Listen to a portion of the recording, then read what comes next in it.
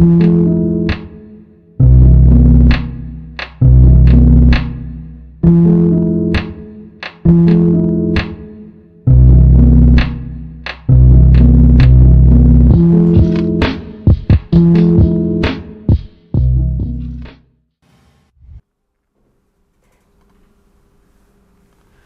morning and welcome to Grand Seminar International Economics Student Competitions 2023. With me, Ryan, and my partner, Raisa, as your Master of Ceremonies for this event.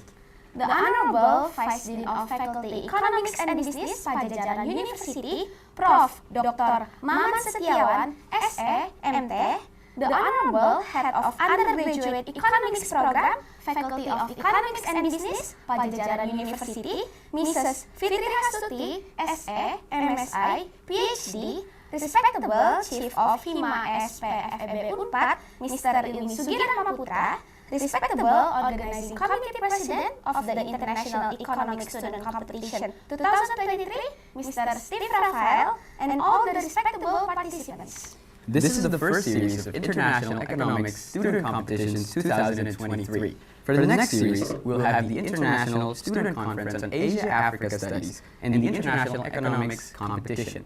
Before we go to the next event, allow me to inform the agenda for today. First, we'll have an opening by the MCs, followed by opening remarks Indonesia Raya, welcoming speech by the Organizing Committee President, opening speech by Chief of Hima SPFEB Unpad, welcoming speech by the Head of the Undergraduate Economics Program Padjadjaran University, a welcoming speech by Vice Dean of Faculty Economics and Business, Padjadjaran University, presentation by Mr. Wael Mansour, a presentation by Mr. Budiono, S.E., M.A. Ph.D., followed by break, a performance by Isplash, a presentation by Mr. Jatnika Sundana, S.E., M.Sc, a quiz, and a winner announcement to that quiz. and a closing by us, the MCs. And as a part of the International Economic Student Competition 2023, this event is sponsored by PT Bank CIMB Niaga Tbk, PT Tugu Restoransi Indonesia, and CAF Indonesia. Before we move forward to the next series of events, please turn on your camera and fill in the attendance form on the chat box below sent by the committee. Ladies and gentlemen, we'll begin to sing the national anthem of our country, Indonesia Raya. To all participants, please listen wholeheartedly.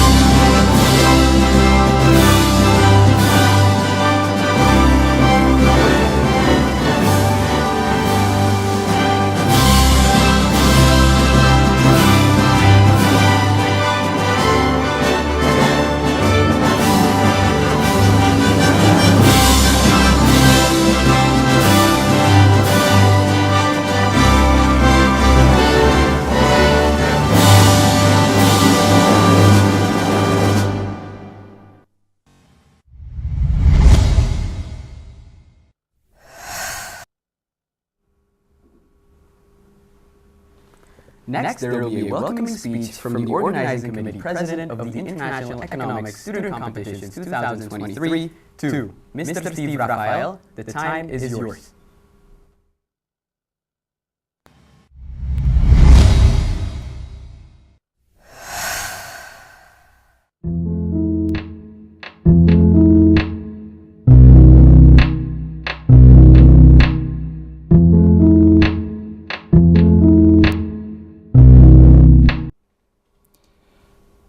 morning, ladies and gentlemen. I am delighted to welcome you all to the Grand Seminar of the International Economic Student Competition for 2023. I am Steve Wael, as Organizing Committee President for this event. I would like to give a very warm welcome to our distinguished guests and speaker for taking the time to join us today. We are truly honored to have you here. I would also like to thank the Vice President of Grand Seminar for their hard work to making the seminar in reality. We have gathered some of the most knowledgeable and experienced professionals in this field to speak us today. And I am confident that this seminar will be a valuable learning experience for all. I encourage you to participate actively in the discussion and ask questions.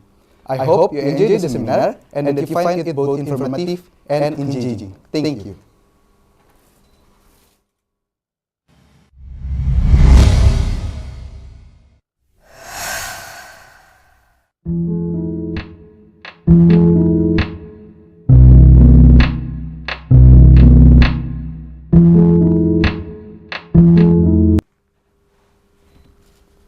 Thank you for delivering your remarks, Mr. Steve Rafael. Moving on to the next agenda, a welcoming speech by the Chief of FIMA SPEB 4 to Mr. Ilmi Sugirahma Putra. The time is yours.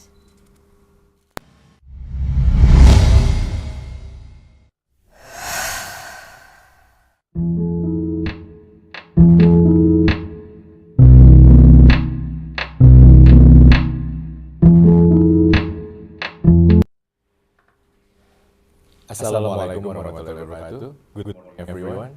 Honorable Vice Dean of Economics and Research Affairs, Economics and Business Faculty, Prof. Maman Setiawan, Bachelor of Economics, Master of Engineering, Ph.D. and staff. Honorable Head of Economics, Mrs. Fitri Hasuti, Bachelor of Economics, Master of Science, Ph.D. and staff. Respectable Organizing Committee President of International Economic Student Competition 2023, Steve Rafael and his staff, and all of participants that I'm proud of. It is an immense honor to extend a warm welcome to all the participants who have here today for this seminar. We consider it is a privilege to have the opportunity to learn from speakers with extensive experience and knowledge. As individuals, we should always strive to broaden our knowledge and enhance our understanding of the world. This seminar presents a perfect opportunity for us to achieve just that, as we have the chance to listen to the experts of various fields of economics and gain insights into new and exciting research.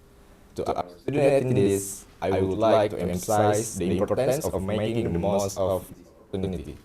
We are all well aware of the significance of forging to impeccable development in the reformation of the global economy. We extend a special welcome to our speakers who have graciously joined us today.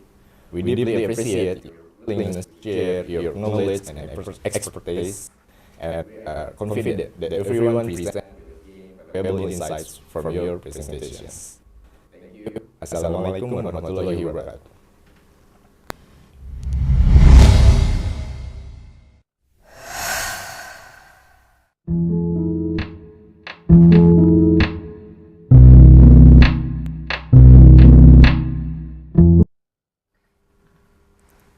Thank you for delivering your remarks, Mr. Ilmi Sugirahma Putra. Next is a welcoming speech from the head of undergraduate economics program, Padjadjaran University, to Mrs. Fitri Hasuti, S.A., M.Sc, Ph.D. The time is yours.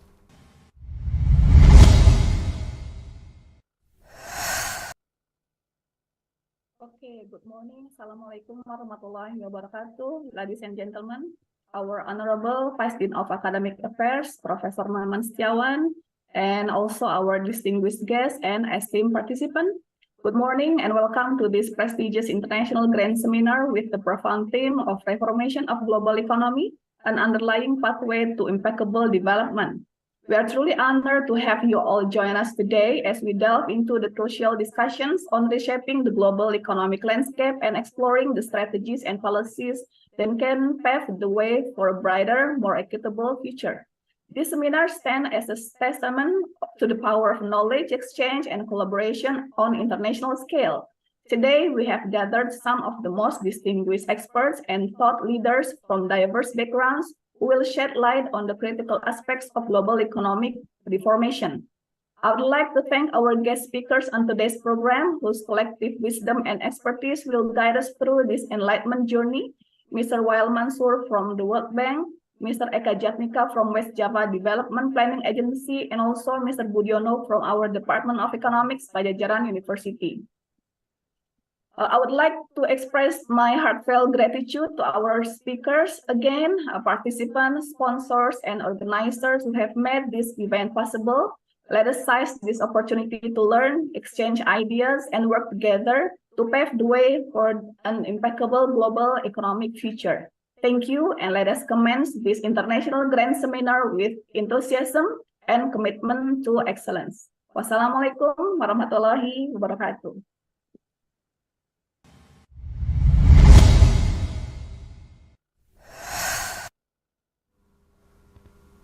Thank you for delivering your remarks, Mrs. Fitri Hastuti. Continuing to the next speech, we would like to request the honor from Vice Dean, Faculty Economics and Business, Padjadjaran University, to deliver his welcoming speech as well as to officially open the seminar.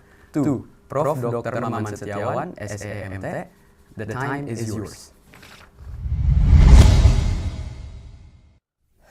Thank you very much.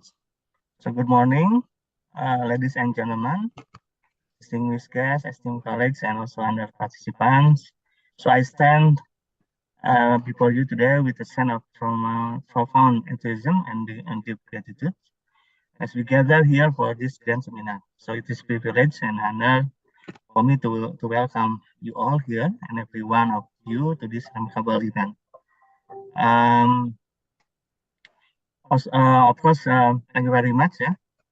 For honorable speakers, we have Mr. Wael Mansour as a senior economist at World Bank, also Mr. Budiono as our colleagues in the Department of Economics, Padjadjaran University, also Mr. Eka Jatnika Sundana as the head of Economics and Natural Resources at the Development Planning Agency at sub-national level Bappeda.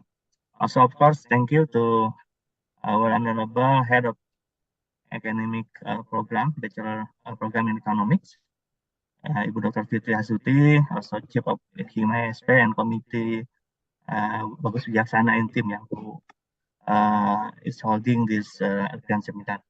So this grand seminar has a theme, Reformation of Global Economy, an underlying pathway to impeccable development. So I think this theme is important, to all of us, since we are now in the condition of facing vulnerable with external shock, including the domestic economy. So of course we need to reform the strategy to make the domestic economy sustain during this vulnerable economy. So today marks a significant moment, of course, comprehensive minds, ideas, and expertise from diverse field and background. We have come together, and not just as individuals, but also as a collective force driven by shared passion for knowledge, innovation, and progress. As we embark on this intellectual journey, so I can encourage each of you to actively engage, ask questions, share your thoughts, and build connection, of course, in this grand seminar. And also, this grand seminar can not just about absorbing information, but also there are opportunities to foster collaboration and create a network of like-minded individuals who can drive positive change in our respective fields. And of course, this event would not be possible without dedicated effort of numerous people. We would like to also thank again to the organizing committee, volunteers, and sponsors who have worked tirelessly behind this scene to ensure this seminar to be success. So let's take a moment again to express our heartfelt appreciation for your commitment. So in closing, once again, I extend warm welcome to all of you. Let's make this seminar a memorable and transformative experience. Thank you very much. I open then this seminar by having Bismillahirrahmanirrahim. Thank you for being a part of this remarkable grand seminar. Let the seminar begin. Thank you. Assalamualaikum warahmatullahi wabarakatuh.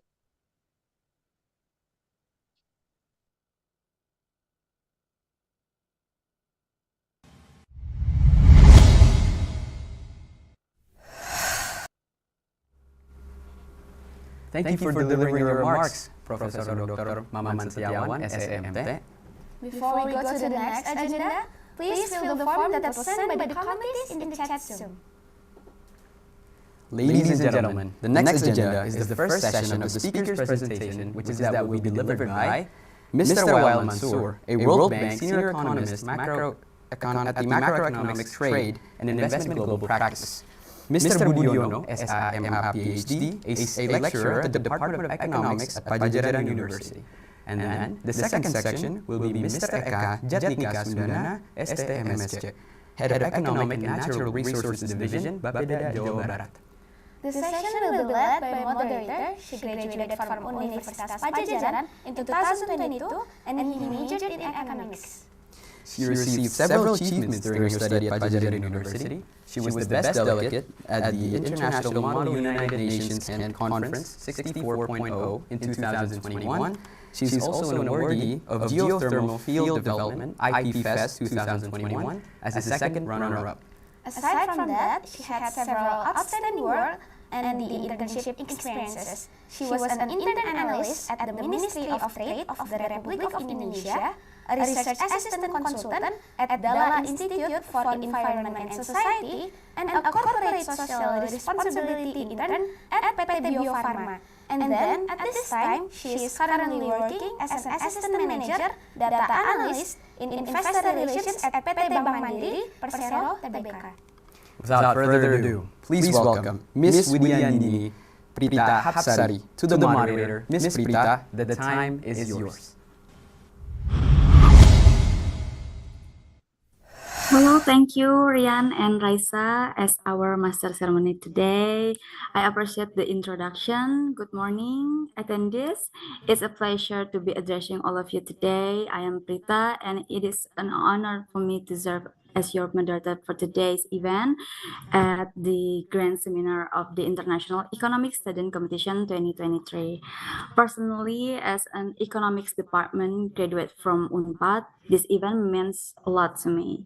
I've been part of this organizing team for this event since my university days, and it reminds me of my student years.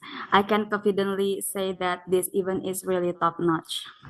This seminar presents a valuable opportunity for prospective participants to gain fresh insight into how reformation of the global economy can lead us towards impeccable development. We are eagerly anticipating diverse approaches, research findings, and viewpoints that address the challenges of this reformation.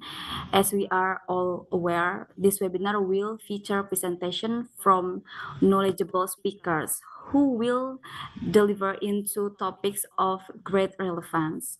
Our next segment in this highlight of today's agenda is the presentation by our keynote speaker, followed by speakers 2 and 3. Each speaker will have a 15-minute question and answer session, providing an opportunity for open discussion and exchange of ideas. So make sure you don't miss out on this chance, right? Okay, now moving along to our next session, we are more than pleased to have Mr. Wael Mansour as our keynote speaker, who will be opening our discussion event regarding reformation of global economy, an underlying pathway to impeccable development. Before continuing, please let me read his profile first. Okay. Dr. Wael Mansour holds the position of senior economist at the Macroeconomics, Trade and Investment Global Practice within the World Bank. Currently, he serves as the macroeconomic cluster lead at the Jakarta office. Dr. Wael specialized in various areas related to macroeconomic and fiscal policies, along with expertise in growth analytics. He has gained extensive experience working in diverse regions across the globe, including East Asia, West Africa, and the Middle East, often focusing on countries heavily reliant on natural resources. Dr. Wael earned his Ph.D. in economics from the University of Sussex in United Kingdom and boasts a substantial portfolio of published work in both academic and policy journals. Okay, hello, Mr. Wael. How are you? Hello, and thank you really for receiving me. I look forward to talking to this distinguished panel. So, do you want me to start? I think your team is going to be sharing the presentation. Okay, without further ado, to our keynote speaker, the Honorable one, Mr. Wael Mansour, this time is yours. Thank you very much, and let me take this opportunity to thank the organizer, the distinguished guests, and my esteemed panelists for inviting me to this seminar. Today, I'm going to be talking about the situation of the global economy. I'm going to be inspired a lot by the World Bank's recent publication called the Global Economic Prospects, which was published in June 2023. Next slide. So really what I wanted to convey in this session is to try to answer or try to think about three questions. What are the near-term prospects for the global economy? What is happening around the world? Then I will talk a little bit about the medium-term and long-term challenges facing the global environment. And third, we're going to talk about policy priorities going forward. And these are policies that, you know, a lot of policymakers are grappling with, including in Indonesia and other.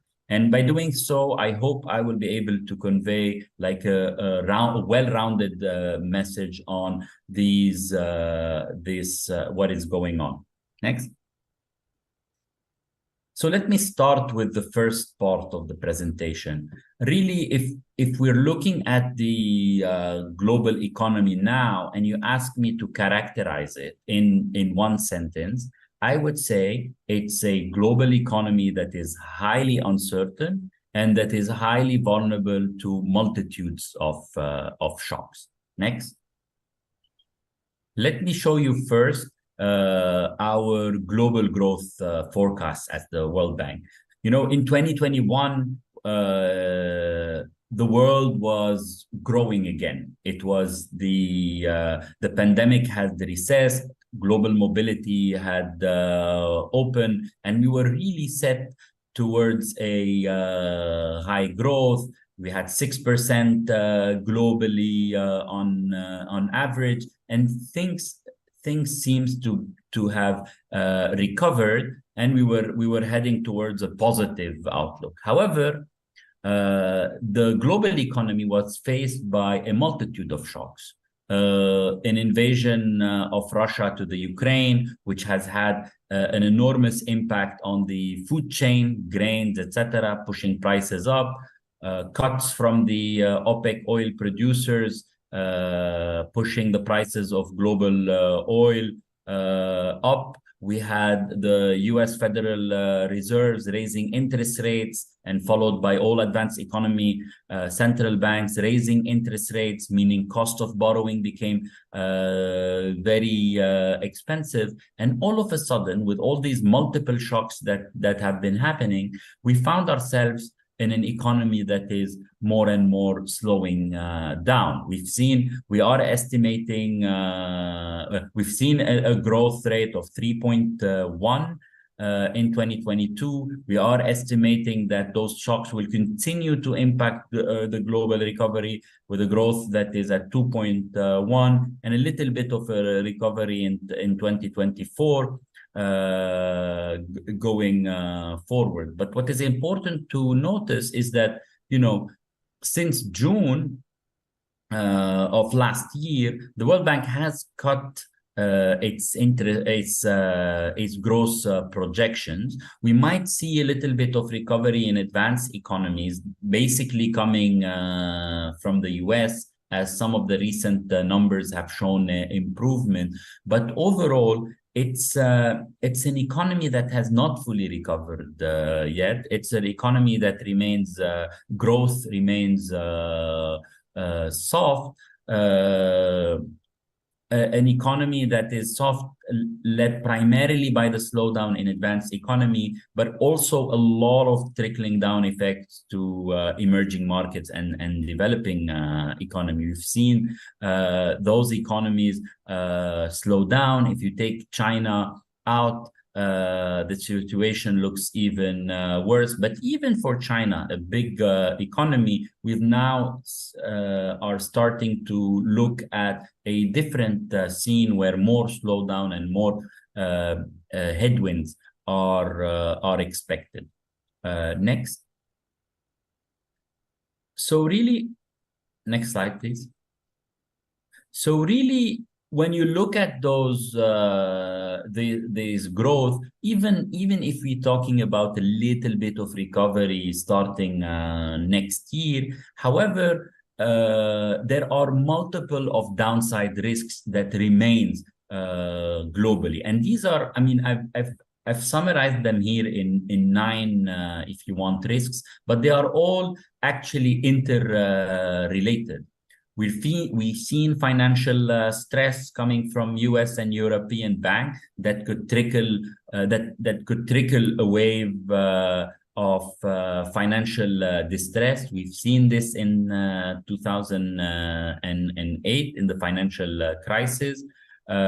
We've seen geopolitical stress like wars, and not only in Ukraine but also in Africa, in Europe, globally, affecting, if you want, supply chains, affecting exports of food, putting more pressures on prices. We've seen climate-related disasters, whether it's the floods in Latin America, whether it's the fires in the US, and even now, when we look at the El Nino effect, which has prevented rain in Indonesia and globally, which with the implications on food prices.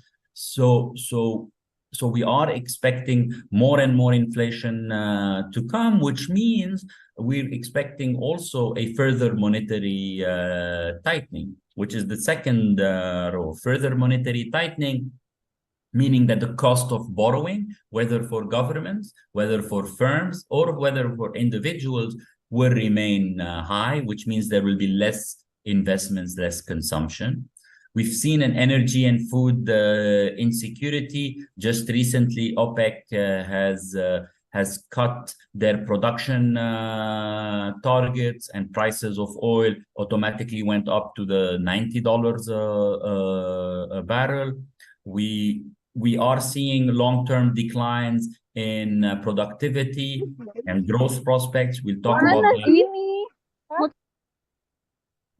We'll talk about that in more detail. Persistent high inflation, social tensions in many countries, given inequalities, given weak fiscal response, and a fragmentation of global economic networks, meaning we're seing more and more trade bans coming the way. We're seeing trends where global competition and global value chains are being disrupted. Sorry, I think someone has to mute. Next slide, please. Yes, let me talk a little bit more about this global inflation phenomena and the global monetary policy, because these are the two main drivers of risks and the drivers of growth going forward. One is that we are expecting headline inflation to remain higher for much longer. Inflation is becoming stickier, and it is becoming more broad-based. Why? Because Energy prices are high, food prices are high. There's a global supply problems in each, and this is despite the fact that we had recovered from the global supply bottlenecks that COVID has imposed, but now we remain in this high inflationary pressure. Even core inflation, which is the measure of domestic inflation for each country, is also high. Look at the yellow line in the middle graph, which shows emerging market, and that is related to the fact that the output gap in many of these economies, whether it's advanced economies or emerging market, is closing or is about to close, meaning where there's also not only supply pressures on inflation, but also demand ones. And this is important. Hold this idea, because we're going to talk about why this output gap is important and what it reflects. We're going to talk about it in a later slide. Add to that we are living in one of the steepest interest rate increases that we've observed in the last 3-4 decades. If you look at the graph to the right, we know that the Fed has actually, we're the graph on the red graph, and you can see that in the past 30 and 40 years, except for the 1980s where we had a big global crisis, this is one of the tightest monetary policies that is there. So we're going into a low growth without the capability of having a monetary policy to support growth and support firm lending and borrowing. Next. So we've done a little bit of simulation on on the impact of the U.S. interest rate increase on the global economy and on emerging markets in particular. And what it shows is that when the U.S. increases interest rates, or when advanced economies increase interest rates, portfolio flows, which are money portfolio flows flies back to the US or to emerging market and flies away or out of emerging market. Now, what would this imply for emerging markets is that they would have less external financing to finance their current account deficits, basically to finance their consumption. And by doing that, even the cost of borrowing becomes more expensive. Now, we've seen, for example, some of these effects in Indonesia in 2013 during the taper tantrum, where there was a lot of capital outflows, which have affected the rupiah, because it puts pressure on the foreign currency reserves. Now, Indonesia today is much more resilient, and I'm sure my esteemed panel will talk about this resilience of Indonesia. The World Bank has written a lot about it, but still, Indonesia and all emerging markets are, to a certain extent, vulnerable to these capital outflows. We've seen their EMBI spread increasing by 400 basis points, meaning the cost of borrowing becomes more expensive. It is more expensive for, say, Indonesian government, Indonesian firms, similar to all emerging markets, to borrow externally. Next.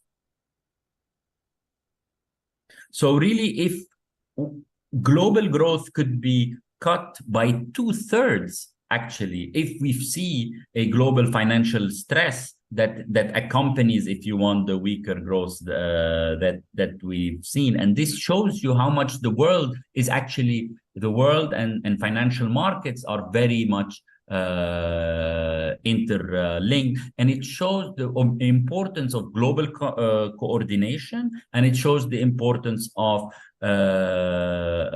monetary and financial sector prudence, and having regulators to be able to prevent another global financial stress. Next.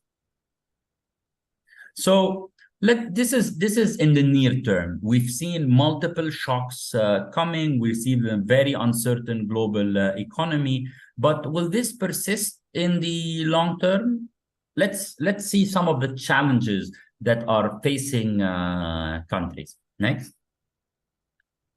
So really, when you look at this question of potential growth is the growth that any country could have when they utilize to the maximum their capital, labor, their capital and labor.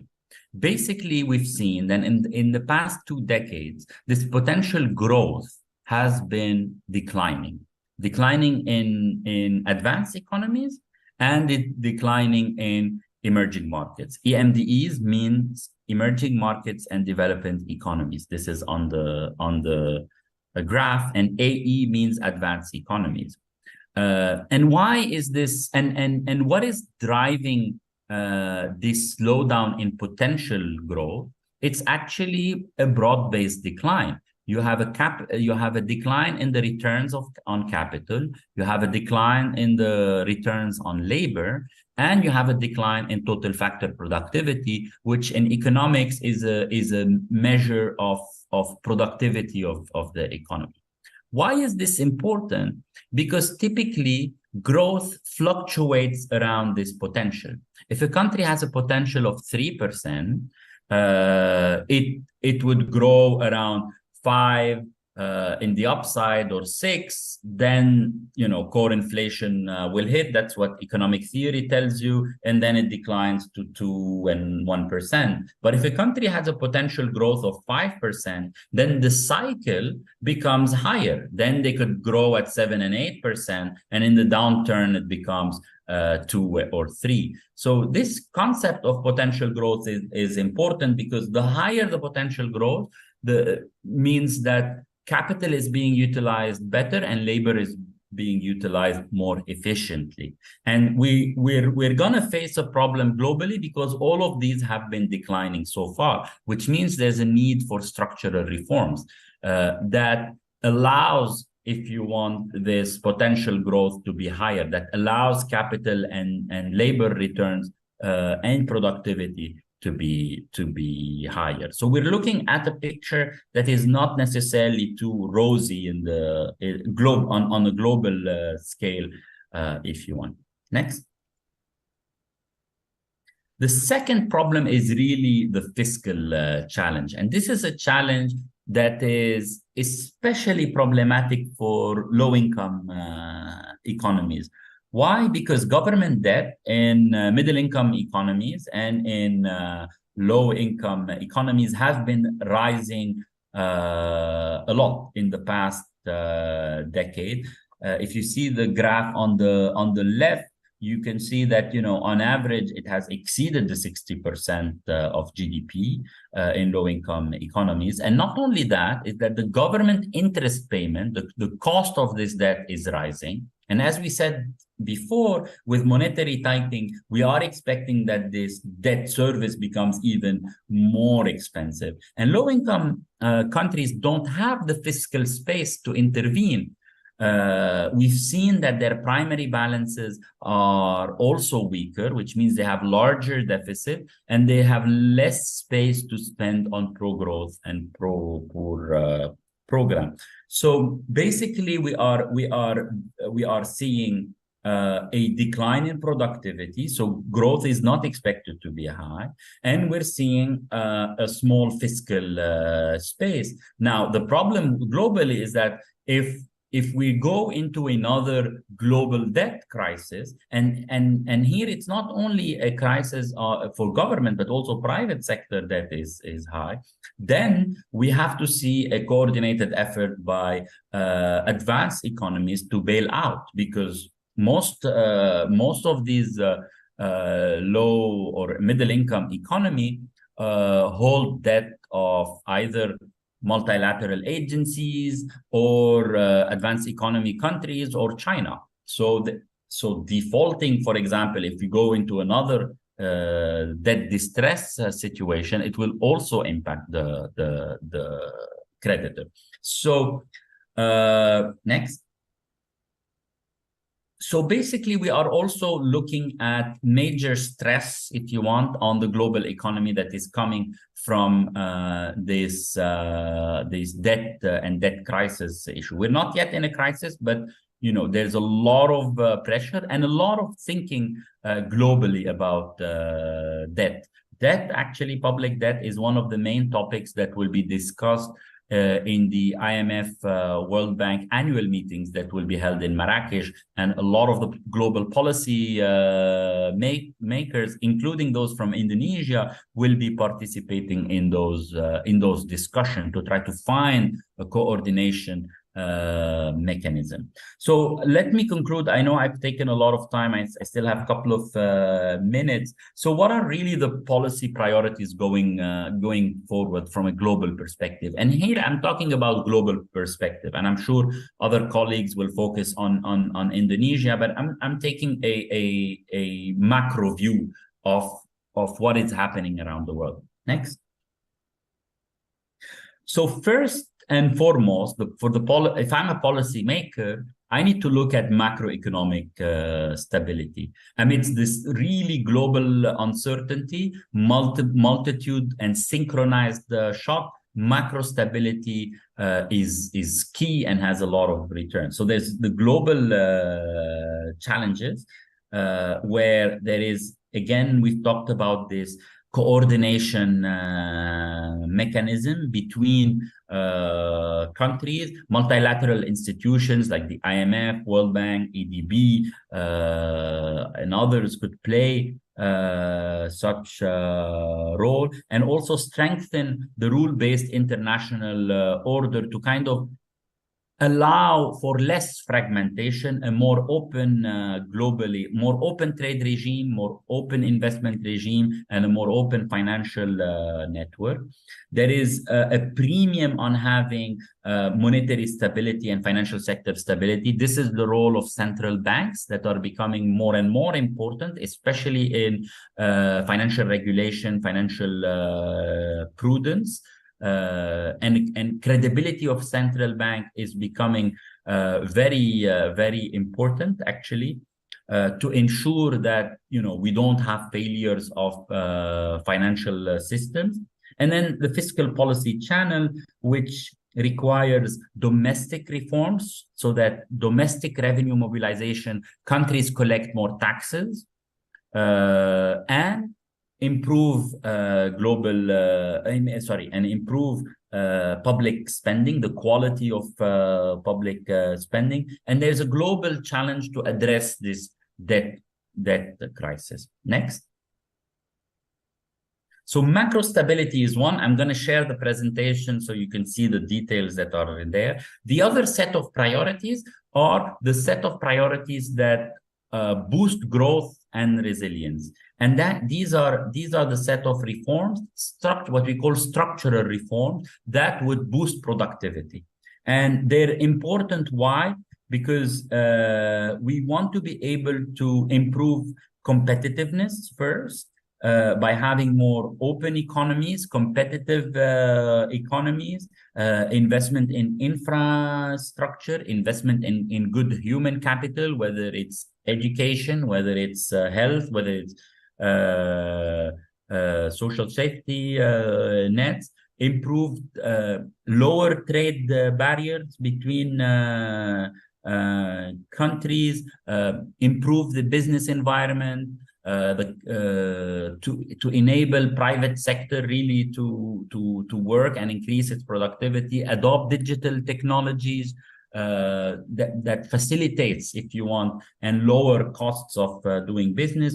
And then the third point is really about strengthening resilience and inclusions, because when you have these multiple shocks, then it is important to have a social safety net for the not only the poor population, but also for middle income households, for those that are economically unsecure. And we're talking about a social safety nets that provides access to services, access to human capital, that provides targeted, more targeted subsidies and more efficient way of utilizing cash transfer, so that growth becomes really more inclusive. Next. So I'll stop here. Sorry, I didn't paint a very rosy picture of the global environment, but we are living in quite an uncertain world. Key things to retain: we have shocks that are coming, that we have global shocks that are affecting local economies, and to be able to be resilient, we need macroeconomic stability, but we also need structural reforms to unlock the potential and productivity of each economy. And we need to ensure that fiscal policy is more active. You can look at all of these documents. I've put in the websites here, whether it's the Global Economic Prospects or the Indonesia Economic Prospects. And I thank you very much. I'll stop here. Okay, thank you, Mr. Wael Mansour, for delivering the presentation. Now, please let me conclude regarding the topic, like a fragmented global economy, persistent high inflation, and there is they bring, that the world economy is becoming more divided, and this can complicate international trade. Additionally, ongoing high inflation and increased costs for businesses. To cope with these challenges, companies should stay flexible, explore new markets, and manage risk wisely. It's essential to be adaptable and monitor economic trends and policies closely to maintain resilience in global trade, right? Indonesia has substantial untapped potential for growth from both capital and labor. With the right investment and policies, the country can further boost its economy and enhance its global competitiveness. So maintaining macroeconomic stability is crucial for fostering sustainable economic growth and prosperity. Sound fiscal and monetary policies, effective regulation, and prudent financial management are key factors in maintaining stability. It provides a solid foundation for businesses to thrive, ensure job security for the workforce, and enhance overall living standards too. So continuous vigilance and adaptability in economic policies are essential to weather economic challenges and ensure long-term stability. So, Mr. Wael, I think now if a participant have a question, you can maybe raise hand first, so you can deliver your question to Mr. Wael. This is the great opportunity to speak to Mr. Wael.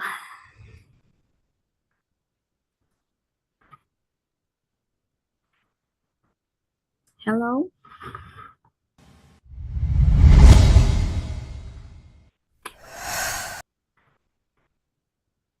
Okay. Hey, hello, good morning. Morning, Hey, Sultan. good morning. Thank you, Kak Widya and Dini, for the opportunity. And also, good morning to Mr. Wael Mansour. I have one question regarding about economic growth. How can a country, first of all, my name is Sultan from Universitas Padjadjaran. My question is, how can a country strike a balance between economic growth and environmental sustainability while also maintaining a macroeconomic stability? Thank you. Should I answer, or do you want to collect a couple of questions before? You can answer now. Okay. I was trying to hide because it's a very tough question Oh my, okay. to answer. No, you raise a very, very valid point. What, growth theory tells you that growth has been accompanied by, as an economy grows, as it becomes more carbon intensive. And that's a correlation we've observed really throughout history. Now, I think However, this has been changing lately. Why? Because of technology and people awareness. The technology now for a more greener environment is becoming cheaper. 10 years ago, solar energy was very, very, very expensive. Now it's really at the fraction of the cost. Renewable energy is becoming more accessible, more cheaper, and it has become more competitive to fossil fuel energy, but also people's demand. We've seen in many countries people demanding more sustainable, more climate friendly policies, and they have demanded, for example, for more public transport, more less reducing pollution. Redirecting some of these fuel subsidies towards more productive investment, whether investments in health, in education, in public transport. We've now seen more and more smarter infrastructure and materials using in buildings, regulation that reduces plastic. So there is a decoupling that is happening between growth and carbon emission, so basically growth and climate. And green growth is actually more and more studies are showing that adopting such policies have a even higher economic and financial return. So it's not only a philanthropy question. There are gains, economic gains, social gains, and financial gains to be made from investing in green technology. Now, the question of macro stability is important because I'm going to give you the example of Indonesia. Indonesia has invested a lot in macro stability. They've had low level of debt. They have a fiscal rule, adequate level of reserve, and a financial sector that is stable. And that has helped Indonesia, for example, during the COVID shock, because they had the fiscal buffers to invest and reignite the economy, or to support health facilities, etc. So macro stability enables the government to have tools in its hand, whether it's monetary policy or fiscal policy, to intervene. Now, because the question becomes is, now that you have these monetary sectors, you can then intervene to allow for more competition, to allow for greener infrastructure, to allow for greener program, and hence, push towards more this green growth.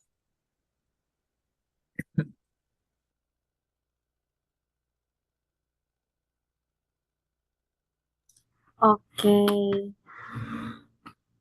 So the conclusion from the answer is the sum of the technology and renewable energy itself from macroeconomic, like the central of shaping the broader economic picture known as the macroeconomy.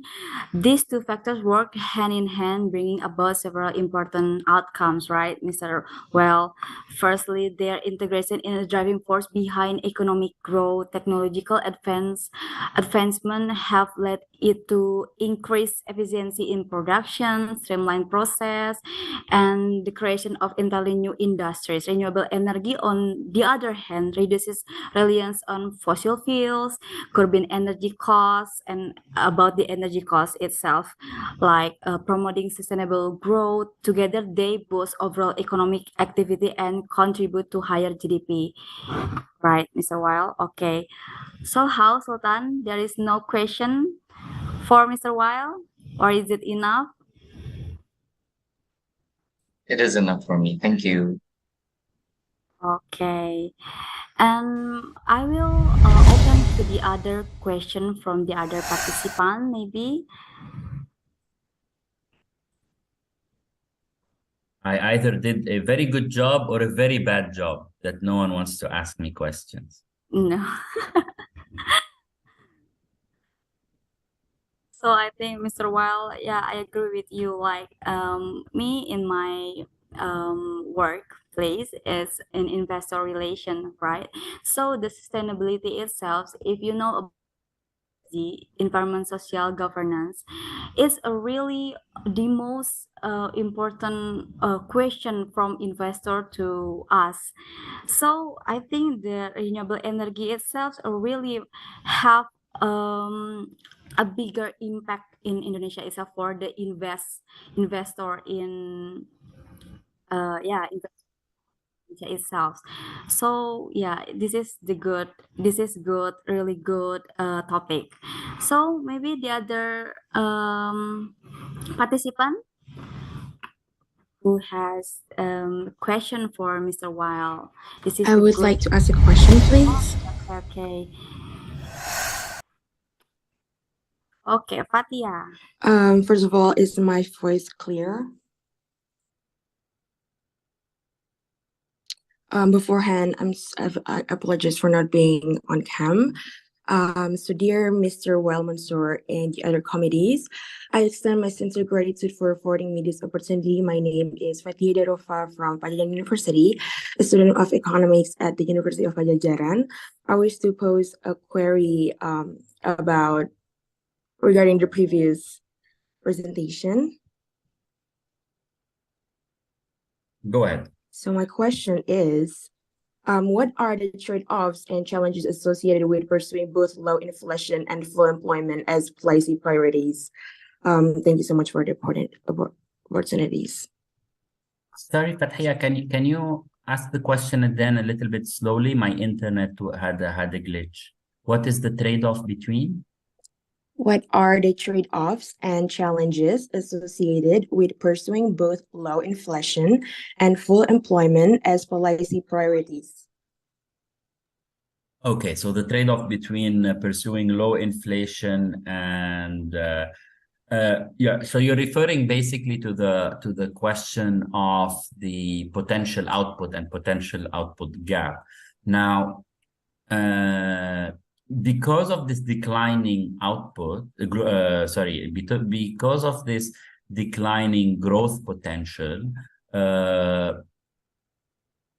the space, if you want, between growth and growth outlook, what we call the output gap, is closing at a faster pace, meaning that you are utilizing capital and labor quickly, which drives prices up. So this is what we call demand side inflation, which means going forward, you will have more pressures coming from this issue, and hence we are not expecting inflation to be lower at any time soon. So you have demand pressures building in the system. Add to that the cost push inflation, meaning the inflation that is coming from the supply side. Then you have a mix of inflationary pressures coming in. This is why when we're talking, so there's an external factor, you know, we can't do anything, a country can't do anything about oil prices, right? I mean, unless you're a major oil producer, but you know, that's a shock from the outside. But you can work on the domestic side so that, you know, for example, your logistics become more efficient. You have less bottlenecks on your domestic markets. Markets are more integrated, so you work on demand side of the inflation. And actually, that's what the central banks have been doing, right? By raising interest rate and making costs of borrowing higher, their intention is to reduce demand inflation. But you know, the trade-off become, if you keep your interest rates high to reduce inflation, that means your cost of borrowing will be high, and that means your growth will be lower. But on the other hand, if you lower the interest rate to accommodate for more growth, and you have more demand and a closing output gap, then you end up with higher inflation. So you have to find the right balance between both. Thank you. Okay, thank you for addressing my question, Mr. Wael Mansour. Okay, thank you, Fatia. So declining growth potential within a domestic market can pose significant challenges for sustainable economic expansion itself. Okay, so for the other question. Okay, there is Abel, Mr. Wael. So hi, Abel. Hello, Miss Prita and Mr. Mansour. Hello. Okay. I want to ask questions about something that's becoming a trending topic lately, about the using of AI and automation. So I want to ask Mr. Wael Mansour about what's the long-term potential impact of the using of AI and automation in global global economic growth and job markets. I think that's my question. Okay, very, very important question, and it is actually something that economists are grappling their head with to try to think. I mean, for sure that, AI and new technologies will have a positive impact in terms of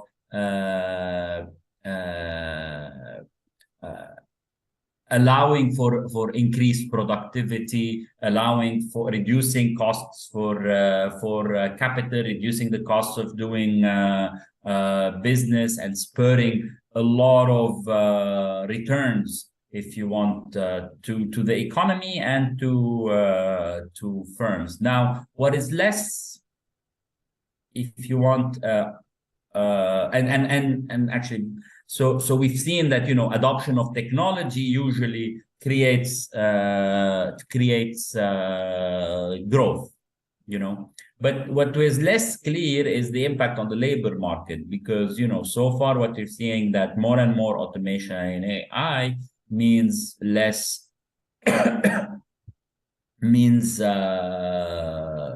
less labor, or at least less. AI is not only substituting blue-collar workers, but also white-collar workers. So then the question becomes, will countries be investing?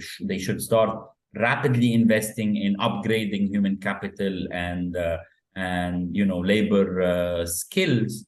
But this is not something easy to do. Another effect, long-term effect that will happen is that,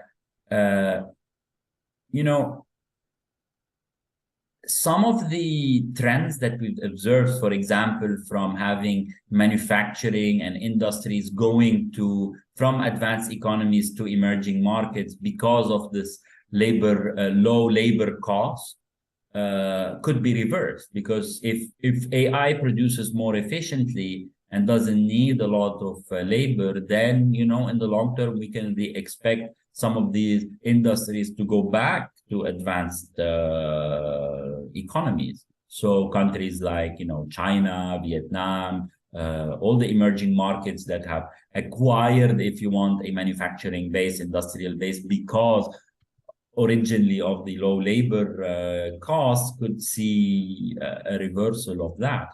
So then emerging markets have a dilemma here, or have a lot of work to make their economies more competitive, invest in more digital R&D, but more important, also invest in people, so that people and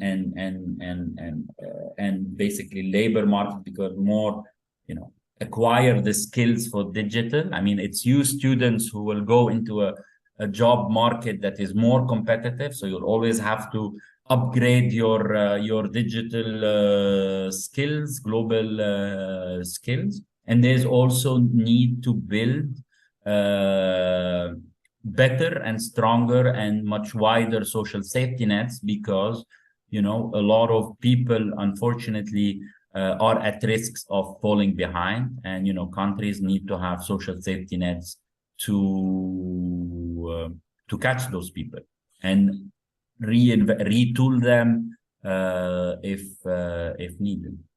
Thank you.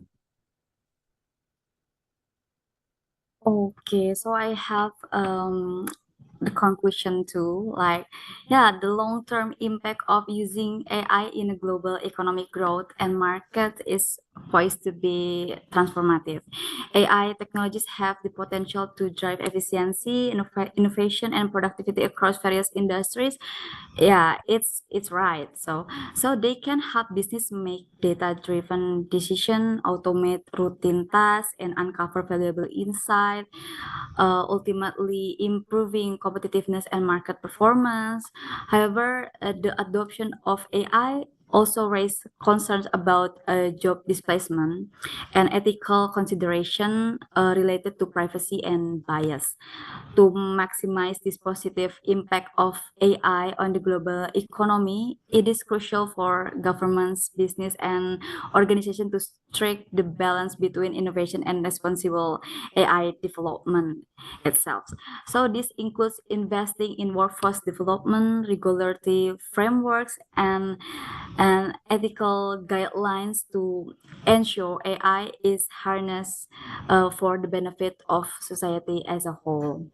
In the long run, AI has the potential to reshape industries, create new opportunities, and enhance the overall quality of our life.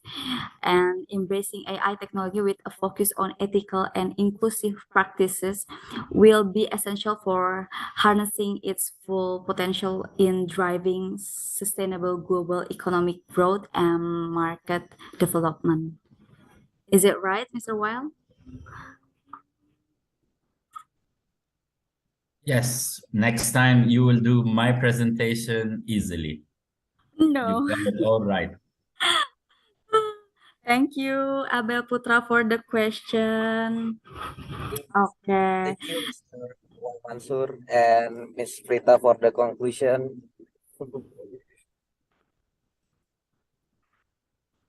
Yeah, okay. Thank you, Mr. Weil.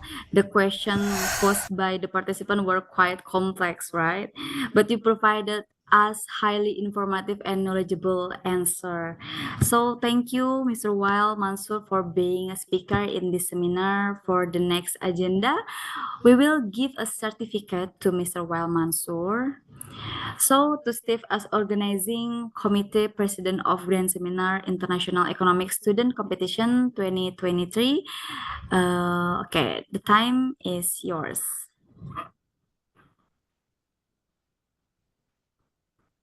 Okay.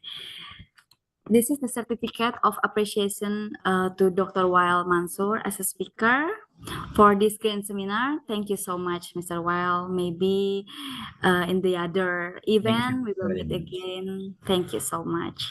Thank you very much. I am available to discuss and really appreciate the opportunity. Have a great continuation of the event, and I will listen to the other speakers with great interest. Okay, thank you.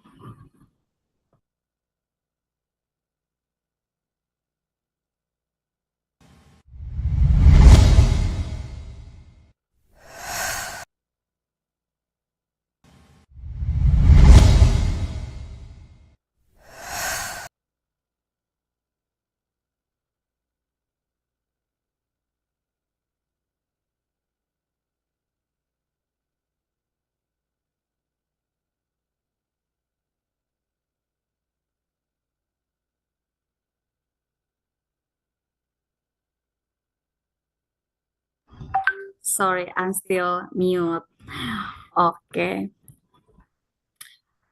After we heard an interesting presentation from the first speaker, let's hear another presentation from our second speakers. We are pleased to have Mr. Budiono, SAMA Ph.D. delivering material.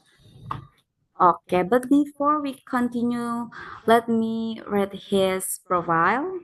Okay, maybe the committee. Okay. This is my lecturer back then. Okay. Okay. Mr. Budiono is a postdoctor environmental energy economics from Gothenburg University in Sweden, and also PhD in international and environmental economics of University of the Philippines School of the Economics. And he is a Master of Arts MA or International Economics too from University of the Philippines School of Economics. Okay, now Mr. Budiono will be the second speakers to this event. Okay, without any further ado, to our second speakers, the time is yours.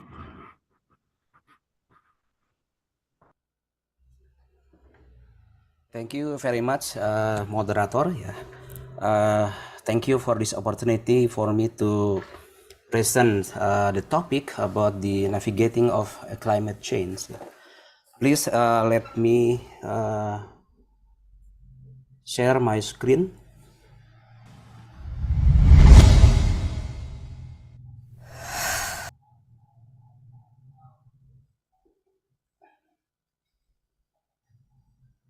Are you able to see my screen? PowerPoint? Yes. Okay. This time I would like to present about the climate change.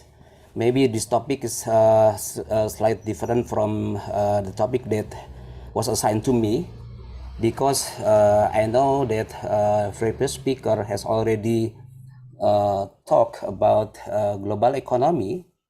So I would like to talk different topic, slightly different topic, and it is still very important topic in global economy, and it is about climate change. Yeah. So most of my ingredient of topics comes from intergovernment panel on climate change that I took several days ago, especially yesterday. And why I choose this topic, yeah, not only because the previous speakers already speak about global economy, but actually the climate change is the very important topic that's already usually integrated in the global economic issue. So when I was reading about the global economic prospect, global development, when we were talking about global economy, recession, pandemic, usually climate change already integrated in that discussion. So that's why I choose climate change as the topic for my presentation, and also it is because related with the grand theme of this seminar, yeah, which is to choose pathway to impeccable development. Yeah, we all know that development is the process of improving quality of human lives. So when we are talking about development, we are talking about economic growth, but at the same time, we also see that the process of development through economic growth usually create externalities effect, especially to the environment. Yeah, we know that economic growth or GDP growth can contribute to the human welfare, but when this growth create negative external effect through the environmental degradation, it will reduce human lives also, human quality or human welfare. So that's why when we are talking about pathway to impeccable development, the development process must not reduce external effect, must not produce external effect that negative to human welfare. That's why once again I use this topic here for this seminar. Okay. So once again, among global issues that has attracted so much attention and resources during the last 3 decades is climate change. And undoubtedly, climate change is one of the greatest complex development challenges of our time. Most recent scientific evidence shows the problem is worsening fast and is already stretching the ability of human and natural system to adapt. Signs of the drastic and in some cases irreversible changes that humans have made to climate are now impossible to ignore. So everybody now see the negative impact of climate change. Several days ago in some cities of Indonesia, the temperature climbed very high and create a problem to some citizens. And also we see in other countries that this increase in temperature has caused many deaths in some countries. So once again, this topic is very important for us to discuss. And what is the current status of this climate change? Human activities, production, consumption, and likes, principally through emission of greenhouse gases, have unequivocally caused global warming. With global surface temperature reaching 1.1 degree above 1850 to 19 in 2011-2020. So during the 10 years, our global warming has taken place, and reaching 1.1 degree. Global greenhouse gas emissions have continued to increase with an equal historical and ongoing contribution arising from unsustainable energy use, land use and land use change, lifestyles and pattern of consumption and production across regions, between and within countries and among individuals. So what we observe, widespread and rapid changes in the atmosphere, ocean, cryosphere, and biosphere have occurred. Human-caused climate change is already affecting many weather and climate extremes in every region across the globe. This has led to widespread adverse impact and related losses and damages to nature and people.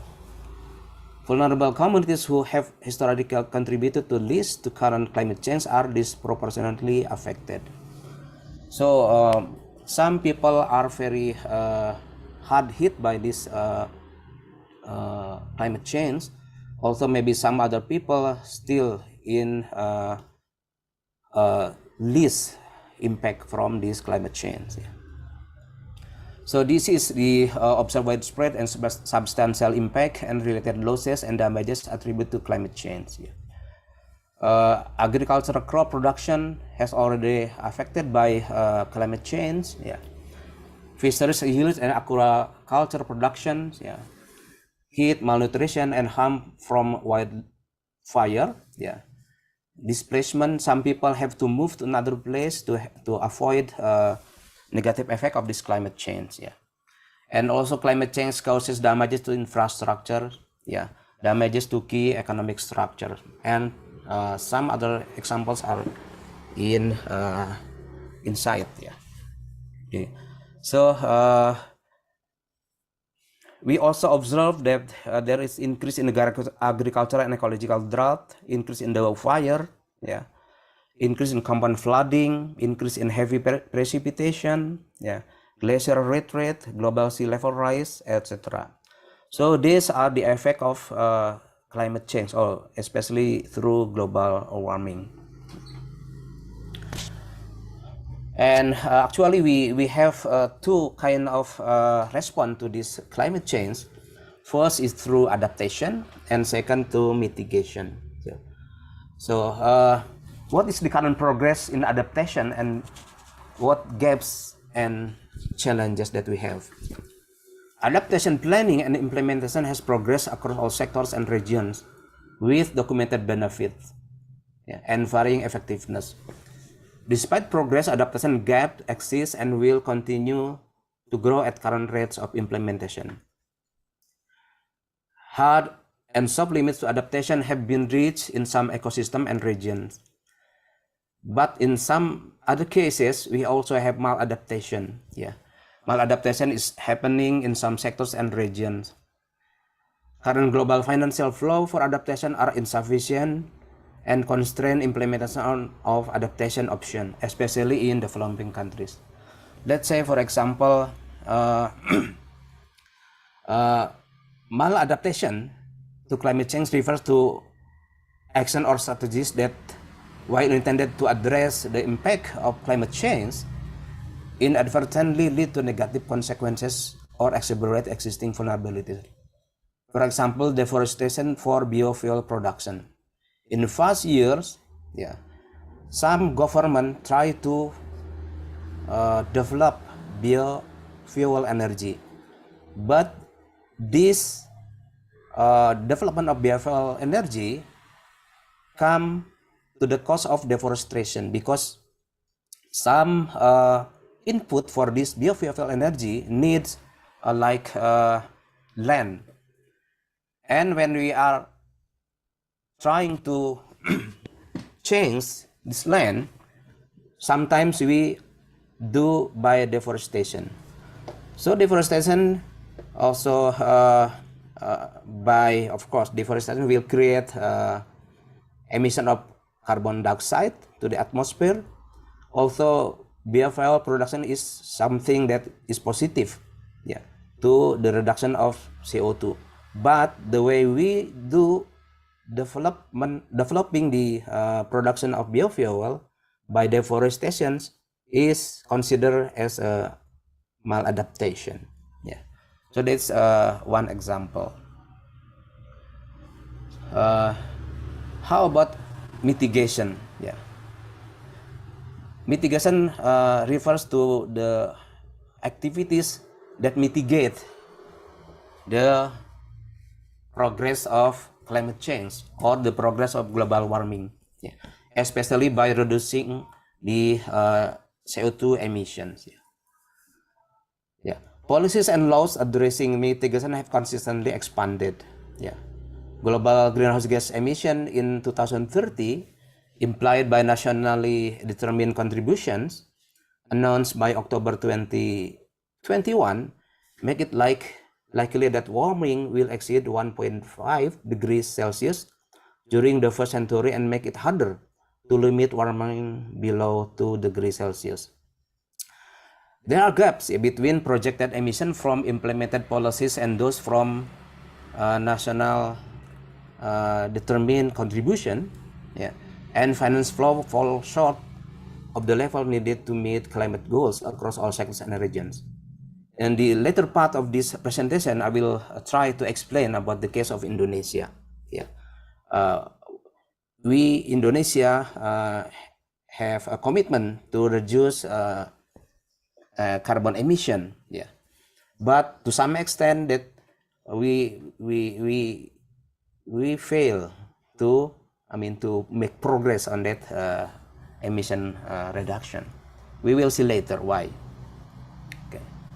So, given the problem created by global warming and due to CO2 emissions, we are wondering who actually contribute to CO2 emissions. In this figure, we see that some countries contribute much to the emission of CO2. Especially if we look at this graph, you can see from this right side, these are countries with the contribution to CO2 emissions. China, US, India, Europe in a whole, Asia as a whole, already contribute to CO2 emissions. But we can see another figures. if we look at 2019, China is a country with contribute most of global CO2 emissions. Yeah. China. Why? Because China is a country with during the past years experienced high economic growth, and 2019 still they have relatively high economic growth.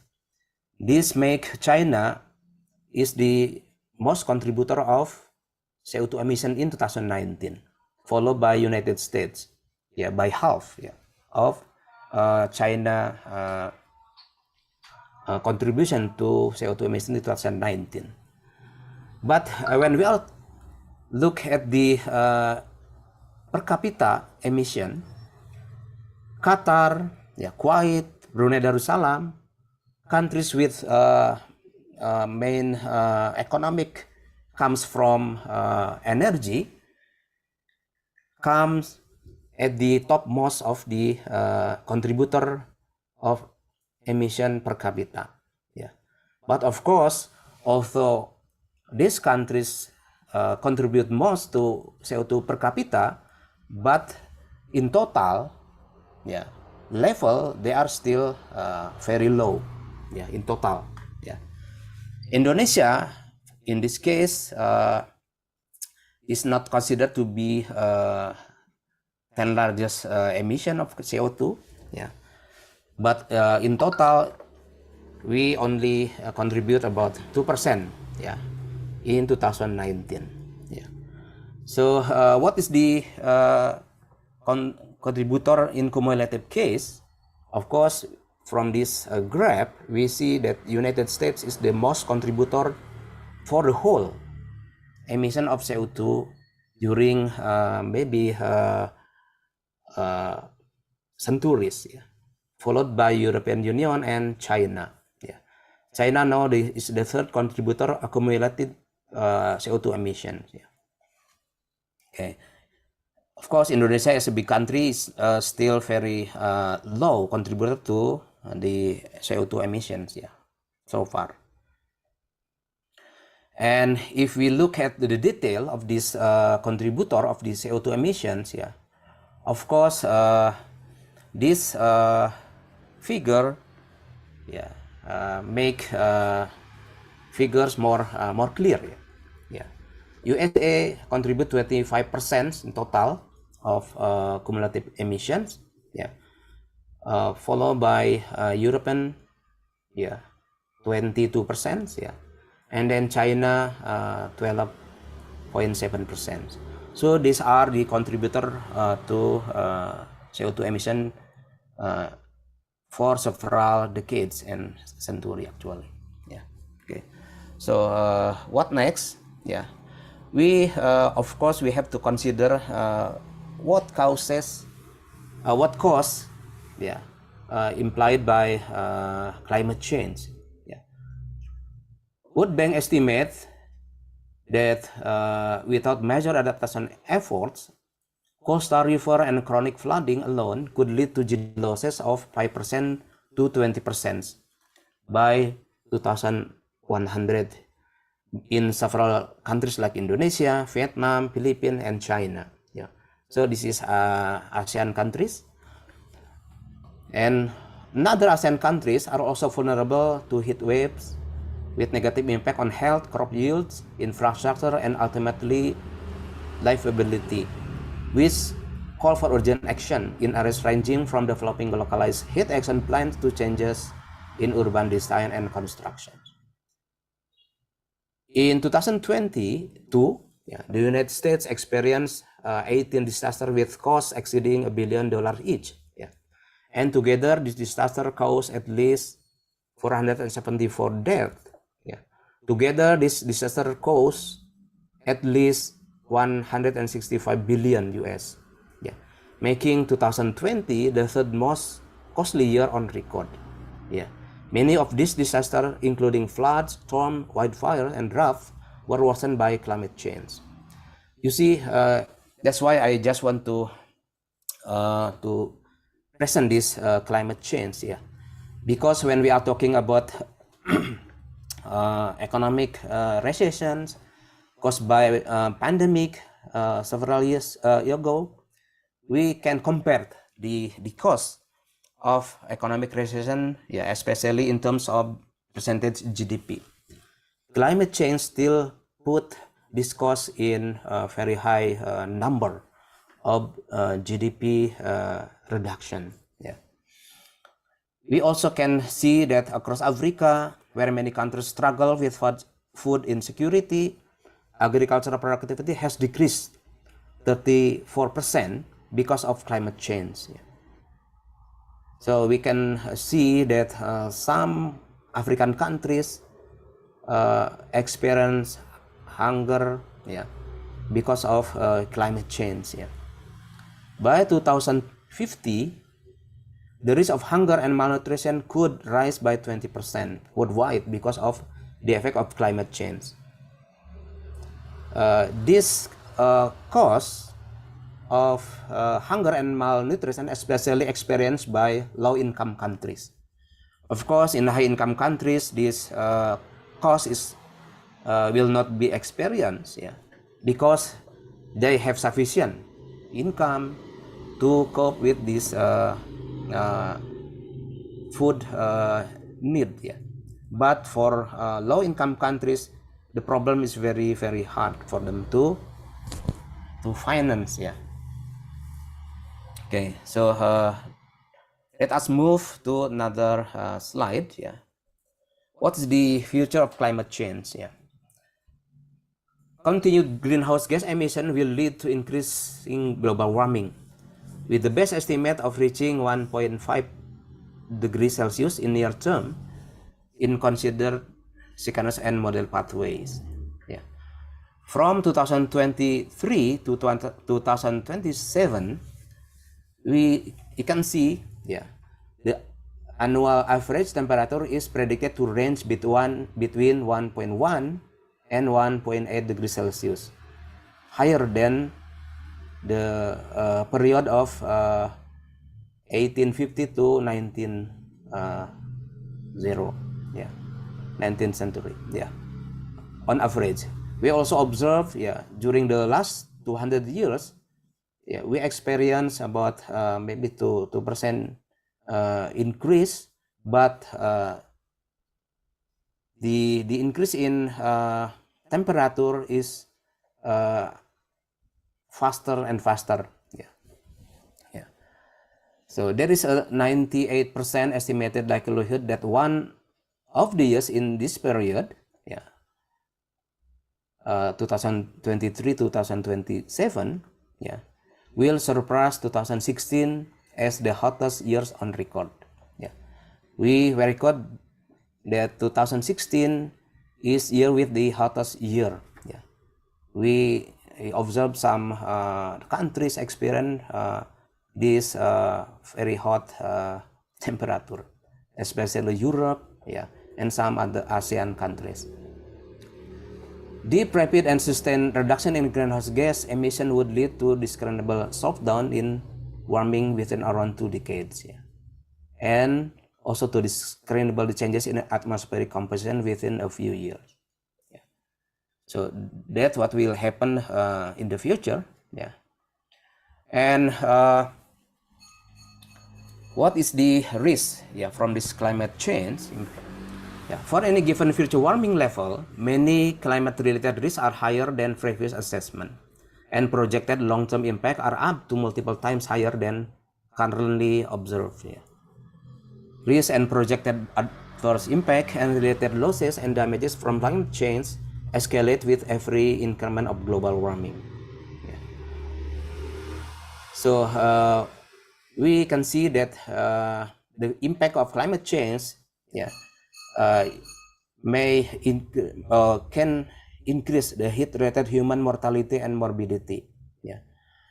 We can observe that some countries, especially during these days, some people are die because of the very hot temperature, especially in very hot countries. India we observe, and also some other ASEAN countries. We also see that average wildlife population have dropped by 60% in just over 40 years because of this climate change. In terms of economics, of course, we can calculate this wildlife population loss can measure to some, of course, in terms of dollars, can have billion or million US dollars, for this wildlife population loss alone. Okay, and some of this impact is unavoidable and irreversible. Some few changes are unavoidable and or irreversible, but can be limited by deep, rapid, and sustained global greenhouse gas emission reduction. Okay. Let's see, for example, what we have here is that sea level rise due to the melting of the ice in the polar, is irreversible. Species extinction and loss of biodiversity also are irreversible. So we have lost them, and it is very hard for us to make them appear again. Okay. Or in case sea level rise, it is very hard for us to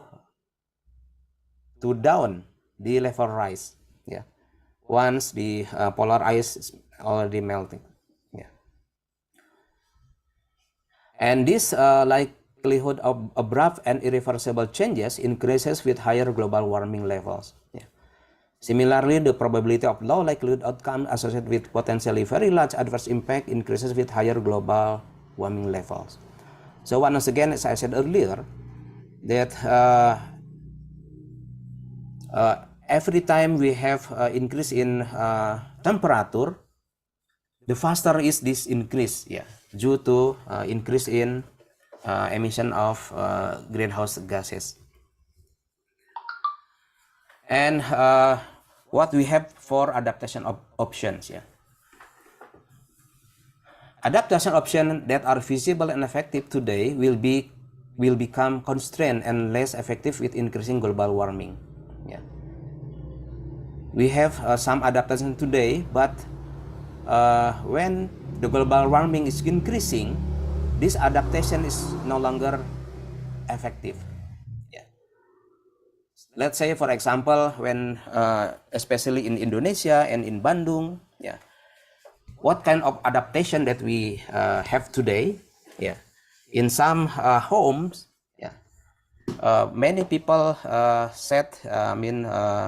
put like air conditioner, which is not which were not put in the houses few or maybe 10 years ago. But as long as the temperature increase more, we need more air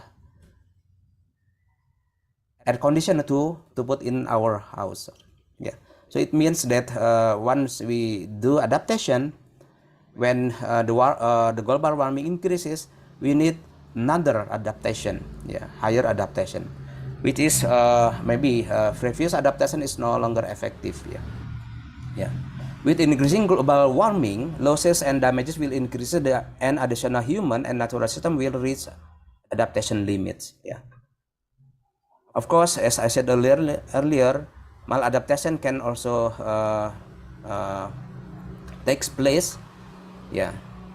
But maladaptation can be avoided by flexible, multisectoral, inclusive long-term planning and implementation of adaptation actions with co-benefit to many sectors and systems. So instead of deforestation to produce biofuel, we need to do another system. Let's, for example, we need to develop new energy, and renewable energy. So not only by producing biofuel, which is done by deforestation or by planting more of this input for biofuel. Okay. Okay, how about the carbon budget that we have remain now? Yeah, limiting human cause global warming requires net zero CO2 emissions. So when we want to stop global warming, it means that we have to stop CO2 emissions. It requires net zero CO2 emissions. Can we do this?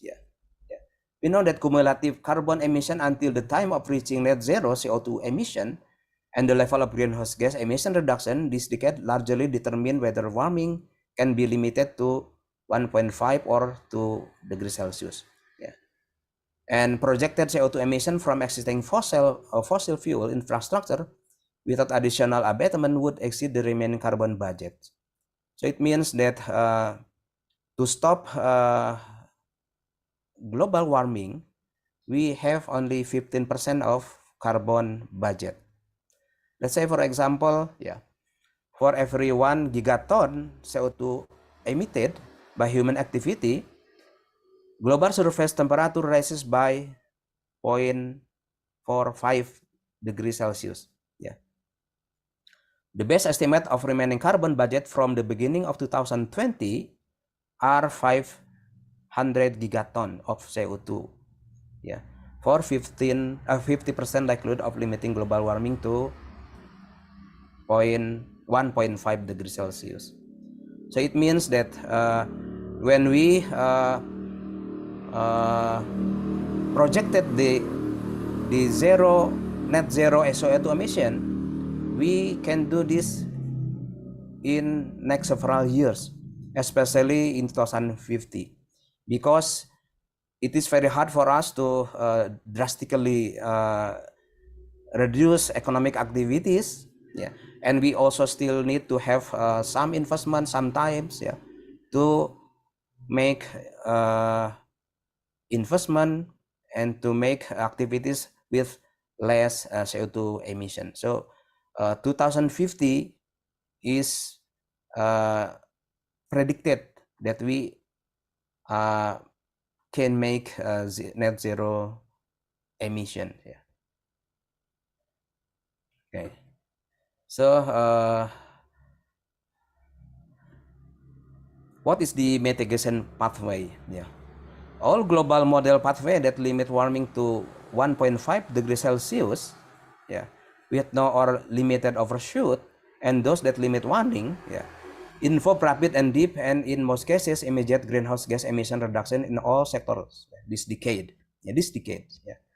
So global net zero CO2 emission are for this pathway categories in early 2050s and around early 2070s respectively.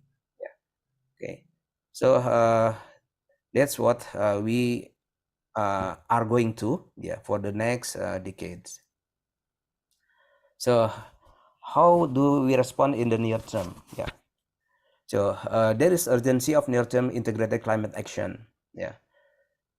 We already know that climate change is a threat to human well-being and planetary health. So there is rapidly closing window of opportunity to secure a livable and sustainable future of all. We need climate resilient development, integrates adaptation and mitigation to advance sustainable development for all, and is enabled by increased international cooperation, including improved access to adequate financial resources, particularly for vulnerable regions, sector and groups, and inclusive governance and coordinated policies. So climate resilient development integrates adaptation and greenhouse gas mitigation to advance sustainable development for all. Climate resilient development is enabled when government, civil society, and the private sector make inclusive development choices that prioritize risk reduction, equity, and justice, and when decision-making process, finance, and action are integrated across governance level, sectors, and time frames. The choices and action implemented in this decade will have impacts now and for thousands of years. So this decade is very important, until early 2030s. So it will make a significant effect for a few years to come and even thousands of years.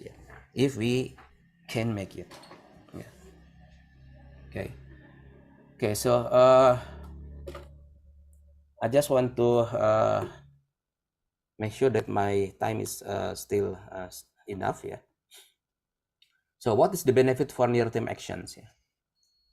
Deep, rapid, and sustained mitigation, accelerated implementation, and adaptation action in this decade would reduce projected losses and damages for human and ecosystem, and deliver many co-benefits, especially for air quality and health. Yeah. Delay mitigation and adaptation action would lock in high-emission infrastructure, raise risk of stranded assets and cost escalation, reduce visibility and increase losses and damages. So it means that we have to act as soon as possible to mitigate the emission of CO2, yeah, or to mitigate global warming. Yeah. So because the delay of this action, yeah, we will have high consequences. Yeah. Lock in high emission infrastructure, raise risk of stranded assets and cost escalation. Near-term action involve high upfront investment and potentially disruptive changes that can be lessened by enabling policies. Of course, in case of some countries, especially in Indonesia, we also have committed to make reduction in CO2 emissions, especially by some project. Yeah. Government has already have commitment on developing the environmentally friendly transportation, such as developing vehicles, electrical vehicles, yeah, and also develop new and renewable energy sources, yeah, for economic activities. Yeah. Okay. We also need rapid and far-reaching transition across all sectors and systems, yeah, to achieve deep and sustained emission reduction and secure a livable and sustainable future for all. Yeah. This system transition involves significant upscaling of wide portfolio of mitigation and adaptation options. Yeah. Visible, effective, and low-cost options for mitigation and adaptation are already available with different across systems and regions. We see that urban systems are critical for achieving deep emission reduction and advancing climate resilient development. In the design of cities development, so we need also to try, yeah, to plan the cases of the emission reductions. Yeah. Okay, I just want to jump up to governance and policies. Yeah. Effective climate action is enabled by political commitment, well-aligned multi-level governance, institutional framework, laws, policies, and strategies, and enhance access to finance and technology. Yeah. Of course, we, as I mentioned earlier, government of Indonesia and government of many countries, yeah, coordinated by, of course, United Nations, yeah, needs effective climate actions, yeah, and this need political commitment, yeah, well aligned multi-level or governance, yeah, not only in national level but also local government, yeah, because economic activity also is heavy in local government, yeah. So it means that not only national government needs to take action in climate change, but also local government. Unfortunately, this action needs some financing, yeah, not only in national level but also in local level. Yeah. Then and this financing is actually is very difficult for countries with low income budget, yeah, for this climate change, because some countries still prioritize economic development, yeah, not avoiding or reducing global warming. Yeah. So once again, developing countries need assistance from advanced countries, yeah, to finance this effort on climate change mitigation. We also need regulatory and economic instrument can support deep emission reduction and climate resilience if scale up and applied widely. Yeah. Development of electrical vehicle is only one example. Yeah. And it needs regulatory from the government. Yeah. Indonesia has government said that for electrical vehicle there is some subsidy, so it means that it requires some sufficient financing to develop program of reducing CO2 emission especially through transportation sector. Okay, so maybe this is the few last slides. Yeah. Finance and technology and international cooperation are critical enablers for accelerated climate actions. Yeah. As I said earlier, that local government and national government needs some financing. Yeah.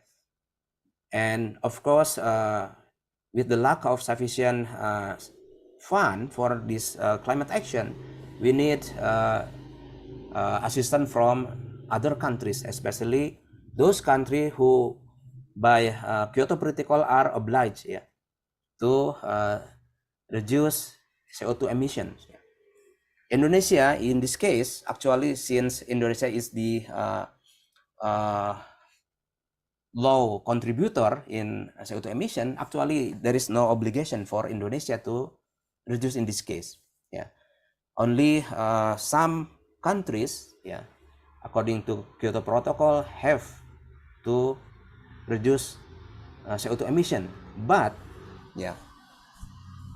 some countries, some advanced countries who are obliged to reduce emission can assist countries like Indonesia to reduce CO2 emission through some investment or project or assistance. So once again, although Indonesia is not obliged to reduce emission, but the government is already committed, and it needs international assistance. Although to some extent we said that we can reduce this CO2 emission by ourselves, but it will need once again help from other countries.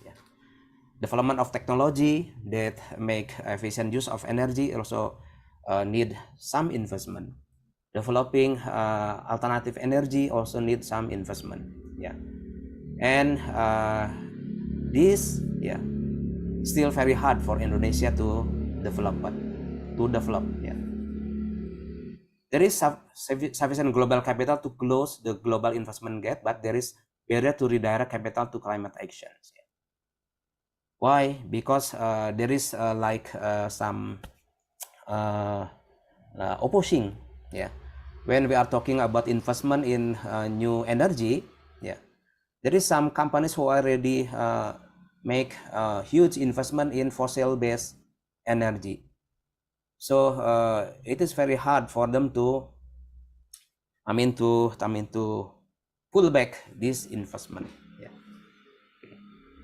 And enhancing technology innovation system is key to accelerate the widespread adoption of technologies and practices. We observe now that this seminar is kind of practice of reducing CO2 emissions. When we are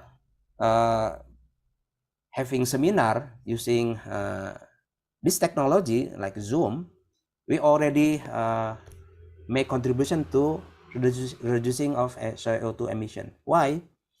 Because when the seminar is conducted through what we call it in the place, not online, but offline, we need some transportations to go to this place. Yeah, I observed here that hundreds of students, yeah, attend this seminar. Yeah, but they don't need to go transportation, yeah, to attend this seminar. So it means that we save CO2 emission from the way we do this seminar. Yeah, so this is one way of the effort to reduce the emission of CO2. Okay, so let me jump to the case of Indonesia. Yeah, so maybe this is only very 2 or 3 slides. Yeah, based on Paris Agreement, Indonesia is committed through national determined contributor. Yeah, contribution mean. Based on Paris Agreement, Indonesia is committed to reduce greenhouse gas emission by 29% without assistance from advanced countries and 41% with assistance from the baseline. Yeah, this is the commitment of Indonesian government. Yeah, but we face another problem. Yeah, in doing this commitment. Yeah, in realizing this commitment. Why? Because Indonesia is willing to have high economic growth to increase per capita income, create employment, and become 10th largest economy in 2045. Yeah, this cause Indonesia to demand for more energy in the years to come. Yeah, high economic growth needs energy to support. Yeah, but this energy will emit CO2 emission. Yeah, CO2 emission. The more we have growth in our economy, the more we need energy. So, okay, so this will be the challenge for Indonesia. This is the scenario of Indonesia for the next maybe 30 years. Yeah, we have 3 scenarios. First, business as usual. We have economic growth 5.6%, population growth 0.8%, and energy demand growth 6.5%. Yeah, up to 2025, and then 4.9% up to 2050. Yeah, so this is business as usual. So far, Indonesia has experienced economic growth of 5%. Yeah, not much from that figure. Yeah, and also our population growth although below 1%. Yeah, we still consider to be to have high population growth. Yeah, and our energy demand growth is 6.4%.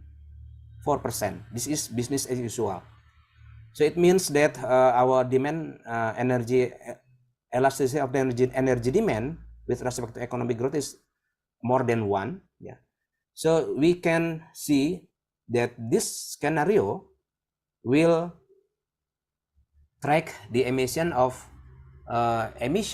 yeah, will increase, yeah, very sharp, yeah, until 2050. We have another scenario. We have alternative one. Economic growth still the same, yeah, 5.6%. Energy demand growth 3.5%. It means that we need to make demand for energy more efficient. Yeah, so rather than we have 6.5% of energy demand growth, we have 3.5%. Of course, this is very hard to achieve, but still we expect that this demand for energy will be reasonable. So if we have this alternative, we can see that the emission of greenhouse gases or CO2 emission is pictured by the light blue here. Yeah, of course, still lower compared to business as usual. We have another alternative in our scenario. we need higher economic growth, by 7.1% to reach 10 biggest economies in the world 2045. And we also projected our demand for energy will grow by 4.6%. So we can see this in blue. Sorry, maybe I made a mistake here. For alternative 1, we will have orange color here, orange color. But for alternative 2, higher economic growth, we will have close path to business as usual. Why? Because we need 7.1% of economic growth. So what we have to do? So related with the Paris Agreement,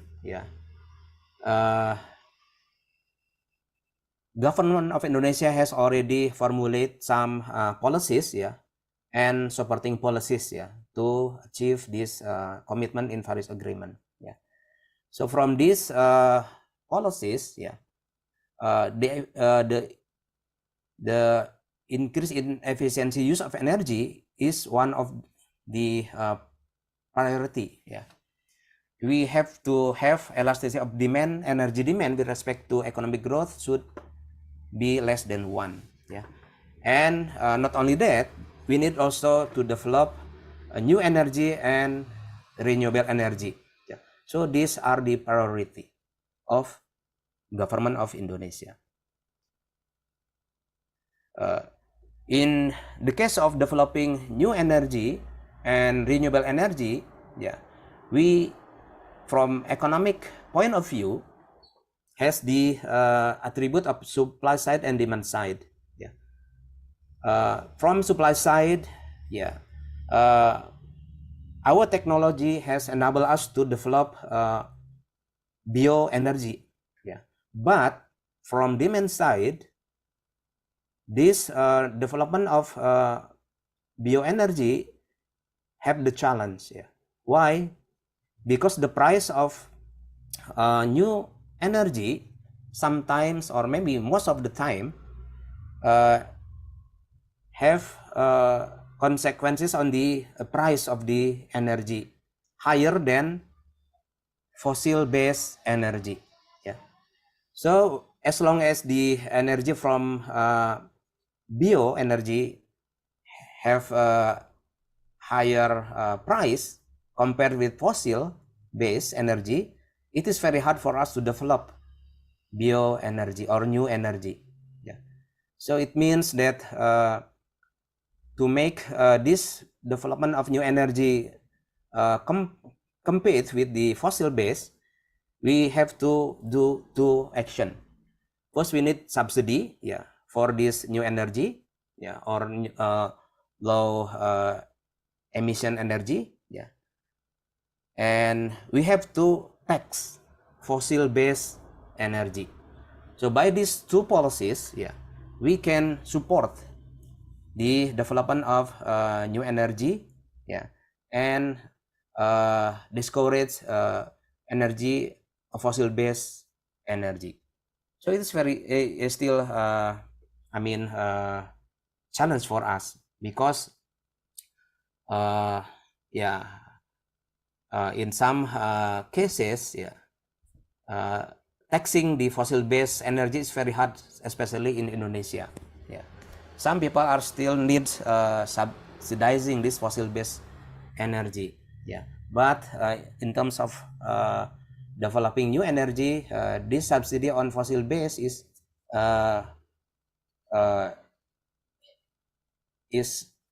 policy that is not good, for reducing the emission. So that's what I can present this morning. Thank you very much. Assalamualaikum warahmatullahi wabarakatuh. Thank you, Pak Budiono, for delivering the presentation. Now, please let me conclude regarding the topic before we jump to the next discussion with all the participants. Okay, climate change presents a profound and far-reaching challenge to the global economy. Its effect, including extreme weather events, rising sea levels, and source scarcity, can disrupt supply chains, damage infrastructure, and strain financial system. The economic costs of the inaction on climate change are substantial. However, addressing climate change also offers significant opportunities. Transitioning to a low carbon economy can drive innovation, create new industries, and generate jobs. Sustainable practice can enhance resilience and reduce the economic risk associated with climate-related disaster. To mitigate the adverse economic impact and seize the benefits of addressing climate change, coordinated international efforts and comprehensive policies and technological advancement are essential. So the global economy must transition towards sustainability, reduce greenhouse gas emission, and adapt to the changing climate to secure a more resilient and prosperous future. So, all right, for now, I'd like to open the Q&A session for the participant here. So, I will give the opportunity to three participants who are very excited to ask the question about the climate change to Pak Budiono. All right, please go ahead. Who has a question? Just raise hand.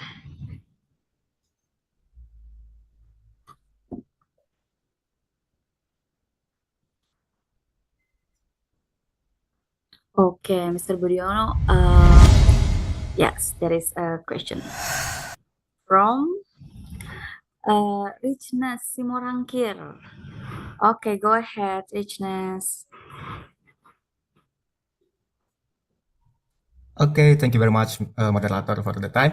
Hello, Mr. Budiono. Thank you very much for the presentation. My name is Krishna Simorangkir, and I'm from the Padjadjaran University. So I want to ask about the opportunities. To be exact, is the economic opportunities. Is there any economic opportunities are associated with the transitioning to a low carbon or a green economy? That is all. Thank you.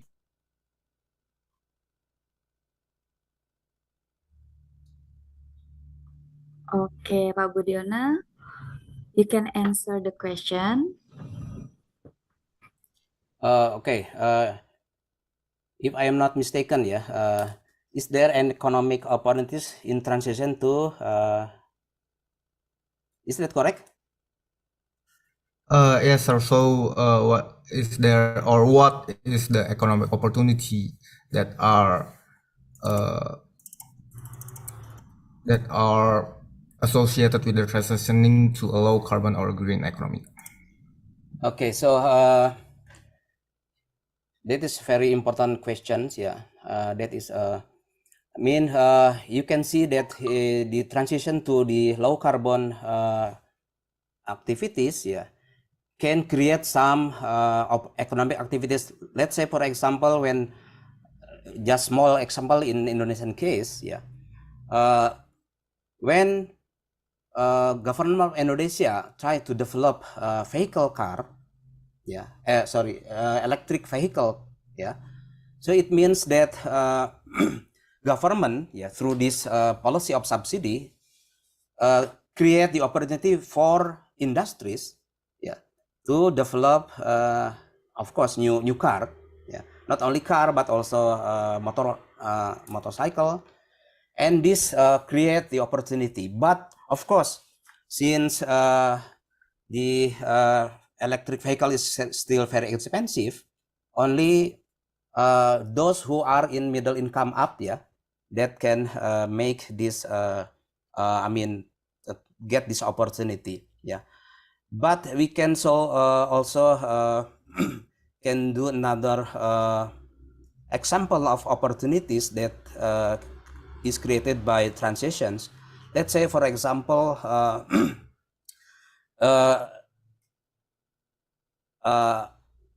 software or application that support the transaction of economics using, let's say, a very easy example is application of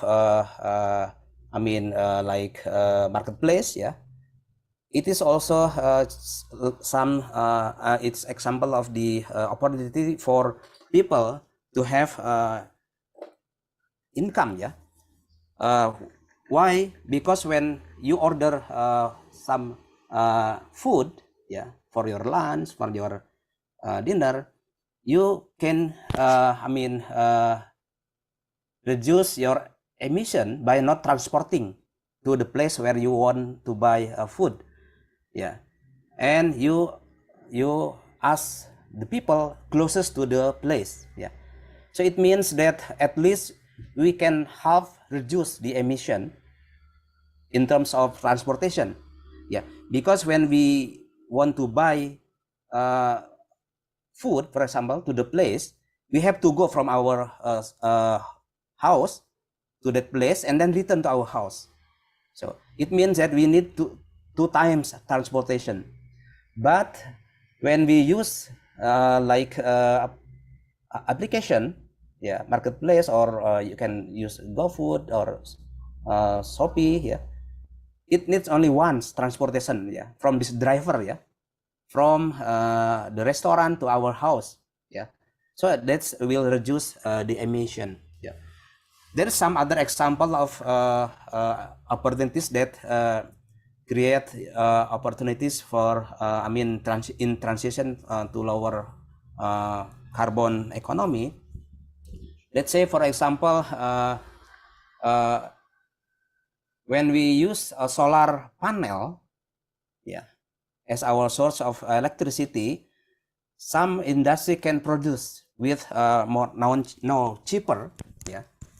You can also buy, if not mistaken, a few years ago, one solar panel costs about 3 and 5 million rupiah, but it can create 400 watts of electricity. So when it becomes widespread use, so once again it will create another industry for this panel, a solar panel. But once again, it is still very limited, because when we develop our activities, we have competition from other activities that maybe still use higher carbon content. Why? Because when we create activities, we need investment. So this is a challenge. And once again, our economics theory explain that any activities that we choose will have to make positive net benefits. As long as our activities has net benefit, then we will do this choice, these activities. So that's my answer. Thank you. Okay, yes, I agree, sir. Nowadays, many marketplaces are become aware of this issue. For example, foreign toothpaste advertisement also show us that there's no need to double packaging for toothpaste to reduce the use of the paper materials itself. Yeah, I agree with that. Okay, so for the other question from the other participant.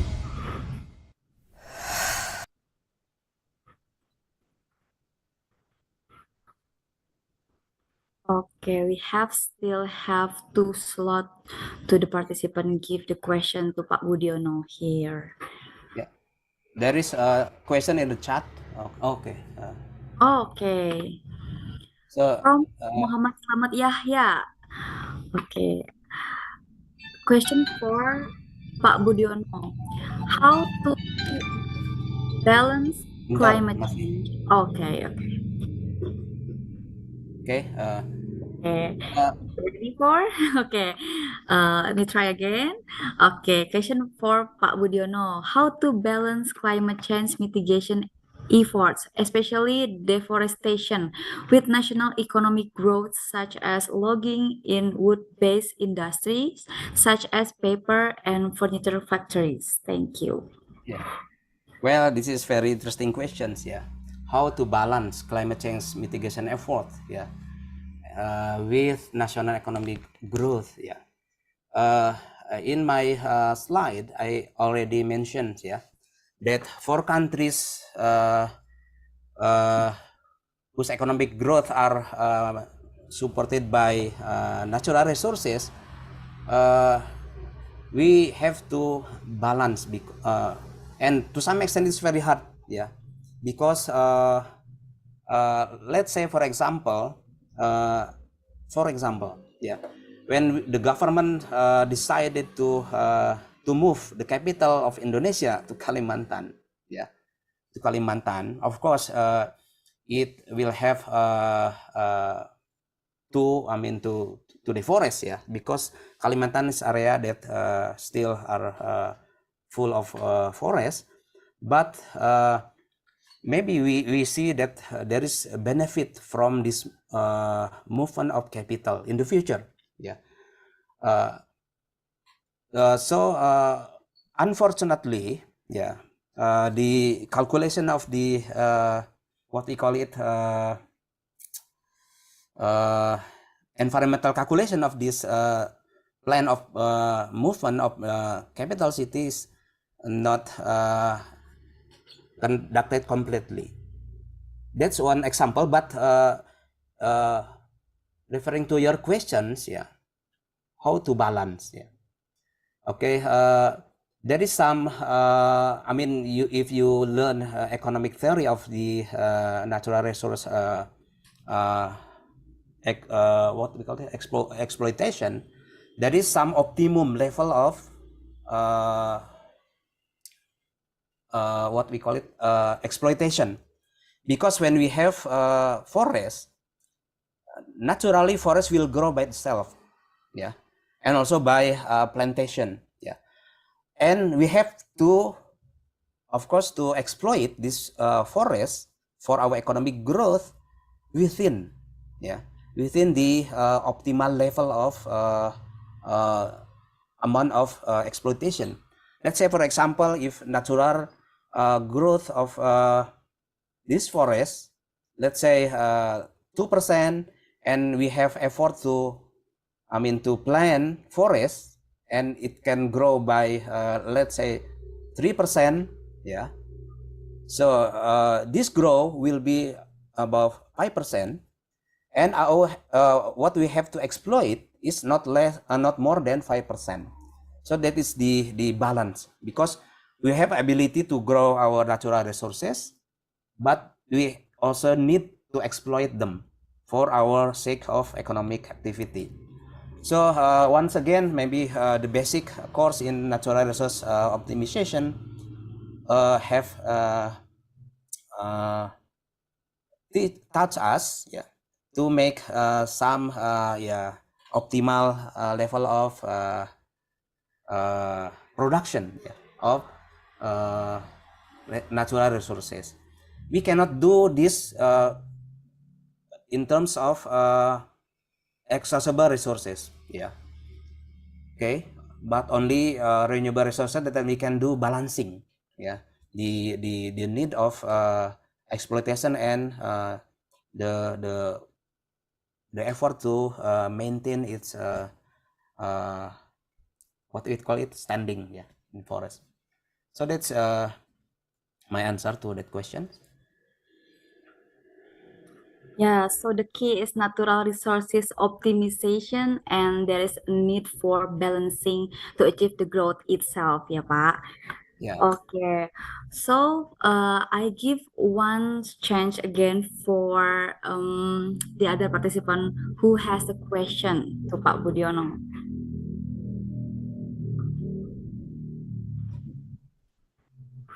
Okay, from chat column or maybe raise hand. We want to see your face here.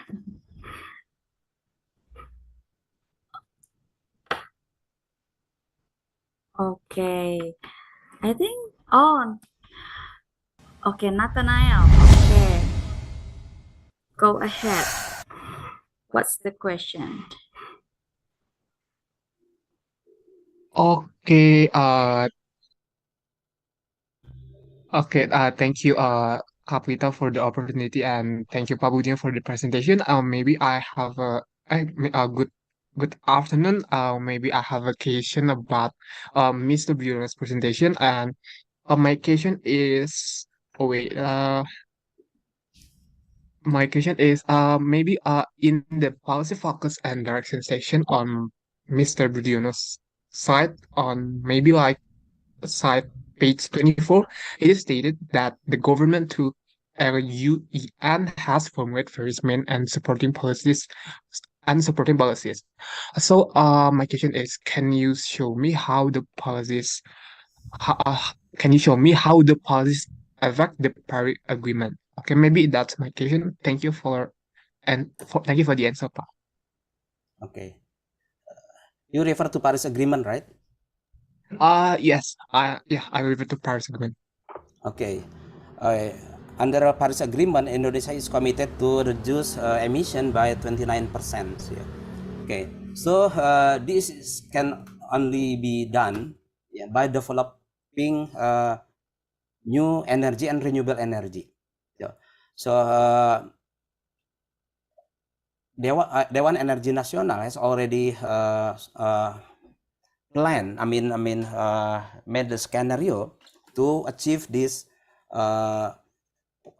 commitment, especially through the plan of increasing the new and renewable energy, ya, or baru and terbarukan, ya, to have share by about 20% in 2025.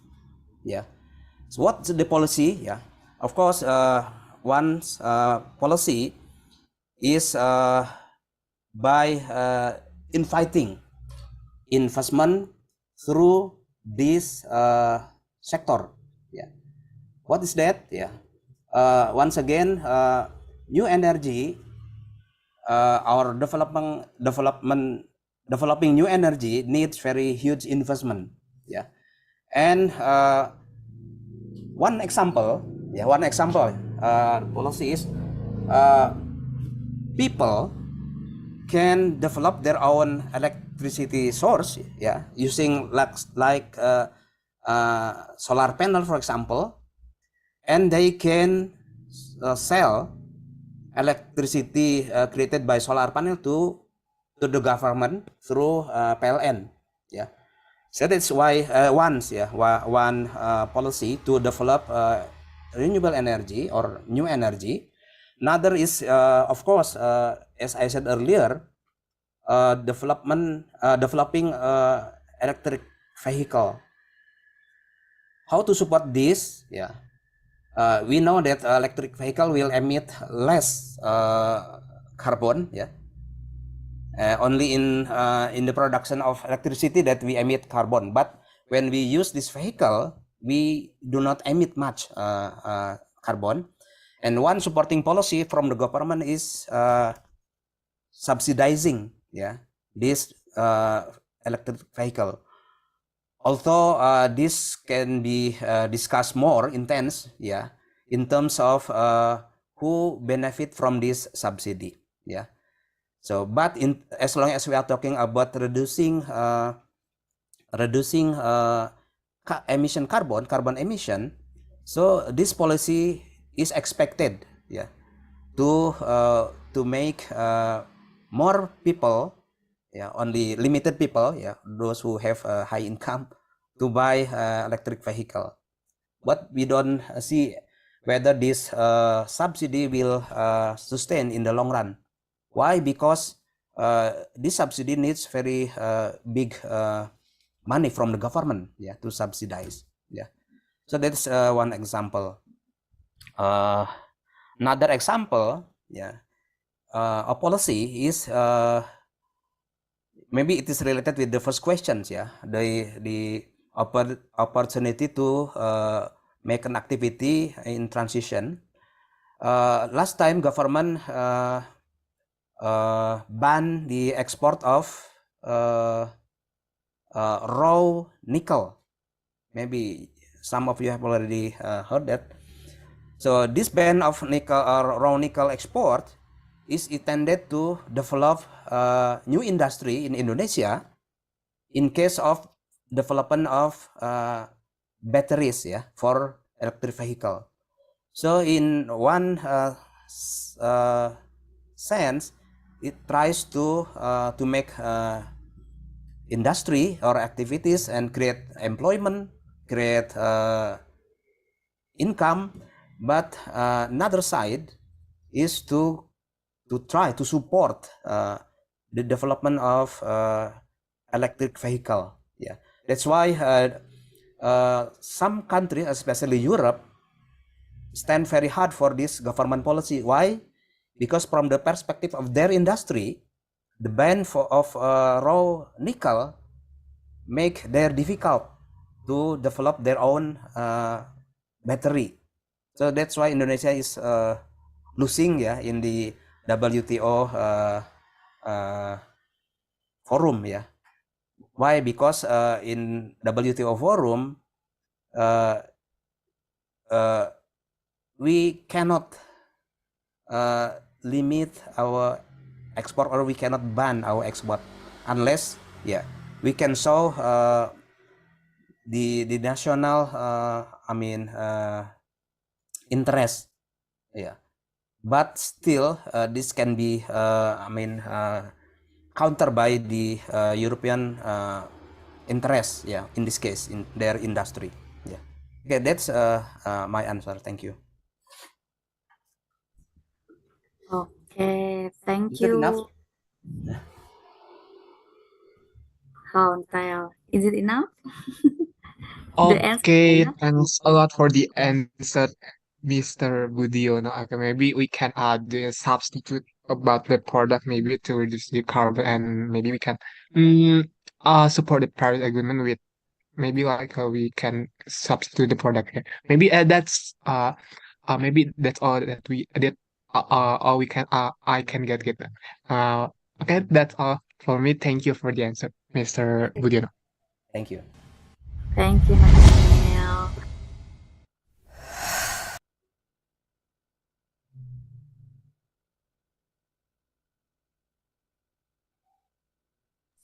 Still unmute. I'm sorry. Okay. The topic of climate change is both interesting and increasingly relevant, ya, Pak, as it has become a focal point in industries worldwide. This is because of the ESG, ESG, environmental, social, and governance. There is a ESG point, and also ESG aspect has now become a primary focus for foreign investors as well. They are closely evaluating which companies are actively contributing to the reduction of greenhouse gas emission, such as through the extent of our financing for the development of renewable energy infrastructure and other related factors. So this significant that the current economic landscape is heavily influenced by consideration related to carbon budgets and also ESG points and achieving net zero emissions. So this is for the student, about for your information for student, especially for student. Understanding economics in the context of climate change is highly valuable in the job market nowadays. Many companies are in need of expert in this field, believe me. Good point. Okay. Yeah. Thank you, Pak Budiono, for being a You're speaker welcome. in this seminar. Since my days as your student, I'm your student back then. I've always admired the way you teach, not just the theory, Pak, but providing us a broad perspective on macroeconomics. So I hope in the next event we can meet again and have the discussion on various broader topics. Thank you, Sure. Pak. Yeah, And thank for you. our next agenda, we will give a certificate to Pak Budiono, to Steve as organizing committee president of Grand Seminar International Economic Student Competition 2023. The time is yours.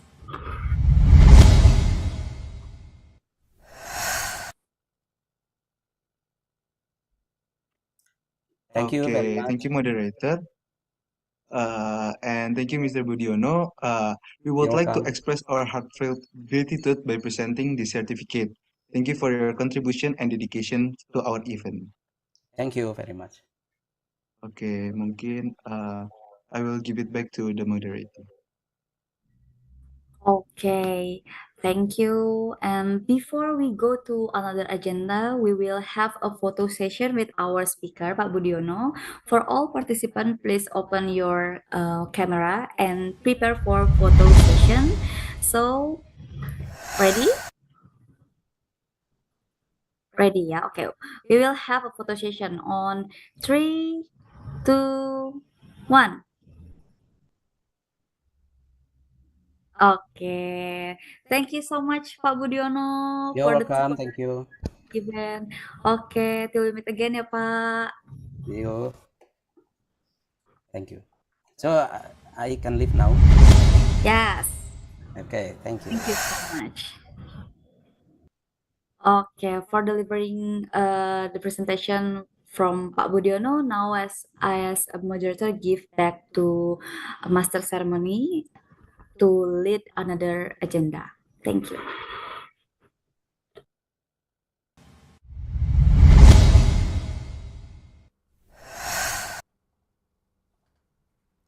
Now it's time for the break.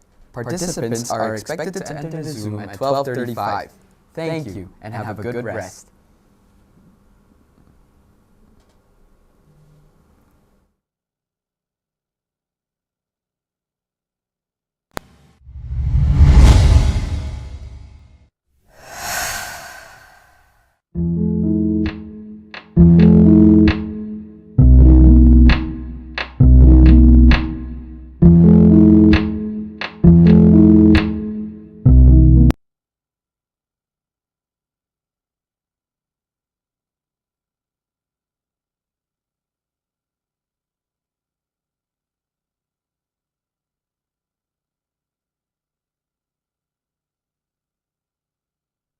Tapi jalan yang kupilih.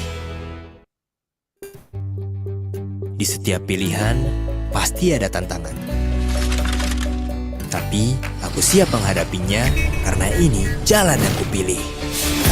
Face Wash dengan formulasi halal dan teknologi Hydro Balance. Bersihkan wajah dengan gentle dan refreshing tanpa membuat kulit kering. Wajah bersih, pikiran jernih.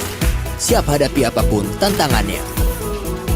Bersama Face Wash, wajah bersih, siap hadapi jalan yang kupilih.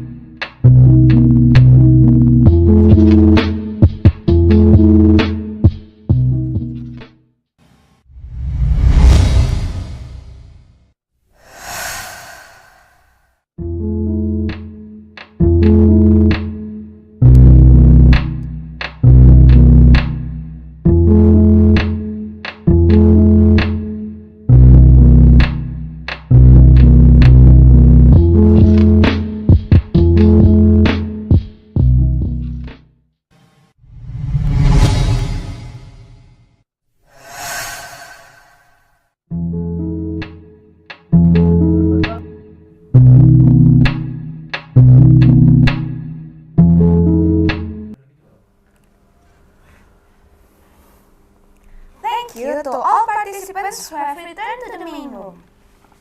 Wow, it doesn't feel like it's been long enough already. And Right. after this break, I think we need a little refreshing, don't you think? I think so. Yeah. So what do you guys think of quiz time? Okay. Hi, and you know what? I've always loved to play Kahoot ever since I was in school. Because Yeah. it was really exciting to play. Yeah, me too. I'm very competitive when it comes to Kahoot. So here's the session we've always waited for. So let's jump straight to the quiz session on Kahoot now. Don't forget, there's a reward for the winners. Absolutely. By getting your name up on that podium, you will receive a grand total prize of 150,000 Indonesian rupiah, which will be split evenly amongst the 3 winners, and we will send it to you through PayPal or GoPay. A reminder, there's a format for the Kahoot display name. It's your institution underscore your name. For example, Universitas Padjadjaran underscore Rian Wirakara. Right, exactly. Of course, well, best we join with the code on the screen. I will read the code to you guys. It's 501-6854. Again, the game pin is 501-6854. Remember, guys. Yeah. I'll wait for the players here. Again, you get to win a grand total prize. Where you come from to your institution, like Yeah. Unpad underscore Ayamana. Yeah. Please follow the format. Yeah. Unpad underscore May. Underscore Yahya. Yeah, Unpad underscore Irvel. Remember, guys, you don't want to miss out on winning a grand total prize of 150,000 Indonesian rupiah.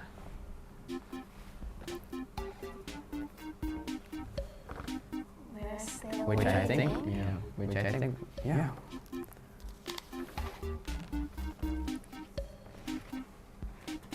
Yeah, well, Underscore Nico. Yeah. Unpad underscore well, I'm absolutely amazed by the players here. I mean, they come and gather from various institutions here to compete on Kahoot. Like, we have Unpad, we have UB, yeah, we have Uniga. Right.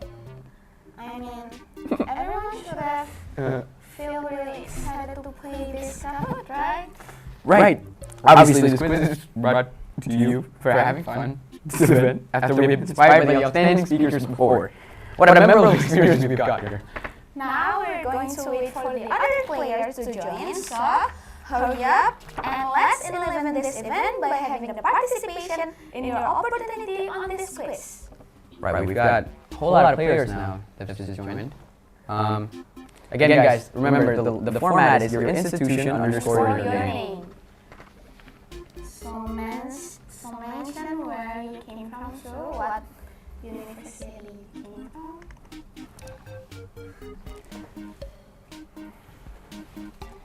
Okay, so nice. So far we've got a few already. Now while we wait for the rest to join the code, what do you think about the webinar so far? Because I myself feel like I learned a lot more about the world of economics. I'm with you on that. It's great to see that we know the strategies that we can use in economic situation, especially hearing from an expert themselves. Right, yeah. Okay, while we wait for the others to join. Okay. So I think we waited long enough already. Best we start. Others can just join with the code 501-6854.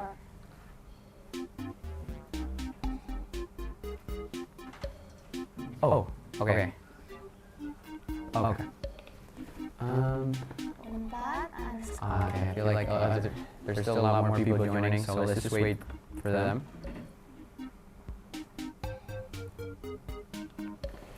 We have Bappeda.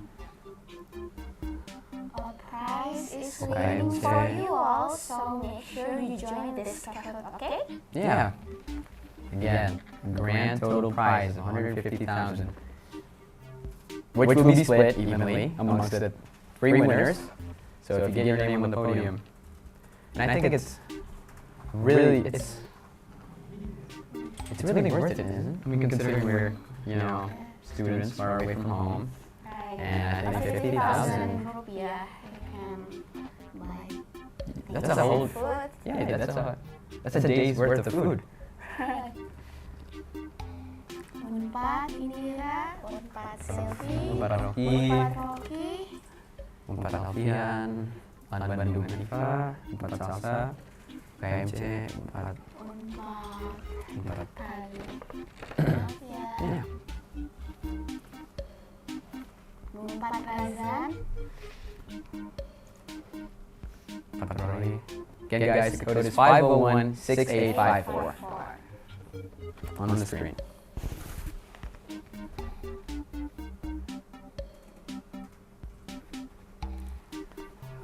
Again, remember guys, it's a grand prize. Grand total prize of 150,000, which will be split evenly amongst the 3 winners. Make sure your names are correct, on the correct format.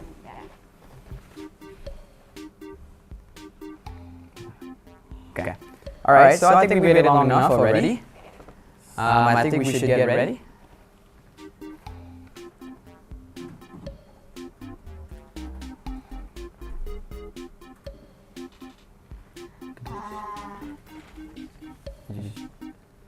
Okay. I think we started. 3, 2, 1, go. All right. Can we? Okay. All right, first question. What is the primary goal of the reformation of the global economy in the context of impeccable development? All right. Okay, you have 1 minute to answer. 11 answers so far. So while we're waiting, I'm gonna read the answer options that are reducing income inequality and increasing trade barriers, and promoting inclusive, sustainable, and equitable economic growth, and then Promoting isolationism, and then we have increasing international trade. Okay. Which one is the We'll just wait until 40 answers and we'll move on. All right, now that there's 40 answers, I think we should move on to the next question, maybe? Or reveal the answer. Okay. The majority of you guys have got it. Yeah, have got it right. inclusive, sustainable, and equitable economic growth. Okay, congrats to you guys. You got it right. Okay, first place is. No, the first. Ooh, Julia. Okay. We have Alpha, Justina as a runner-up. Julia didn't. Almost the same. Yeah. Just 1 point difference. All right, next question. Let's move on. How does globalization impact the reformation of the global economy? Okay, I'll read the answers for you guys. It creates opportunities and challenges. It has no relevance to the global economy. It hinders international trade. It promotes isolationism. All right, choose wisely. Again, we'll wait until there's 40 answers. Or, actually, no, we'll just wait until there's 30 seconds left on the clock, maybe. They're so quick to answer. Yeah, they're very quick to answer these questions. Now we've got Okay, now we've got 40 answers already. I think it's best we move on. Find out. Oh my goodness. Yeah, it creates opportunities and challenges. All right, almost everybody got it right. Okay. This is intense. All right, okay, Julie still holding first place, and Alpha as the runner-up. 2 point difference. No, 1 point difference actually. Still the 1 point difference. This is. Alpha, you got this. You got the first one. Well, good luck to everybody. Okay. Yusuf, Alfian. All right, well, in the context of global economic reformation, what does impeccable development typically refer to? I'm gonna read the answer options. There are rapid industrialization, increased corporate profits, inclusive and sustainable development that leaves no one behind, and rapid digitalization of the economy. Which one is the right? Choose wisely. Oh, there's 42 answers now. Okay. We'll just wait until there's... let's give them... Okay, well... Alright, again, the majority of them got it right. Yeah. Wow. Inclusive and sustainable development that leaves no one behind. That's the right answer. Let's move on to the next Now let's question. see. Still. Now Now it's a 3-point difference. Now it's a 3-point difference. Okay, this is really intense. So far, the top 5 have got nothing wrong. They haven't missed the question once. They are on fire. Okay. What is the primary focus of the reformation of the global economy? Reducing environmental pollution, promoting cultural diversity, advancing military technologies, achieving impeccable development. All right, choose your answers wisely. But I think you guys are... You guys need this. Yeah, you guys are nailing this, honestly. Which one do you think is the right answer, Ryan? Isn't it I feel like that it's... one? We shouldn't No. tell the... Yeah, right. No, I feel like it's Which that one? one, actually. Right? I think that one's quite interesting. Okay, now I think we best move on to the next question. You're right. Yeah, okay, It's we the were... green one. Achieving impeccable development. That's the right answer. Right. Now we're moving on. Move on to the next question. Let's see the scoreboard. Ooh, she is. Yeah. Oh, It's here. still the number one. Yeah, with Alpha, Agustina, and Suyateni as Hani the runner-up. and Yusuf. Hani and Yusuf. Hani is Hani. moving to the top. Yeah. We got this. New names on the top now. Which of the following best summarizes theme's message? There are economic growth is the only path to development. Impeccable development can be achieved without any economic changes. Reformation in the global economy is crucial for impeccable development, and cultural diversity should be prioritized. Which one is the right answer, guys? Choose wisely. Okay, 39 answers so far. Usually, you want to wait until 42 answers? Let's wait first. Or do you... Until it's 42. Or let's just wait until it hits 20 seconds. Okay, 20 seconds. I think move on to the next question. Okay, yeah, yet again, you guys are nailing this. You got it right. Right. Reformation in the global economy is crucial for impeccable development. Okay, let's see the scoreboard. Or at least... Ooh, answers trick. Yeah, okay. She is still number one. Hani is now second, Yusuf is now third, Suyateni is fourth, and Unpad Arya Bima is now fifth. Okay. That's great. Remarkable from our second. Which of the following that plays a role in the reformation of the global economy is? The answer options are World Trade Organization, national parks, local governments, and social media platforms. This question is quite easy, guys. Yeah, this is fair. You guys should be able to get this. When who am I kidding? They nailed questions before. Right? Yeah, so like... Yeah, okay, now we've got 39 answers, so... I think that's best we move on. Ooh. Yet again, we already got it You right. guys are nailing this. Careful. Great, keep it up. Keep the spirit up. Yeah. She is still unshakable. Still holding first place with a 90... What is that? 91 point gap between Julie Widya and Unpad Yusuf. Julia, you're doing really great. Yeah. What are mainly fiscal changes in low-income countries? Can I read that? There are rising debt and decreasing interest payments, rising debt and increasing interest payments, rising debt, increasing interest payments, and deteriorating fiscal balances, and decreasing debt and increasing interest payments. Which one is the right answer? Okay, we'll just wait until there's 39 answers. Come on, guys. Choose your answer now. Do you want to wait until there's 39 or 20 seconds? I think 20 seconds. Right, yeah. Let's move on. Yet again. Only one person missed. I think they might have misclicked, honestly. Yeah. So right above it. Considering everybody's nailing this. Right. Still unshakable.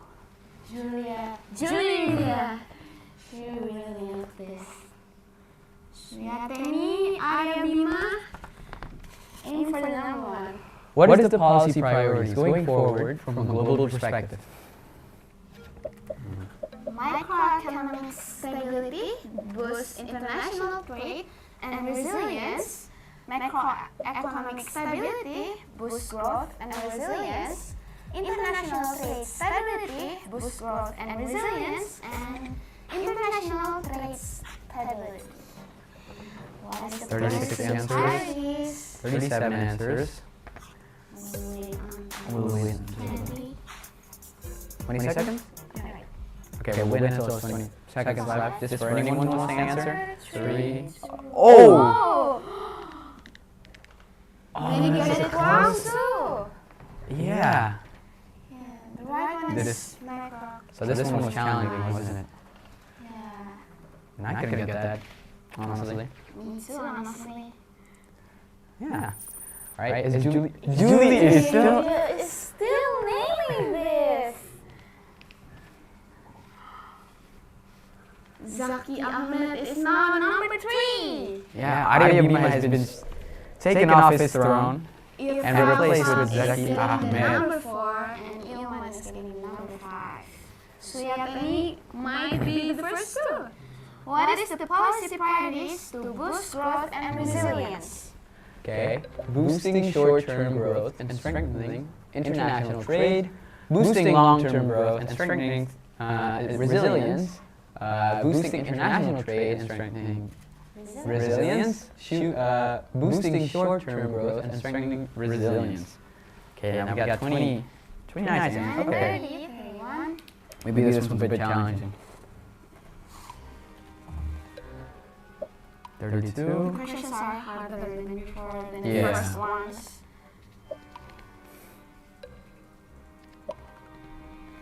Okay, well, move on to the next question. Let's move on to the next question. So the right answer one is the boosting long-term growth and strengthening resilience. Which most of you got right? Still unshakable. Wow. My goodness. Suyatani. Zaki Ahmed is no longer in the number 3. Yeah. Irfan. Ilman is number 4. And Alpha Agustino with the comeback. Could it happen? Could it happen? We don't know. Well, let's find out. Yeah, she has 3 questions. What is the purpose of broadening tax and improving tax administration? Promoting tax evasion, decreasing government revenue, simplifying tax codes, improving revenue collection. Can either Zaki Ahmed make a comeback or else Agusti? Julia is really cool. Yeah, she is solid on top. She is unshakable. We are sure we move on to the next question since Would you like to? Yeah, let's move on to the next question. Okay, right yet one again, is improve revenue collection. All right, remember guys, this is grand total prize of 150,000. You don't want to miss out. Yeah, he's still on top. No questions wrong. She is on fire. Same goes for Suyateni and Umpat Irfel. Ilman and Alpha. Yeah. Okay, next question. Next question. Which of the following is included in global risk? Persistent low inflation, energy and food security, further monetary expansionary, financial stress. This was quite easy, I think. Yeah, I think I know the answer to this.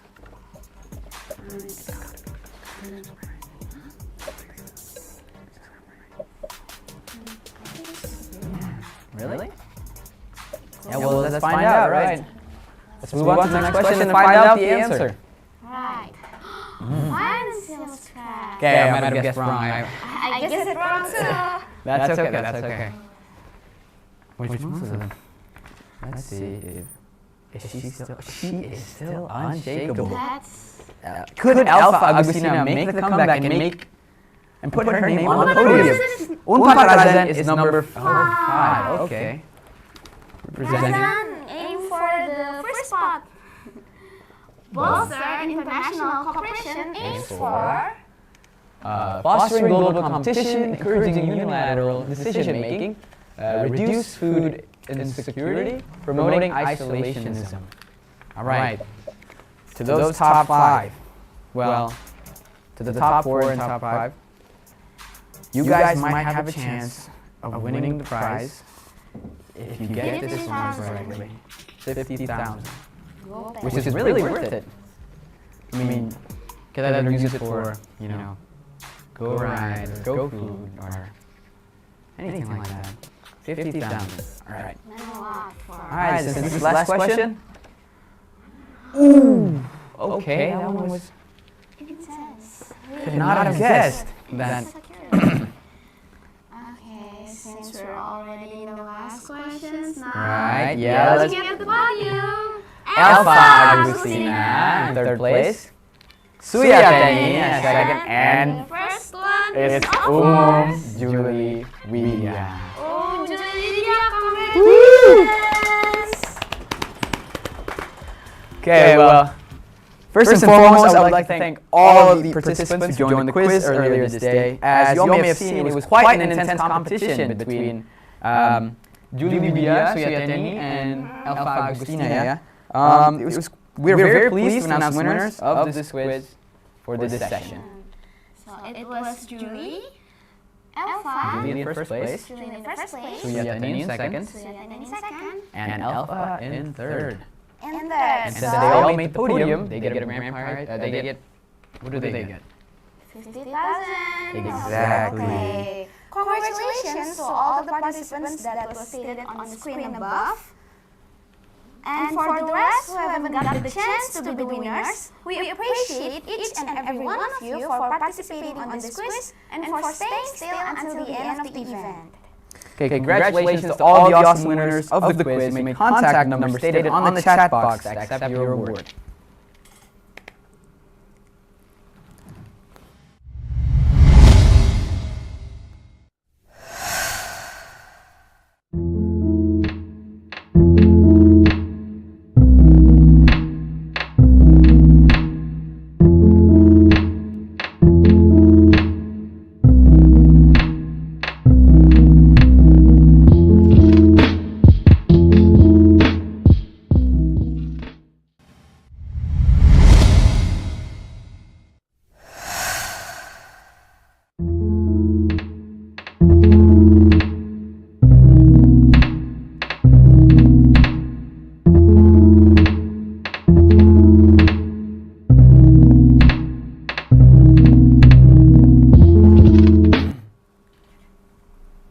Before we go to the next agenda, please everyone fill the form that was sent by the committees in the chat Zoom. Yeah. And next we will enter the grand seminar session 2 with Mr. Jatnika Sundana, STM M.Sc, Head of Economic and Natural Resources Division, Bappeda, Jabar. We will leave the event back to the moderator. Thank you, Rian and Raisa. Welcome back to Grand Seminar of International Economic Student Competition 2023. It's very nice to see you once again, and we hope you have been enjoying yourself at the webinar so far. To all attendees, please be prepared because we'll continue to our next session. Okay. But before we jump into the next speakers, let me give resume about the previous before. So given the presentation from the two previous speakers, that first being from Mr. Wael Mansour, who discussed navigating the global economy from macroeconomics perspective. In his presentation, he touched upon a global growth forecast and global risks with multiple downside views, which explain the fragment global economy and the challenges of persistent high inflation.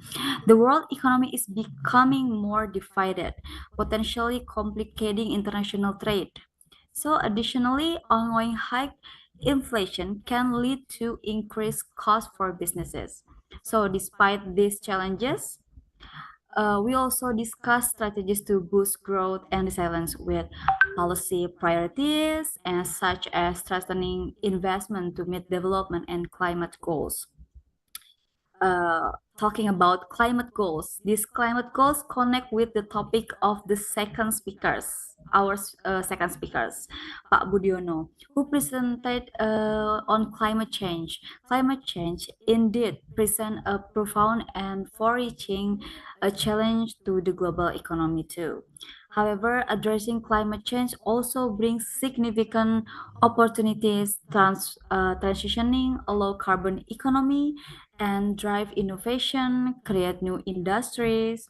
Yes, also we have a new industry in this era because of the global change with the climate change itself, and also generate jobs. So sustainable practices can enhance resilience and reduce the economic risks associated with climate-related disasters. So this is how the world is increasingly focusing on sustainability issues. Okay, well, soon here another presentation from the third speaker. Reminded again that later there will be also a question and answer session, yeah, Q&A session after the speakers do their presentation. So we are pleased to have Pak Eka Jatnika Sundana that will be delivering the material. But before continuing, please let me read his profile first. Okay, Pak Eka Jatnika Sundana holds the position of Head of the Economic and Natural Resources Division at Badan Pembangunan Daerah Jawa Barat. Prior to this role, Pak Eka also served as a functional policy analyst at Bappeda Jawa Barat ya Pak ya. He earned his Master of Science in Environmental Management of Technology from Augsburg Brookes University in the United Kingdom and the postgraduate diploma in municipal environmental policy and local agenda 21st from the Institute for Housing and Urban Development Studies in Rotterdam, in the Netherlands. So he has also obtained several other prestigious certifications. Okay. Hello, Pak Eka. How are you? I'm good. Thank you. Thank you for having me. Okay. Can you hear me well? Yeah, okay, thank you. And what project are you currently working on, Pak Eka, on Bappeda? It seems like, Yes. yeah. Sorry.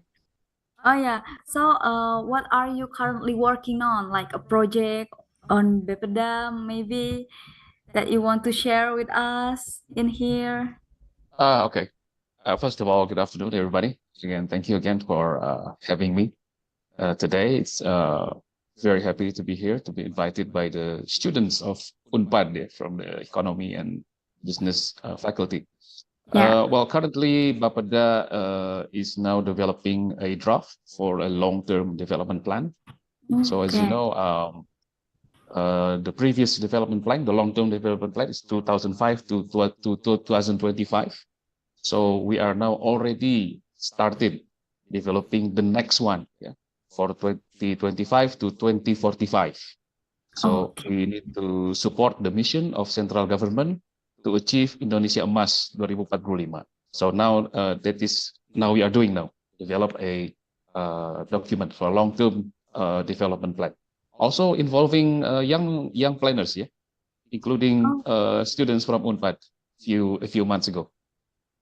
Okay, so this is related to SDGs ya, Pak ya, Social Sustainability Yes. Development. Okay, well, it seems like that's an interesting and important project, isn't it, Pak? And is there any correlation with today's presentation topic? Yeah, very much. Yes. Yes. All right. Of course, at the beginning, would like to introduce who is Bappeda. Maybe not everybody here familiar with what are we doing, what we are doing, and then probably what the challenges that we are facing now, and of course, hopefully, will gives you some inspiration to contribute for the development of West Java in the context of global economy. Okay, all right. It seems like the participants are ready to listen to your presentation, Pak. Without further ado, to the third speakers, the Honorable Pak Eka Jatnika Sundana, the time is yours. Okay, thank you very much, Ibu Windiandini, as a moderator for introducing us. From Bappeda, Jabar. Let me share my screen. Hopefully it's okay. Is it already showing in the screen? Yes, already. Yes. Oh, okay. Okay. So first of all, again, thank you very much for inviting us, Bappeda, Jabar. So it's quite rare when we speak about international context to invite a regional government, usually central government.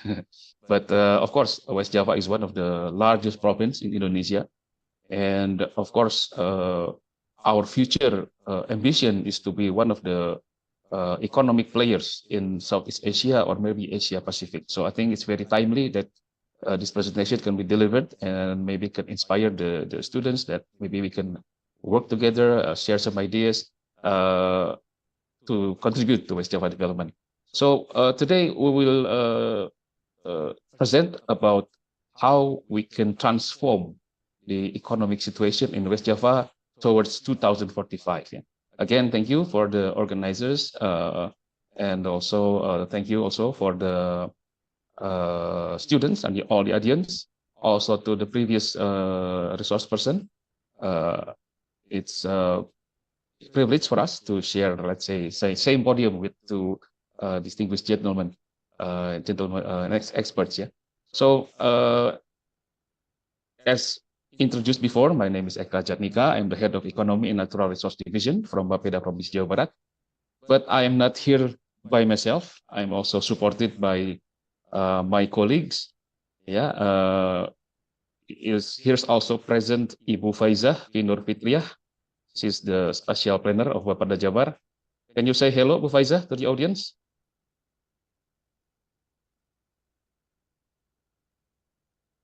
Yes. Sorry, Pak. I'm present. Say hi to the audience. Hello, everyone. I'm sorry for I'm not be able to turn my camera on right now. I'm still in the middle of doing something. Okay. Thank you, Bu Pak. Faizah. She's the one who helping me making the presentation, yeah. And also Ibu Shana, yeah. Ibu Shana she's the internship expert that's now working in Bappeda Jabar. Bu Shana, can you say hi to the audience? Hello, everyone. How are you? Okay, thank you. So, so we are in West Java province. We have introduced quite a system that we call team of teams for every assignment. So this specific assignment for delivering presentation for the grand seminar or for international economic student competition is assigned to me, and then I will ask help from Ibu Faizah and Ibu Shana. Thank you for being present, yeah, Bu Faizah and Bu Shana. So first, would like to talk about Bappeda Jabar, and then West Java profile, and what are the economic challenges of West Java, and then finally how to address the challenges. First, perhaps about Bappeda Jabar. Maybe not everyone in here familiar with who we are. So basically, our core business is that we carry out supporting functions for government affairs in the field of planning, control and evaluation of West Java development. Maybe some of you familiar with the planning documents, yeah. So we just finished the, let's say, RPD or Rencana Pembangunan Daerah. It's some kind of transition document, only from 2024 to 2026. Maybe, as you know, next year we will have a general election, yeah. So now while we wait for that, there will be the development will use the RPD document, yeah. And then also the annual development plan, RKPD, yeah, RKPD 2024. And then, like I mentioned before, now we are developing the initial draft for the long-term development plan, or also known as RPJPD 2025 to 2045. And then early next year, we will start to develop RPJMD, or medium-term development plan 2025 to 2030. Yeah? So hopefully we can determine strategic issues and concerns of development and how to formulate the policy directions of various sectors of development in West Java. So West Java, sorry again, the head of West Java Development Planning Agency is Pak Indra. He extend his he says hi, yeah, he says hi, so he cannot attend the meeting. And then we have one secretariat, and then 4 divisions, yeah. Head of Regional Development Planning, Control and Evaluation Division, and then Head of Government and Human Development Division, and then Head of Infrastructure and Regional Development Division, and then lastly, myself is the Head of Economy and Natural Resources Division. So it's quite simple organization, and then all of course supported by the planners, yeah, such as Ibu Faiza, yeah, he's one of the spatial planners in Bappeda. Our division mostly provide technical policy materials and regional development planning in the economic and natural resources sectors, including agriculture and food security, cooperative small and medium enterprises, marine and fisheries, investments, industry and trade, energy and mineral resources, tourism and culture. So these are the sectors that falls within the jurisdiction of our division. Yeah, so we help the development of these sectors to support the economy of West Java.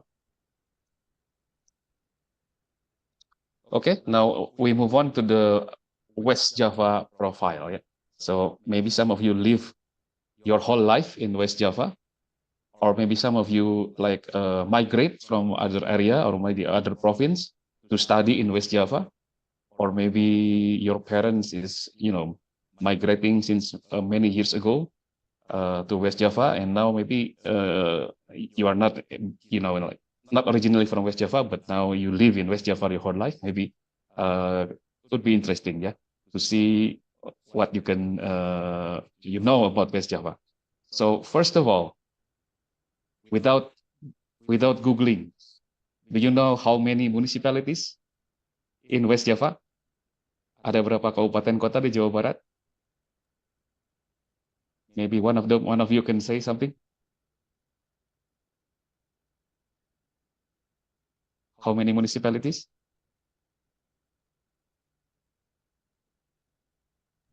Come on, participant, don't be shame. Yeah. Maybe a bit sleepy after lunchtime. I guess 20. No. 20. Okay, 20. Okay. Is there any other? Any other?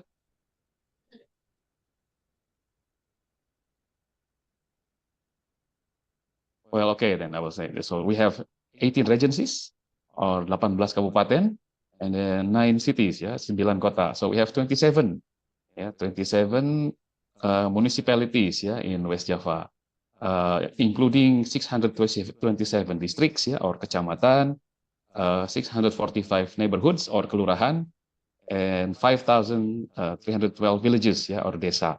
So compared to similar province like East Java, it's not that many. Yeah. I think East Java is, 38 something municipalities. So we only have 27. Yeah. Now population. Yeah. We have 49.6 0.4 million population. So if we can compare it, it's similar to Korea, South Korea. Yeah. So it's very difficult to, it's a challenge to manage West Java because it's similar to managing a country, everybody. Yeah. So 49.4 million, almost 50 million. And then in 2050, there will be about 57 million people of population in West Java in 2045 to 2050. Yeah, and as you can see, maybe in 2020, yeah, but now is the shape of the demographic pyramid is more like this, yeah. But later in 2045 to 2050, it's more like this, yeah. So more equal number of male and female population, yeah. And the composition of elderly population will increase about 3 times. So it will increase the dependency ratio, yeah. So young people will have to support the elderly, yeah.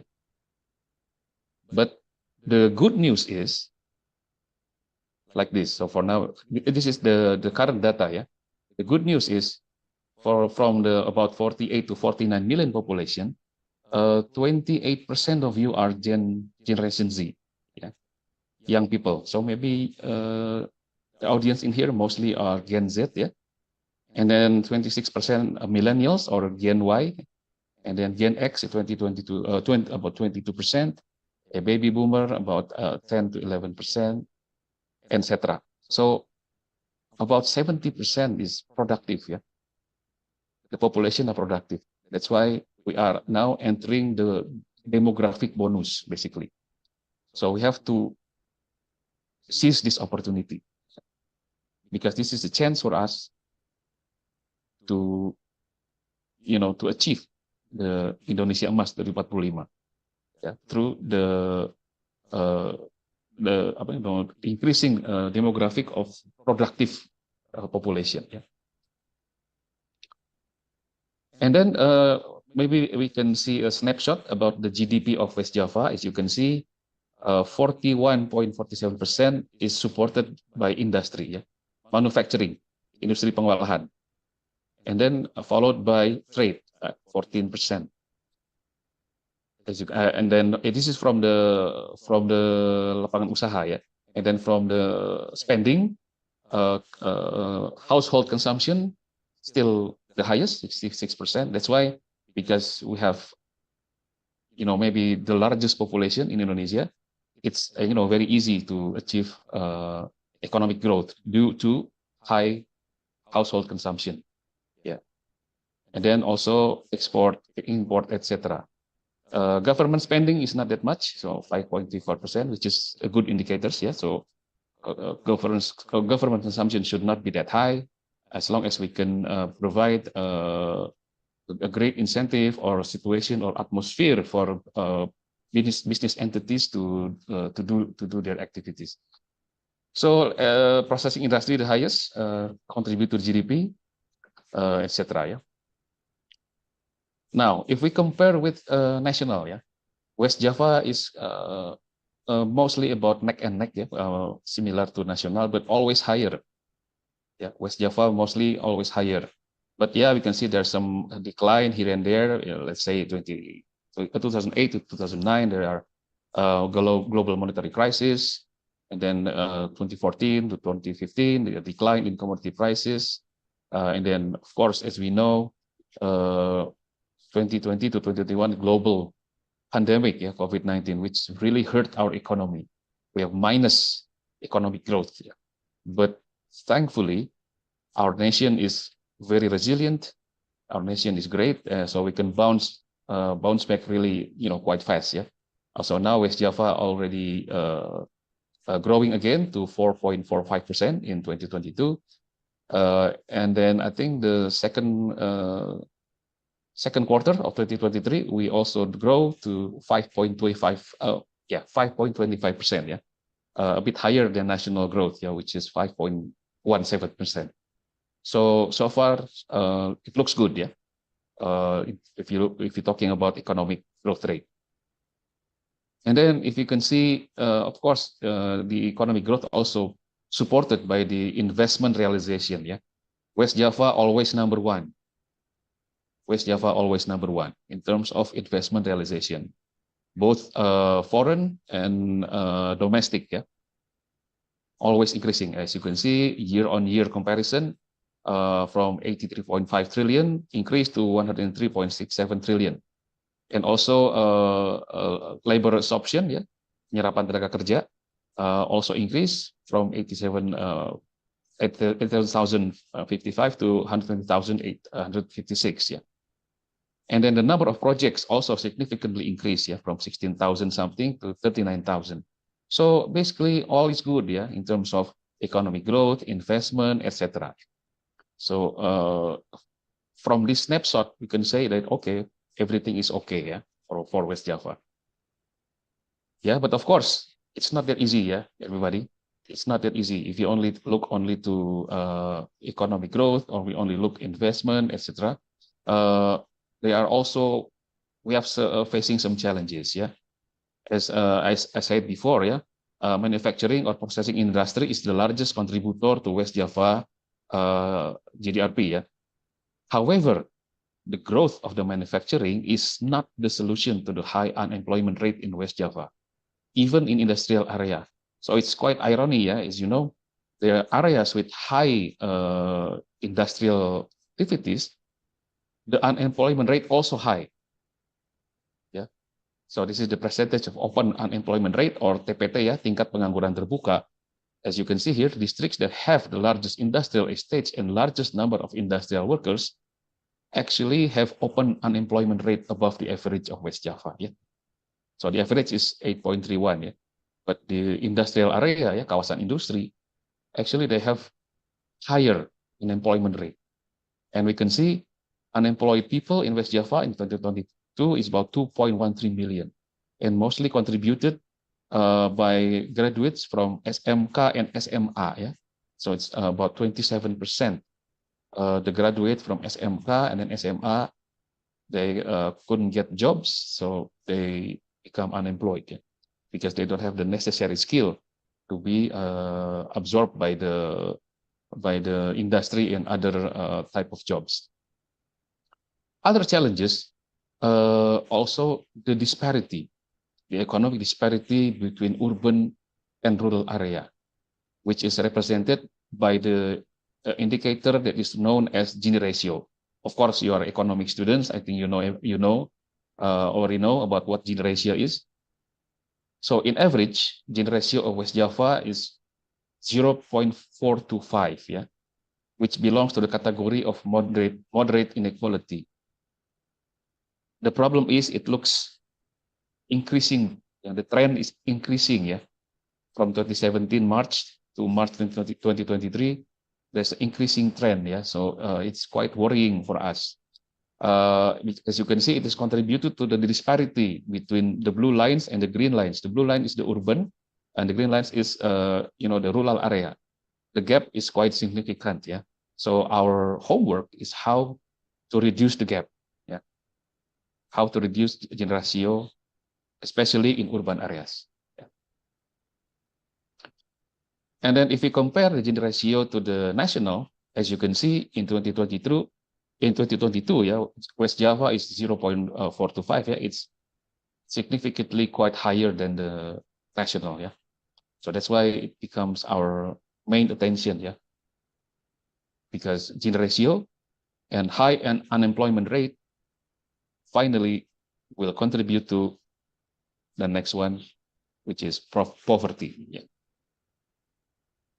So there is a quite high number of poverty in West Java. In 2022, about 8.1% of West Java population are poor. The number is about 4.1 million people lives under the poverty line. Okay? So that's the challenge, yeah, for us. Even though you see before that we have high economic growth, we have high industrialization, we have high investment, but the homework is still a problem for us. Even though if you can see the trend is decreasing, yeah, the percentage is decreasing, of course, from year to year from 2005. So yeah, you can say we are successful in decreasing poverty. If you see the line, but if we talk about the absolute number of people, of poor people, still very high. 4.1 million people still live under poverty line, especially being exacerbated by the COVID-19 pandemic. And there are other also the global context, the Russia and Ukraine war crisis, and it affect the global economy, and it also affect West Java. As you know, the main destination for export of West Java is Europe and US, and they are affected by the Russia-Ukraine war due to energy crisis.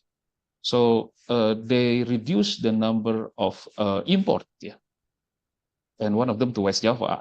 So the export opportunities for West Java to Europe and US are decreasing due to this war.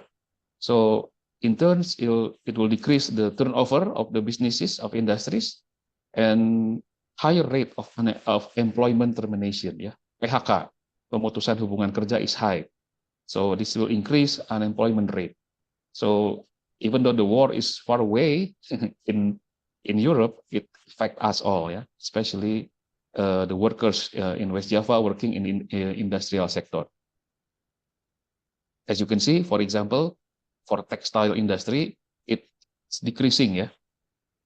It's decreasing from let's say from the beginning of 2023 to where in June 2023 it decreased by almost 15% from the previous month, and then during the January to June 2023 decreased by minus 14.41%. So that's why we have to modify our target for the non-oil and gas export to minus 3.15%, such as the bad situation for us due to global condition. Textile industry is very important for us because they absorb the labor, the highest labor, and they have the ratio of the highest ratio of investment per 1 trillion to the number of labor of employed people. About 6,000 people employed per 1 trillion rupiah. So that's why textile industry is very important for West Java, and it's now being affected due to what happened in Europe. And of course, maybe you know something, current affairs, the ban of TikTok shop. Can you share something, maybe one of you? Maybe share some thoughts or share some insights. What is happening with TikTok shop?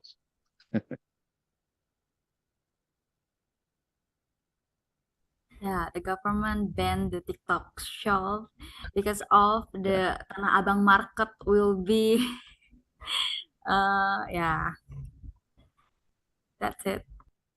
Yeah, okay. Thank you. Any other? Maybe you can share opinion or share some thoughts about what's happening with TikTok shop.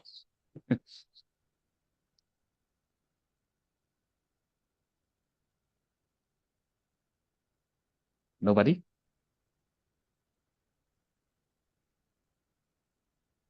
Maybe we are happy, most of our consumers are happy because the price is so cheap, the price is so cheap.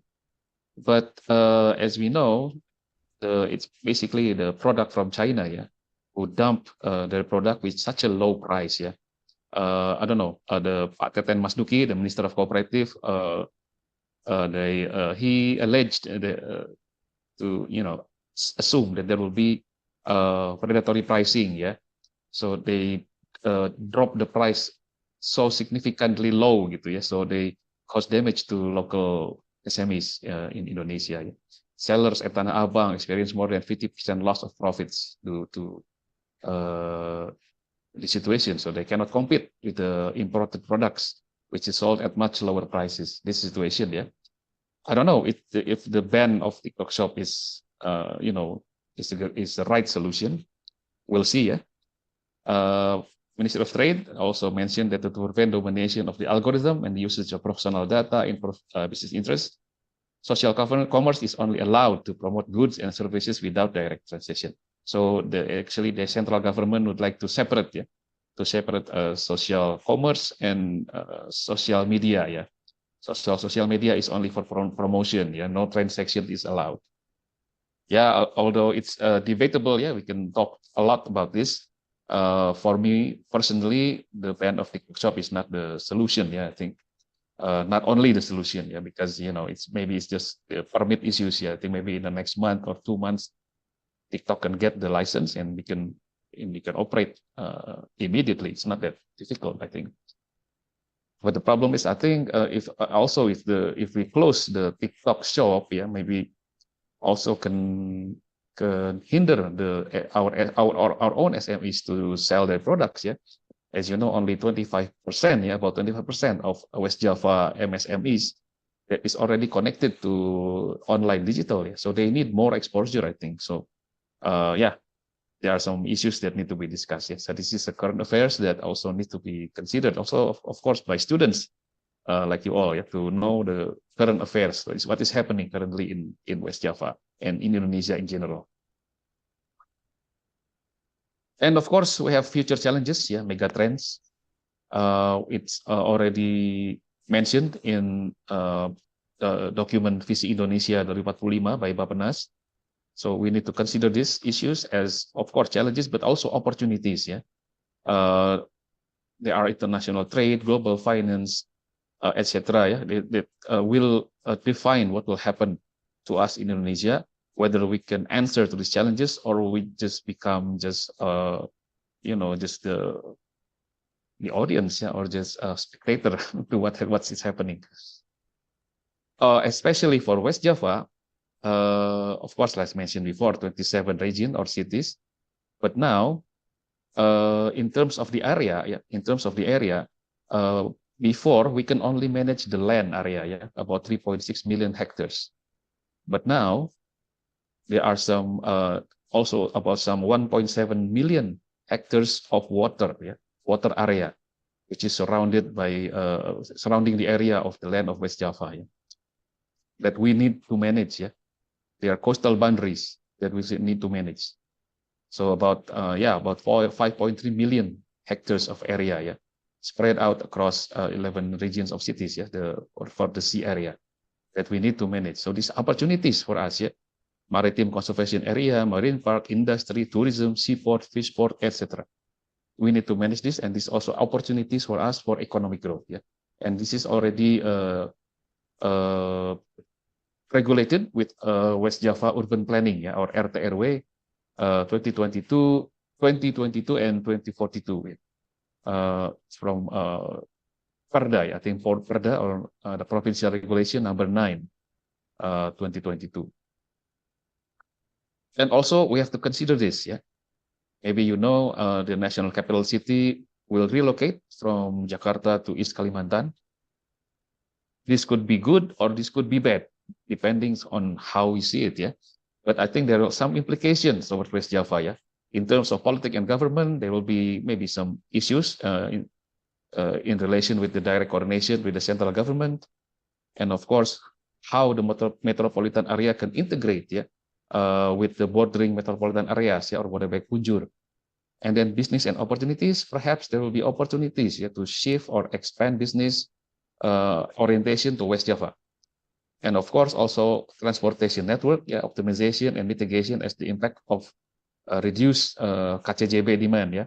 We have already, Mr. President already meresmikan, ya, KCJB.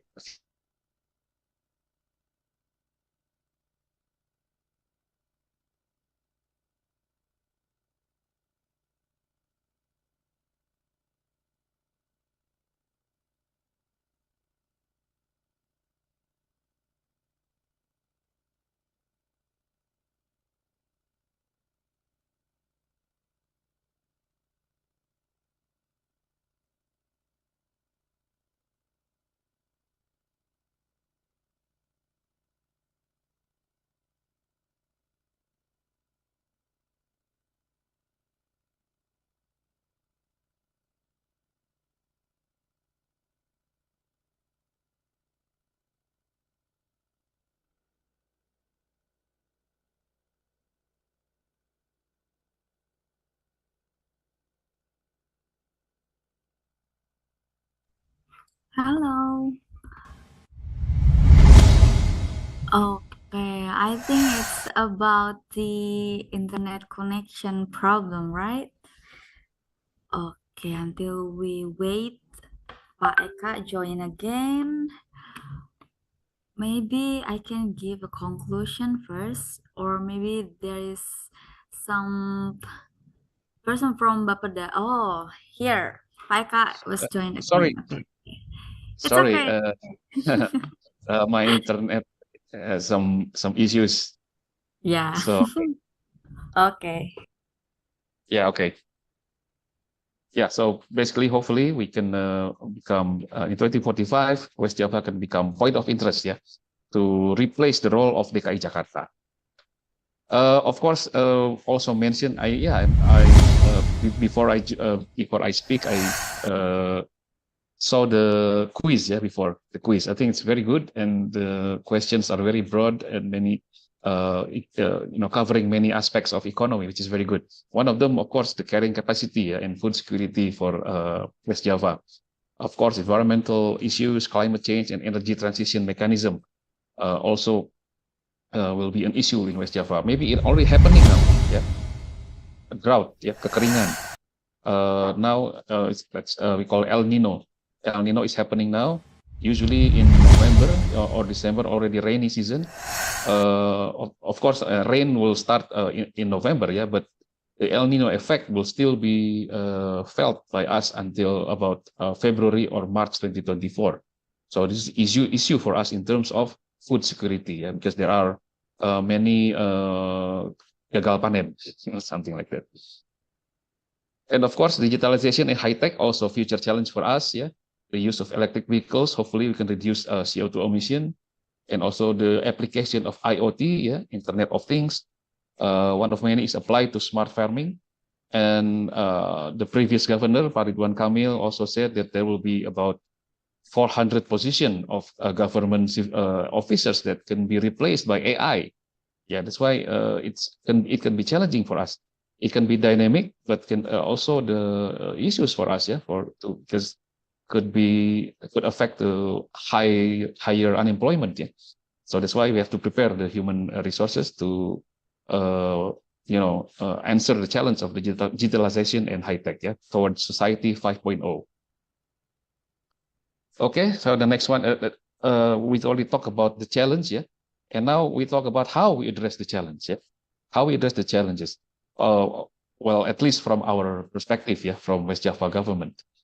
Of course, we have our midterm economic strategies, yeah, from 2024 to 2026.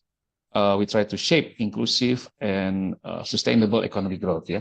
So there are 9 strategies to increase and equalization of its investment value, and then downstreaming of the industry to increase the economic value, yeah, and then to increase domestic and foreign trade, and then the provision of new renewable energy, and then competitive MSMEs and small medium industries, world-class creative economy and tourism development, quality and accessibility of business fields and employment, implementation of precision in agriculture and fisheries, and then sustainable food security.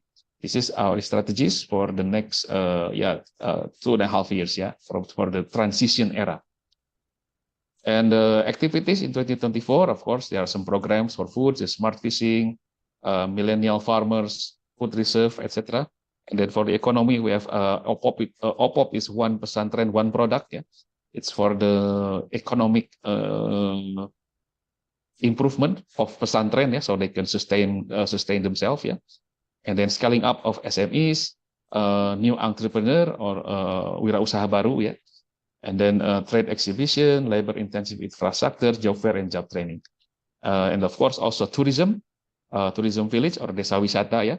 And then preservation of traditional arts and culture, tourism promotion, activation of optimization of CC, is creative center, yeah, creative center, and that's tourist destination, tourism and creative economic partnership. And then we also have Gedung Pecah Silat in Sumedang, yeah, which will become a central of culture for Sumedang area. And also now we would like to share, yeah, as I mentioned before, we are now developing a long-term planning document, yeah, from 2025 to 2045. So to help that, we conduct a series of discussion forum, which is called West Java Development Forum. Yeah, it is designed to obtain strategic issues and concerns raised by various development stakeholders to provide substantial inputs for the long-term development planning document. Thankfully, it was already attended by the governor at that time, Pak RK, yeah, and also other development tokoh-tokoh pembangunan ya in West Java, and also young people, young Jabar Youth Planning Forum ya. This 10 of the best ideas that they have given to us to support the development of RPJPD. And then we also have conducted international webinar, and also we have cooperation here with UNPAD ya, with the Professor Arif Ansori and Pak Victor Firmana. We work together yeah, to conduct this international webinar. So there are some points, 7 points that is rising from the webinar. First, to alleviate poverty, to community capacity improvement, and mindsets that need to be changed so that poverty does not become a problem from generation to generation. And then optimization of global logistics value chain and blue economy, energy transition and renewable energy development, develop regional value chains for products that are competitive in international markets, sustainable entrepreneurship through SMEs, agricultural commodities as entrepreneurial or business commodities, and then ease of business and investment permits. Yeah, so there are some key points that is that we take note from this international webinar, yeah, from many speakers that come from many corners of the world, yeah. So at the end, our vision, yeah, this is just temporary, yeah, because it's not yet formal yet, it's not finalized yet, but we would like to become a national reference province, ya, atau provinsi rujukan nasional, and playing important role in Southeast Asia, yang mengambil peran penting di Asia Tenggara, ya. So we need some economic transformation. Yeah, sorry. Maybe your seminar here is maybe reformation, yeah. Reformation is good maybe for the next few years, but for us, for the long term in 2045, reformation is not enough. So we need transformation. We need some fundamental change, yeah, in how we do business. And some of the issues that raised from this vision is to staple food self-sufficiency, center of creative and environmentally friendly economic activity, National Green Investment Center, Global Value Chain Center, and then West Java as e-vehicle industry hub in Asia Pacific, and West Java Smart Division. Hopefully, all of these dreams we can help to achieve some of the indicators. Yeah? So we would like to have a poverty rate closing to zero. Yeah, because national plan also like this. Yeah, they want to achieve poverty rate closer to zero. And then GDP ratio to 0.25, yeah, and then the economic growth rate is about 5.93%. And also, maybe as you know, we also have Regional Comprehensive Economic Partnership, or RCEP. It's a free trade agreement involving 10 ASEAN members countries, yeah, Brunei, Cambodia, etc., including Indonesia, and 5 partner countries: China, Japan, South Korea, Australia, and New Zealand. Yeah, so that's why maybe we can do business with other countries other than US and Europe. Yeah, as you know, we have problems, still ongoing problems due to Russia and Ukraine wars. Yeah, so there are some benefits if we join this regional comprehensive economic partnership, and of course, West Java also have to seize this opportunity to help transform the economy. And also we have new potential industries, yeah, new carbon power plants, battery-based electric vehicles, battery halal industry. Of course, the highest percentage of Muslim community in Indonesia is in West Java, but currently we still lag behind, yeah, from Nusa Tenggara Barat. Yeah, the halal industry is better than us, and also Riau, yeah, and also even DKI, yeah.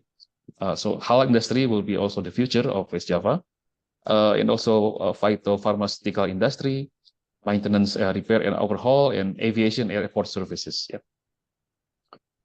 Now, how we achieve that? Maybe you know some of you know about the Rebana metropolis area. Yeah. So West Java, the future of development of West Java will take place in Rebana, as we call Rebana metropolis. Yeah. There are 7 cities or districts, 10 million residents, and 235 trillion of investment or projects, about 81 plus strategic project for national infrastructure as stipulated in the presidential regulation or Peraturan Presiden nomor 87 tahun 2021 concerning the acceleration of development of Rebana region of Southern West Java. Yeah, so this Rebana development area is the north part. Rebana is actually Cirebon, Patimban, Kertajati. Yeah, so there are some the branding of Rebana supported by various infrastructure. One of them is Patimban Maritime area. Yeah, there's some port.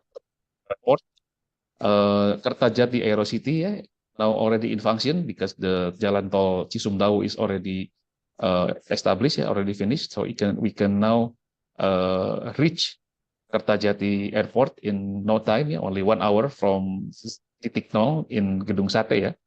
And then Cirebon City and Kuningan Highland Tourism and ITB Cirebon will help Rebana area to become the engine of West Java's economic growth, yeah. Through integrated development, innovative and collaborative governance, competitive and sustainable investment ecosystem. So this is our dream, yeah, the economic growth about 7.16% in 2030, about 4 million something jobs opportunities in the urban area, and investment growth in 7.77% in 2030. Yeah. So maybe I can have a rest a little bit.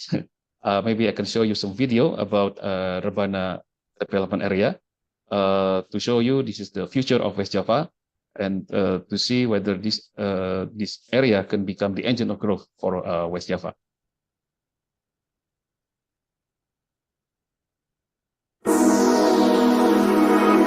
Can you hear the sound?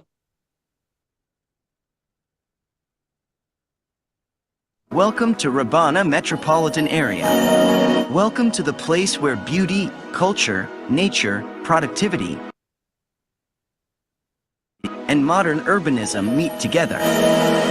Rebana Metropolitan is one of the 3 largest urban agglomerations in West Java, poised for productive and sustainable urbanization in the region.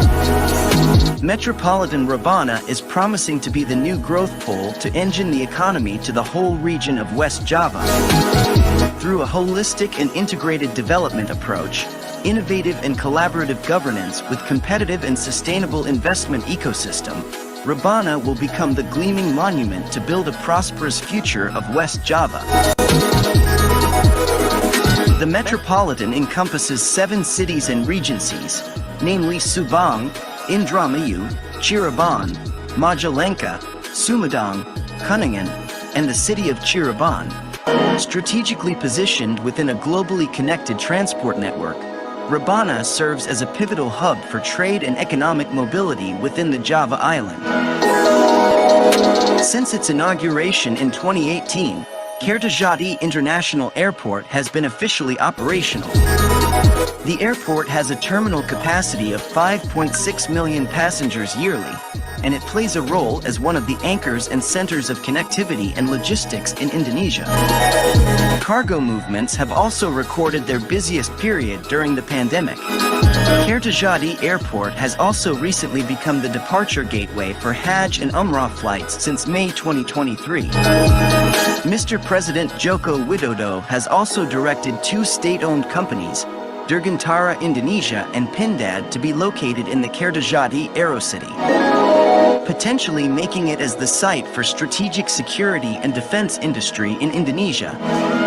Patimban International Port enhances the synergy of the metropolitan area development through integration of logistics industry chain and improved regional connectivity, and will be connected to the Sipali Toll Road. Cisumdawu Toll Road is becoming the new benchmark for West Java toll network, serving as the backbone of connectivity for Rebana and playing an essential role in the operation of its international airport. Benefiting the momentum of Indonesia's peak urbanization, West Java has taken the lead innovation to introduce institutional design, namely Rebana Metropolitan Management Agency. As mandated by Presidential Regulation Number 87 of 2021 concerning the acceleration of Rebana and Southwest Java development.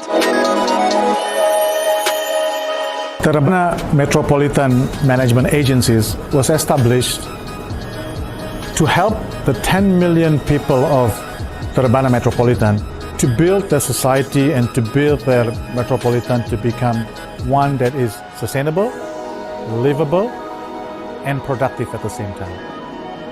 The management agencies is also here to help investors and the global communities to come and do business.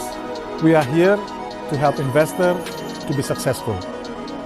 We are the catalyst of innovation to creating vibrant economy. Rebana Metropolitan Development is directed towards 13 new cities with an industrial basis economy. Today, Rebana's urban pole spread throughout the region. Kuningin Highland tourism offers the beauty of Priangan culture. The natural beauty in highland landscapes is promising to be a major world-class tourism destination, with the presence of Mount Sarimai, waterfalls, and botanical gardens. Bandung Institute of Technology, Cirebon campus, and education center facilities strive for better quality education and innovation for human resource development in West Java. The World Institute is also supporting the development Rebana metropolitan area.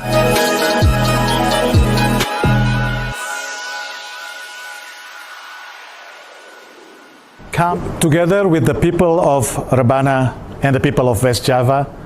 We welcome you to invest in the Rebana metropolitan area. Come to be successful.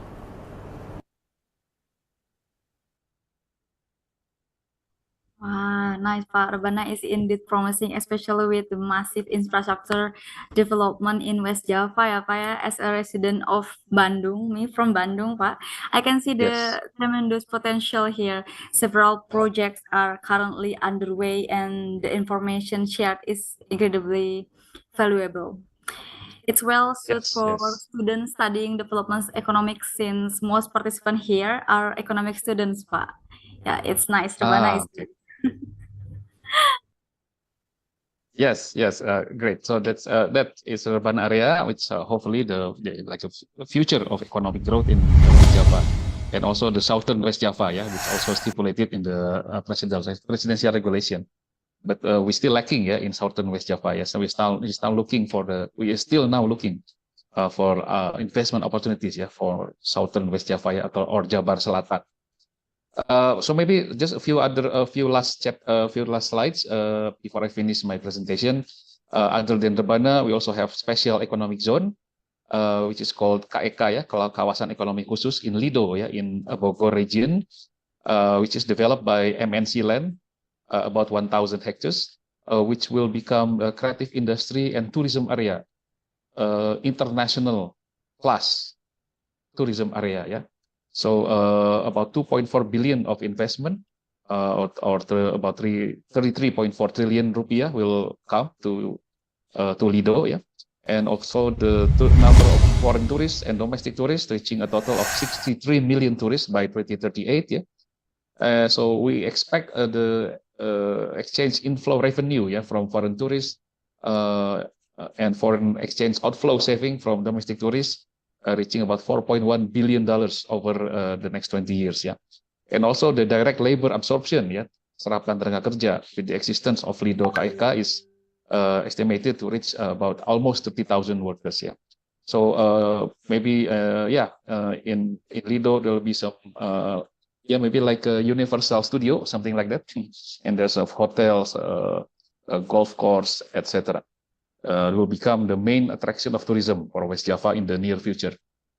And finally, we have also blue economy potential, as you mentioned, as we mentioned before, the sea and coastal area that needs to be developed. Yeah, Indonesia, Bappeda just recently developed a blue economy roadmap. Yeah, and there are some sectors that need to be developed. Yeah, like marine fisheries, manufacturing, maritime trade and transportation, tourism, and then promote emerging sectors such as renewable energy, biotechnology and bioeconomy, research and education, and also marine conservation and ecosystem services.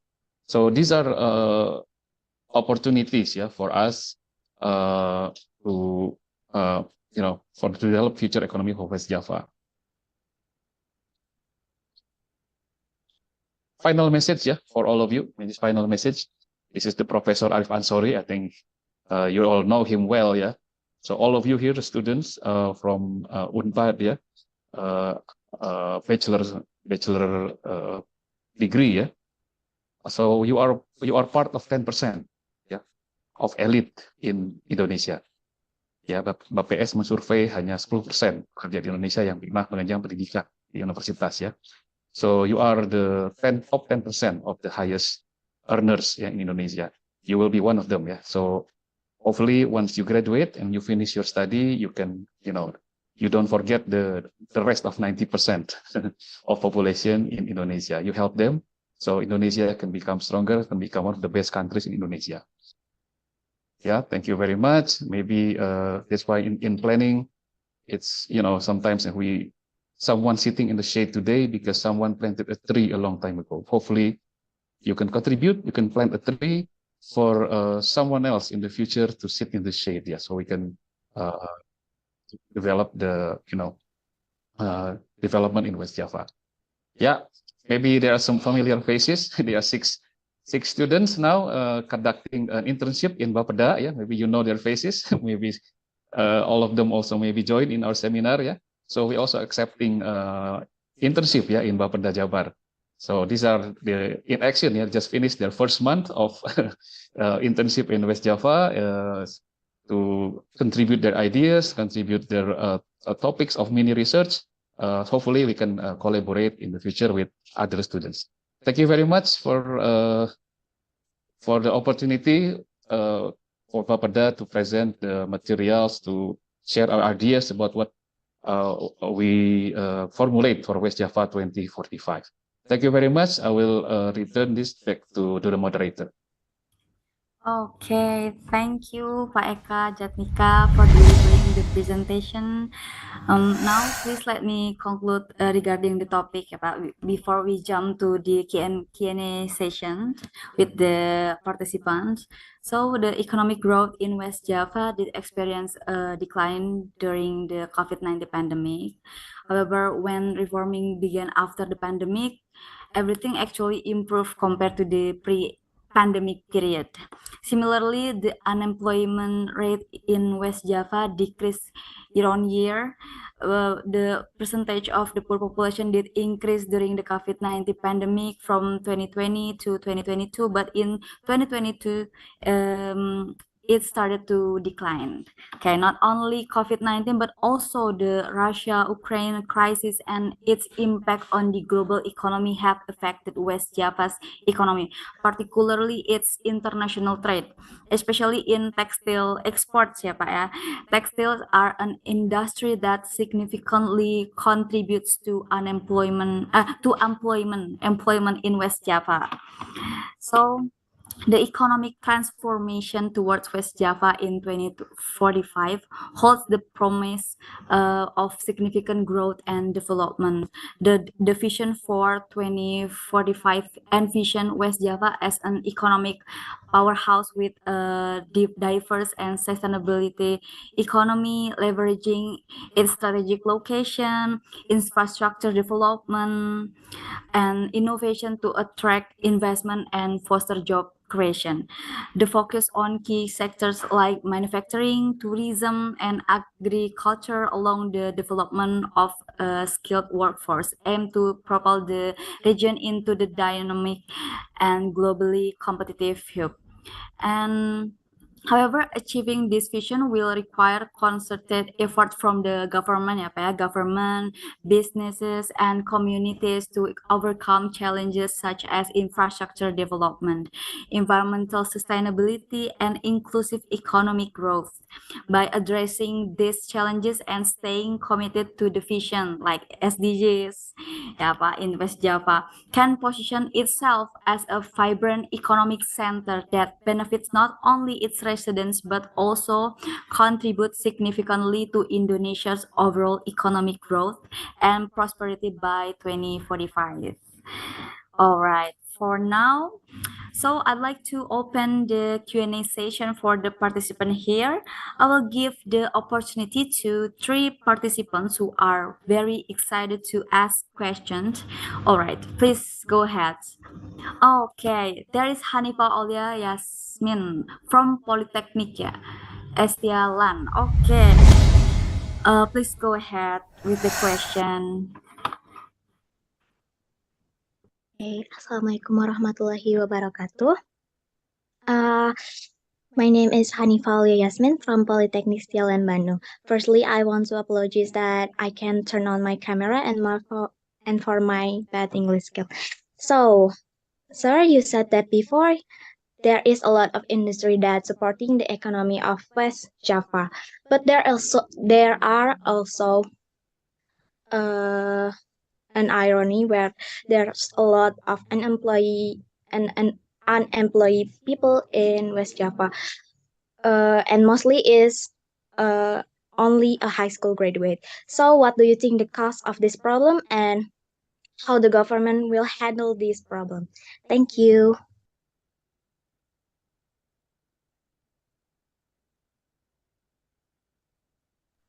Yeah, okay. Maybe Pak Eka, you can answer the question now. Okay, thank you. Bu Hanifa, I think your name. Thank you for your question. I think, yeah, this is one of the ongoing problems, yeah, for West Java from since 20 years ago, yeah. West Java is, always the highest in terms of economic growth, industrialization, investment, etc. Yeah, but as you can see, there's a weak correlation, yeah, between industrialization and high investment to the rate of employment. Yeah? Low correlation, because when the industry comes with mostly padat modal, yeah, or padat technology, like Bekasi or Karawang. Before industrialization, Bekasi and Karawang are mostly agriculture area. Yes. So when industry comes to Bekasi and Karawang, the farmers or people who usually work in agriculture area, they are not prepared to change their occupation, to change their job to industry.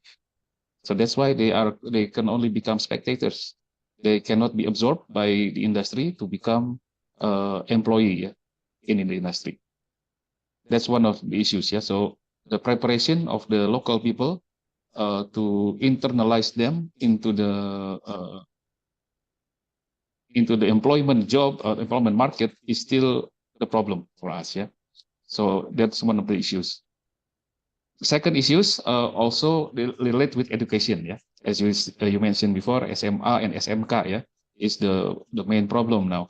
Not only the graduates, but also some of the students that are, how do I say in English, yeah, putus sekolah, yeah, putus sekolah. So they become unemployed, yeah. The definition of unemployment is when you are in the age of productive age, yeah, you are in a productive age, you should be working or you should be at school, but you are not in school and you are not in the job. That's even though you are a productive age, yeah. So then you become unemployed, or and included in the data of unemployment. So it could be both of the unprepared people with the investment that's coming to West Java, and second one maybe the link and match between education to industry is not well designed, something like that. And then you ask what the government will do to address this issue. That's why we are now promoting vocational school. Yeah. So not only formal education that is managed by Ministry of Education and Culture, yeah, but also some kind of school that is to prepare the student to be ready for the industry or work lapangan kerja ya gitu. That's called sekolah vokasi ya or vocation. That is why now we are promoting that type of school. What happened in Bekasi and Karawang should not happen in urban area. So that's why we are cooperating with Polytechnic Manufaktur, ya, Polytechnic Manufaktur, Polytechnic Bandung, etc. to develop. And also we have cooperation with the developer like Surya Cipta in Cipali Barat, ya, to develop a good and well infrastructured vocation school. Yeah. That is the main effort that is being done by West Java Province. And also we are doing a fair, job fair, training, balai latihan kerja, yeah, or what I don't know in English, balai latihan kerja, yeah, which is now it become the main activities for West Java government to help reduce the number of unemployment. But I think we should have a great cooperation between the agency of workforce with the agency of education, because one of the problem is 40%, yeah, 40% of unemployment comes from putus sekolah, SMK. So we need scholarship, we need beasiswa for the students that are putus sekolah to come back to school. That is also one of the efforts that are now being done by West Java Province. I hope it answers your question, Ibu Hanifah. Thank you again.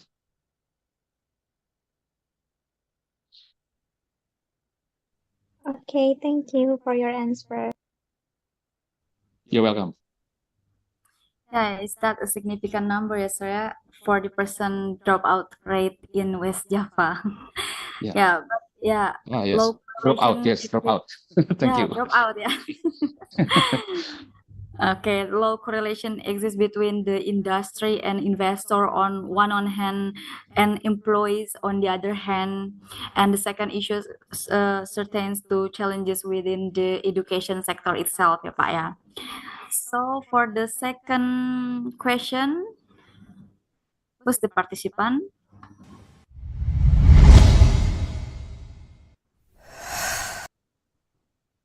Okay, there is Adnina Shabira.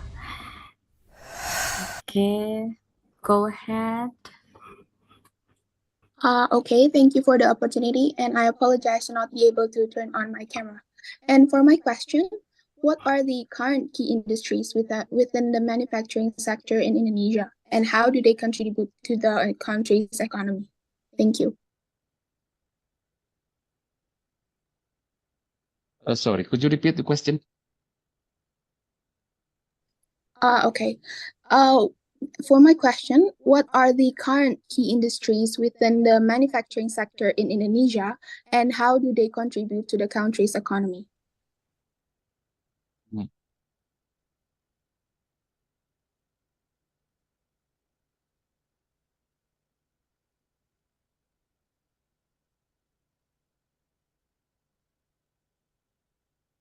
So you mean you would like to know the specific sectors in the manufacturing industries in West Java? Yes, the current key industries and how do they contribute to the country's economy? Yeah, okay. Maybe my colleagues can help, yeah. But from the one I know, of course, as I mentioned before, the textile industry, yeah, TPT, yeah, textile dan produk tekstil, yeah, textile and textile products in West Java is one of the highest contributors, yeah, for manufacturing industries in West Java. The others like heavy equipment, yeah, alat berat, and then also transportation industry. Sorry, I don't remember the number. Yeah, I don't remember the exact percentage. Yeah, but one of the highest is also the transportation sectors, and then warehouses and logistics. Yeah, Those are the highest contributors of manufacturing for West Java economy. Perhaps my colleague can help if you have more data. Yeah, maybe Bu Faiza or Bu Shana, maybe you have the slide or data. Maybe you remember the data that we presented in with Bappenas a few days ago.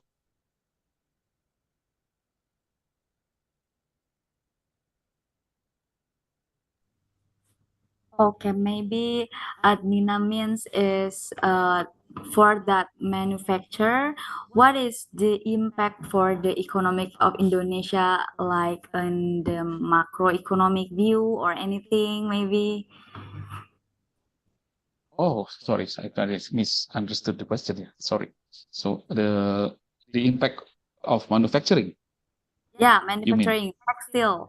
Textile is the highest manufacturing in West Java, right? So Adnina wants to know that what's the impact more for the Indonesia economics itself. Okay.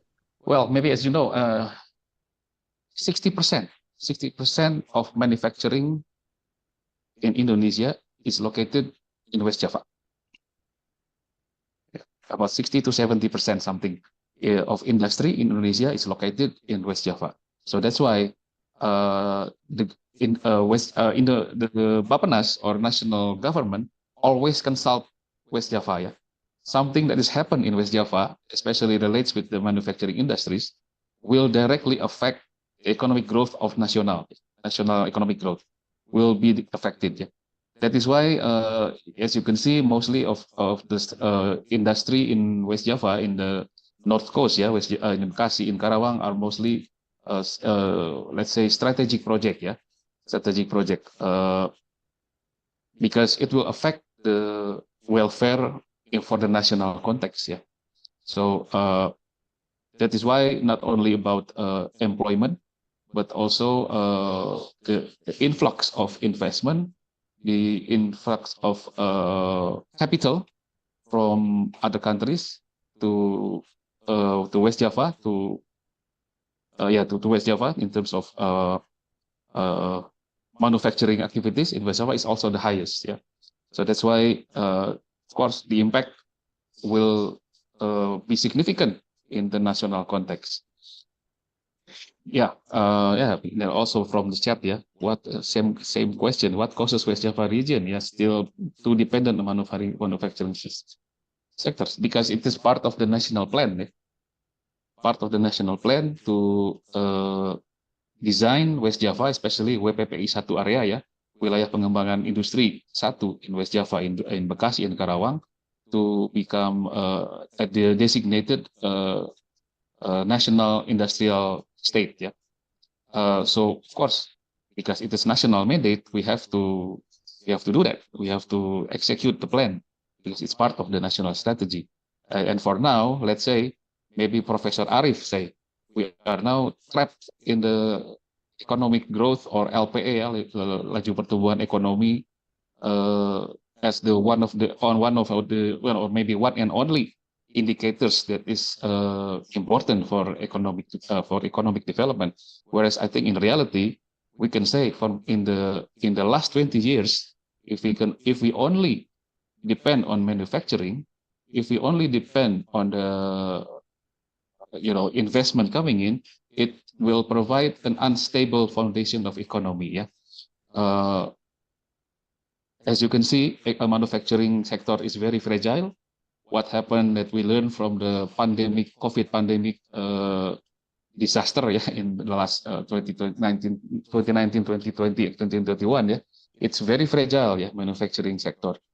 Of course, also war in Ukraine and Russia, also we can show that the manufacturing sector is very fragile. Yeah. That is why West Java province, in the long-term development plan, at this moment, we are promoting the development of small and medium-sized enterprises. Yeah, at this moment, the IKM or industri kecil menengah is not yet fully integrated into the global supply chain. Yeah. It's not yet completely integrated into the supply chain of industry in West Java. sometimes it's ironic because the industry or the industrial estate is located in West Java, yeah, but they they take the raw materials from Central Java or maybe some other area, or maybe they give the subcontract to the SMEs in other area, not in West Java. That's also one of the problems. So the next, our long-term plan is to promote our small and medium enterprises or small industries to become part of the more global chain. Yeah, and also as you know, as you see from the presentation or the video, the future economy of Java will be centered around tourism, and also agriculture. Yeah. Agriculture, and maybe I haven't shown that much in the presentation. Maybe other opportunities I will show you the future of agriculture industries, especially in the southern of West Java, or Jabar Selatan. And also I mentioned before the blue economy. Yeah, the blue economy, the coastal areas that will comprise lots of economic opportunities. Hopefully in the future, so we will not depend too much on manufacturing industries. Something like that. Hopefully it answers the question. If not, please maybe my colleague can add something. Okay. Thanks, Pak Eka from Muhammad Slamet. I think it's enough. So, apparently this is the reason why a 60% manufacture from textile industry in West Java. So apparently this is the reason why many clothes are produced in West Java, right? But or say Bandung has become a fashion hub, and there are plenty of excellent fabrics to buy in the city in Bandung. I don't know. Yep. Okay, maybe for the next question, the last one. The last one question for Pak Eka here can just raise hand or maybe just give a text, but raise hand would be appreciated.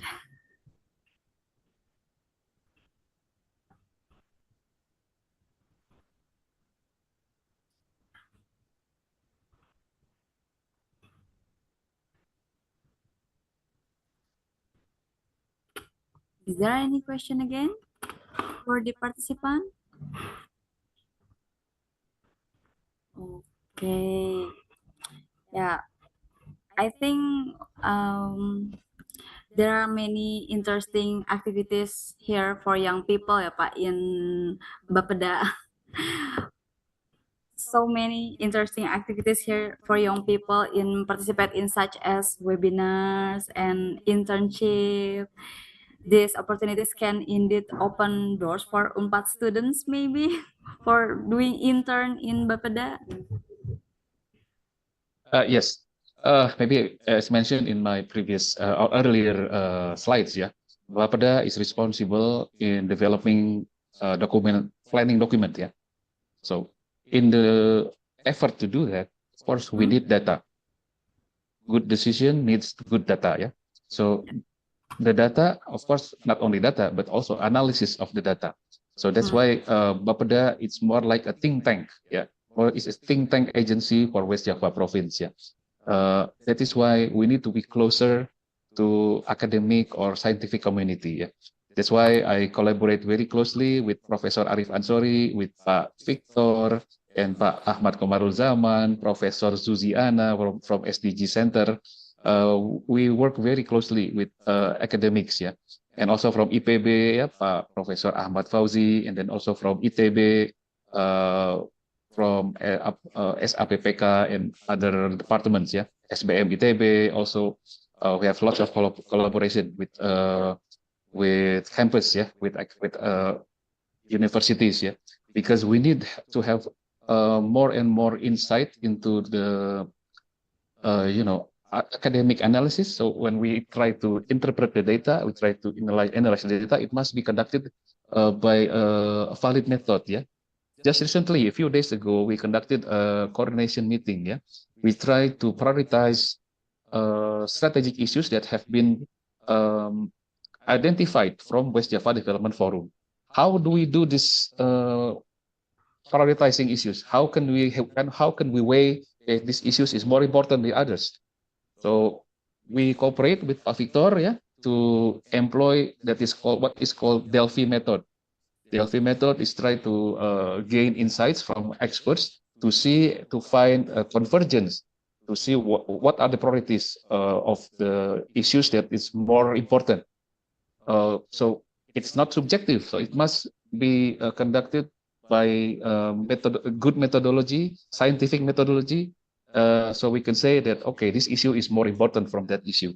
So just a few days ago, we did that, also helped by 6 of your students, basically. So there's 6 Sarjana students from semester 5 and semester 7 who are doing internship in our office. And of course, we welcome more if one of you interested to do some internship in our office. We always welcome. We need more people. We need more academics to contribute so we can work together and contribute mini research together. So 6 of them already have some ideas for mini research, yeah, for Bappeda that we can use for policy development for West Java. Oh, this indeed presents a significant opportunity, ya, Pak, ya. I would like to encourage those students who have a keen interest in this field to consider joining in and taking part from Bappeda, ya, Pak, ya. It's an excellent change for them to contribute their innovative ideas and become involved in the management and analysis of data, ya, Pak, data for West Java or just West Java or Indonesia. Because Bappeda is daerah is also West Java, ya, Pak, ya. Not only will they be able to make a meaningful impact in this endeavor, but they will also gain valuable experience in the field of data analysis, ya, Pak, ya, which is a skill in high demand in today's jobs market. So I wholly invite students to seize this opportunity to both learn and actively contribute, ya, Pak, ya. Okay. Yes, of course. Not only internship, yeah, but maybe some of you already or try to plan to do final assignment or skripsi, yeah, or tugas akhir. Maybe if you can choose topics maybe relevant to West Java, please come to us. Maybe we can provide data. We can provide contacts with relevant institution, with relevant agencies, or maybe municipalities to kabupaten kota, yeah, because that's our job. We can help you to coordinate and facilitate with the data communication with municipalities. Please do that. Yeah? Please don't hesitate to come to us. It's a great opportunity, guys. Yeah. Yeah, thank you to Pak Eka Jatnika for being a speaker in this seminar. For our next agenda, we will give a certificate to Pak Eka Jatnika. Okay, so to Steve as organizing committee president of Grand Seminar International Economic Student Competition 2023, the time is yours.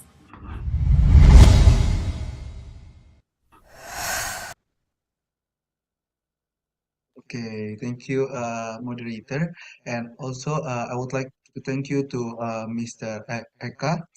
And we would like to express our heartfelt gratitude by presenting the certificate.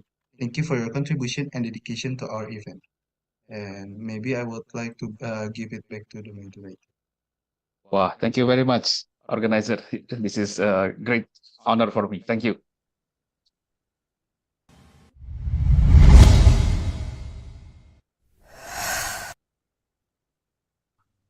Okay, once again, thank you so much, Pak Eka. Jatnika, Sundana, okay. Yes, Before you're we welcome. go to the agenda, we will have a photo session, Pak. Photo session with Pak Eka. And for all participants, please open your camera and prepare for a photo session. So we will have photo session on 3, 2, 1. Okay, I think the photo session is done. Okay, thank you so much. We would also like to thank you, Pak Eka, for joining us today, in which we are very delighted to hear such an interesting presentation regarding the topic. Okay, thank you so much. You're welcome. Yeah, thank you. Pleasure is all mine. Thank you very much for inviting us for this event. It's a great event. Yeah, very happy to be here. Thank you again. Okay. All right, we have arrived to the end of today's event. We would like to thank speakers for bringing such an informative topic for us to hear, and also the participant that willingly attend and participate. Once again, thank you very much. I'm Prita as the moderator for today's event, Grand Seminar 2023. Design and have a good all day.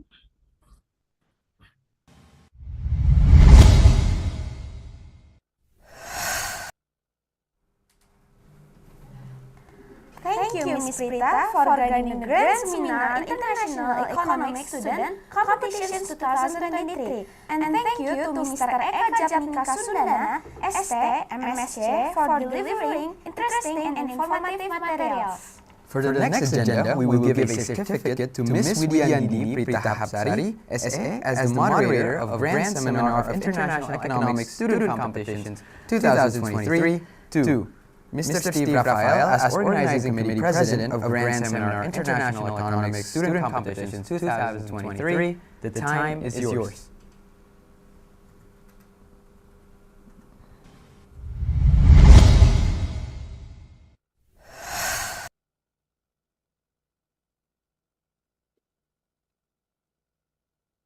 Okay.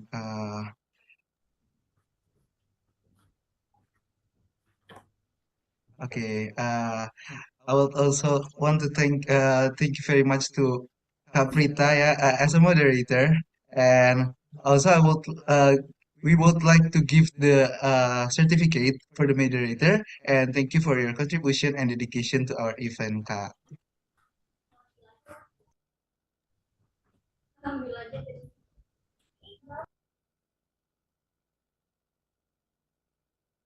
Okay. Thank you so much for the committee. Ya, thank you juga, Kak.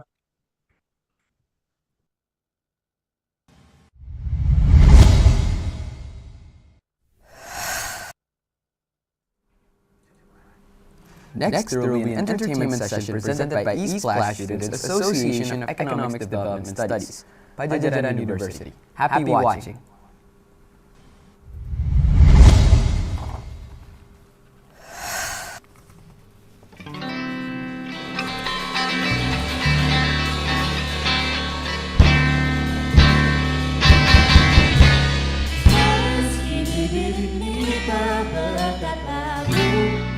Hatiku tak merasa ada yang berbeda dari antara kita. Dan tak mungkin ku melewatkanmu hanya karena diriku tak mampu untuk bicara bahwa aku inginkan kau ada.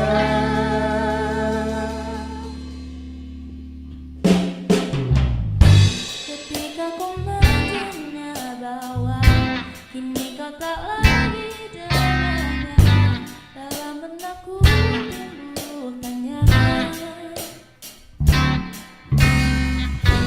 masihkah ada dia di hatimu berkata, atau ini salah?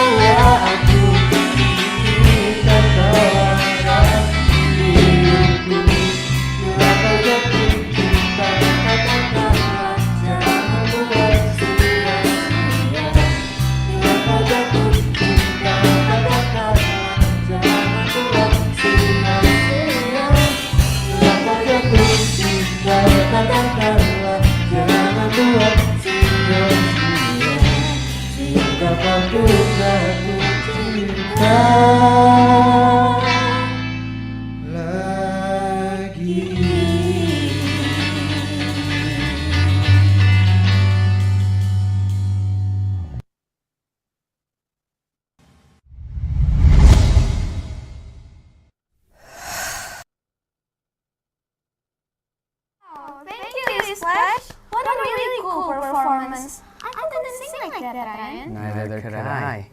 That was really good. Okay, well, before we end today's event, it's not complete if we haven't done photo documentation together.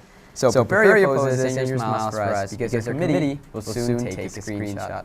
Don't forget to use the virtual background that's already been sent. You can also click the link on the chat box to download.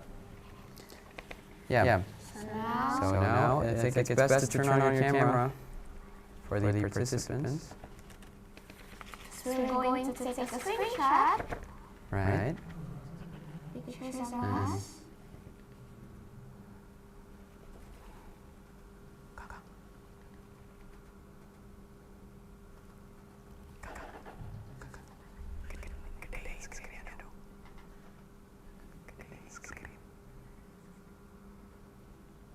Okay. Let's see. Let's see how many slides we have. 5 slides. Okay, so there are 5 slides, and we'll take screenshots from every slide. Okay.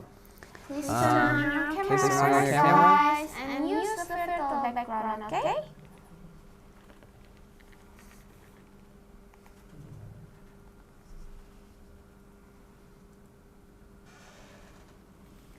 Shall we take the screenshot now, Do you want to wait, or? We're still waiting the others to open their cameras and use the virtual background.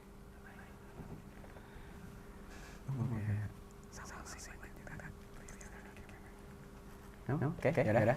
All right, well, since the audience they're ready for the photo, we will be counting down for the photo.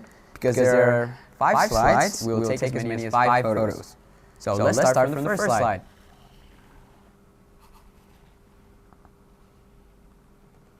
Okay. Moving on to the second slide.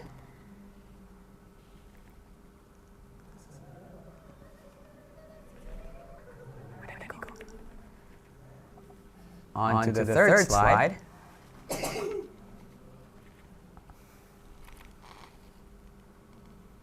Fourth slide.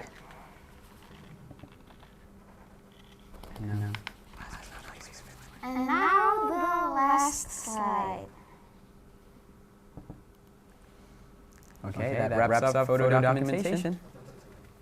Okay, now that we're done with the photo completion, ladies and gentlemen, Grand Seminar International Economic Student Competition 2023 has come to its end. Thank you everyone for your participation. We would like to thank the Honorable Vice Dean of Faculty Economics and Business Padjadjaran University, Prof. Dr. Maman Setiawan, S.E., M.Tech, the Honorable Head of Undergraduate Economics Program, Faculty Economics and Business, Padjadjaran University, Mrs. Fitri Hastuti, S.E., M.Sc, Ph.D., Respectable Chief of HIMA SPFEB Unpad, Mr. Ilmi Sugirahma Putra, Respectable Organizing Committee President of the International Economic Student Competition 2023, Mr. Steve Rafael.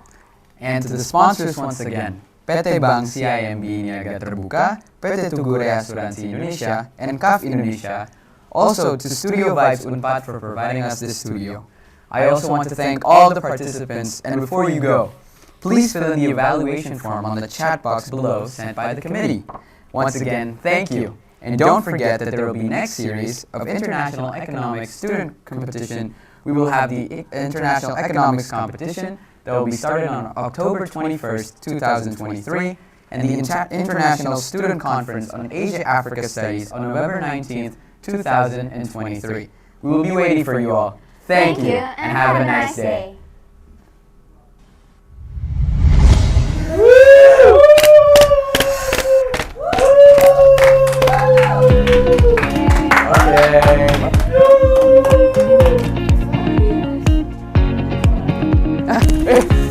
Masih ada suara?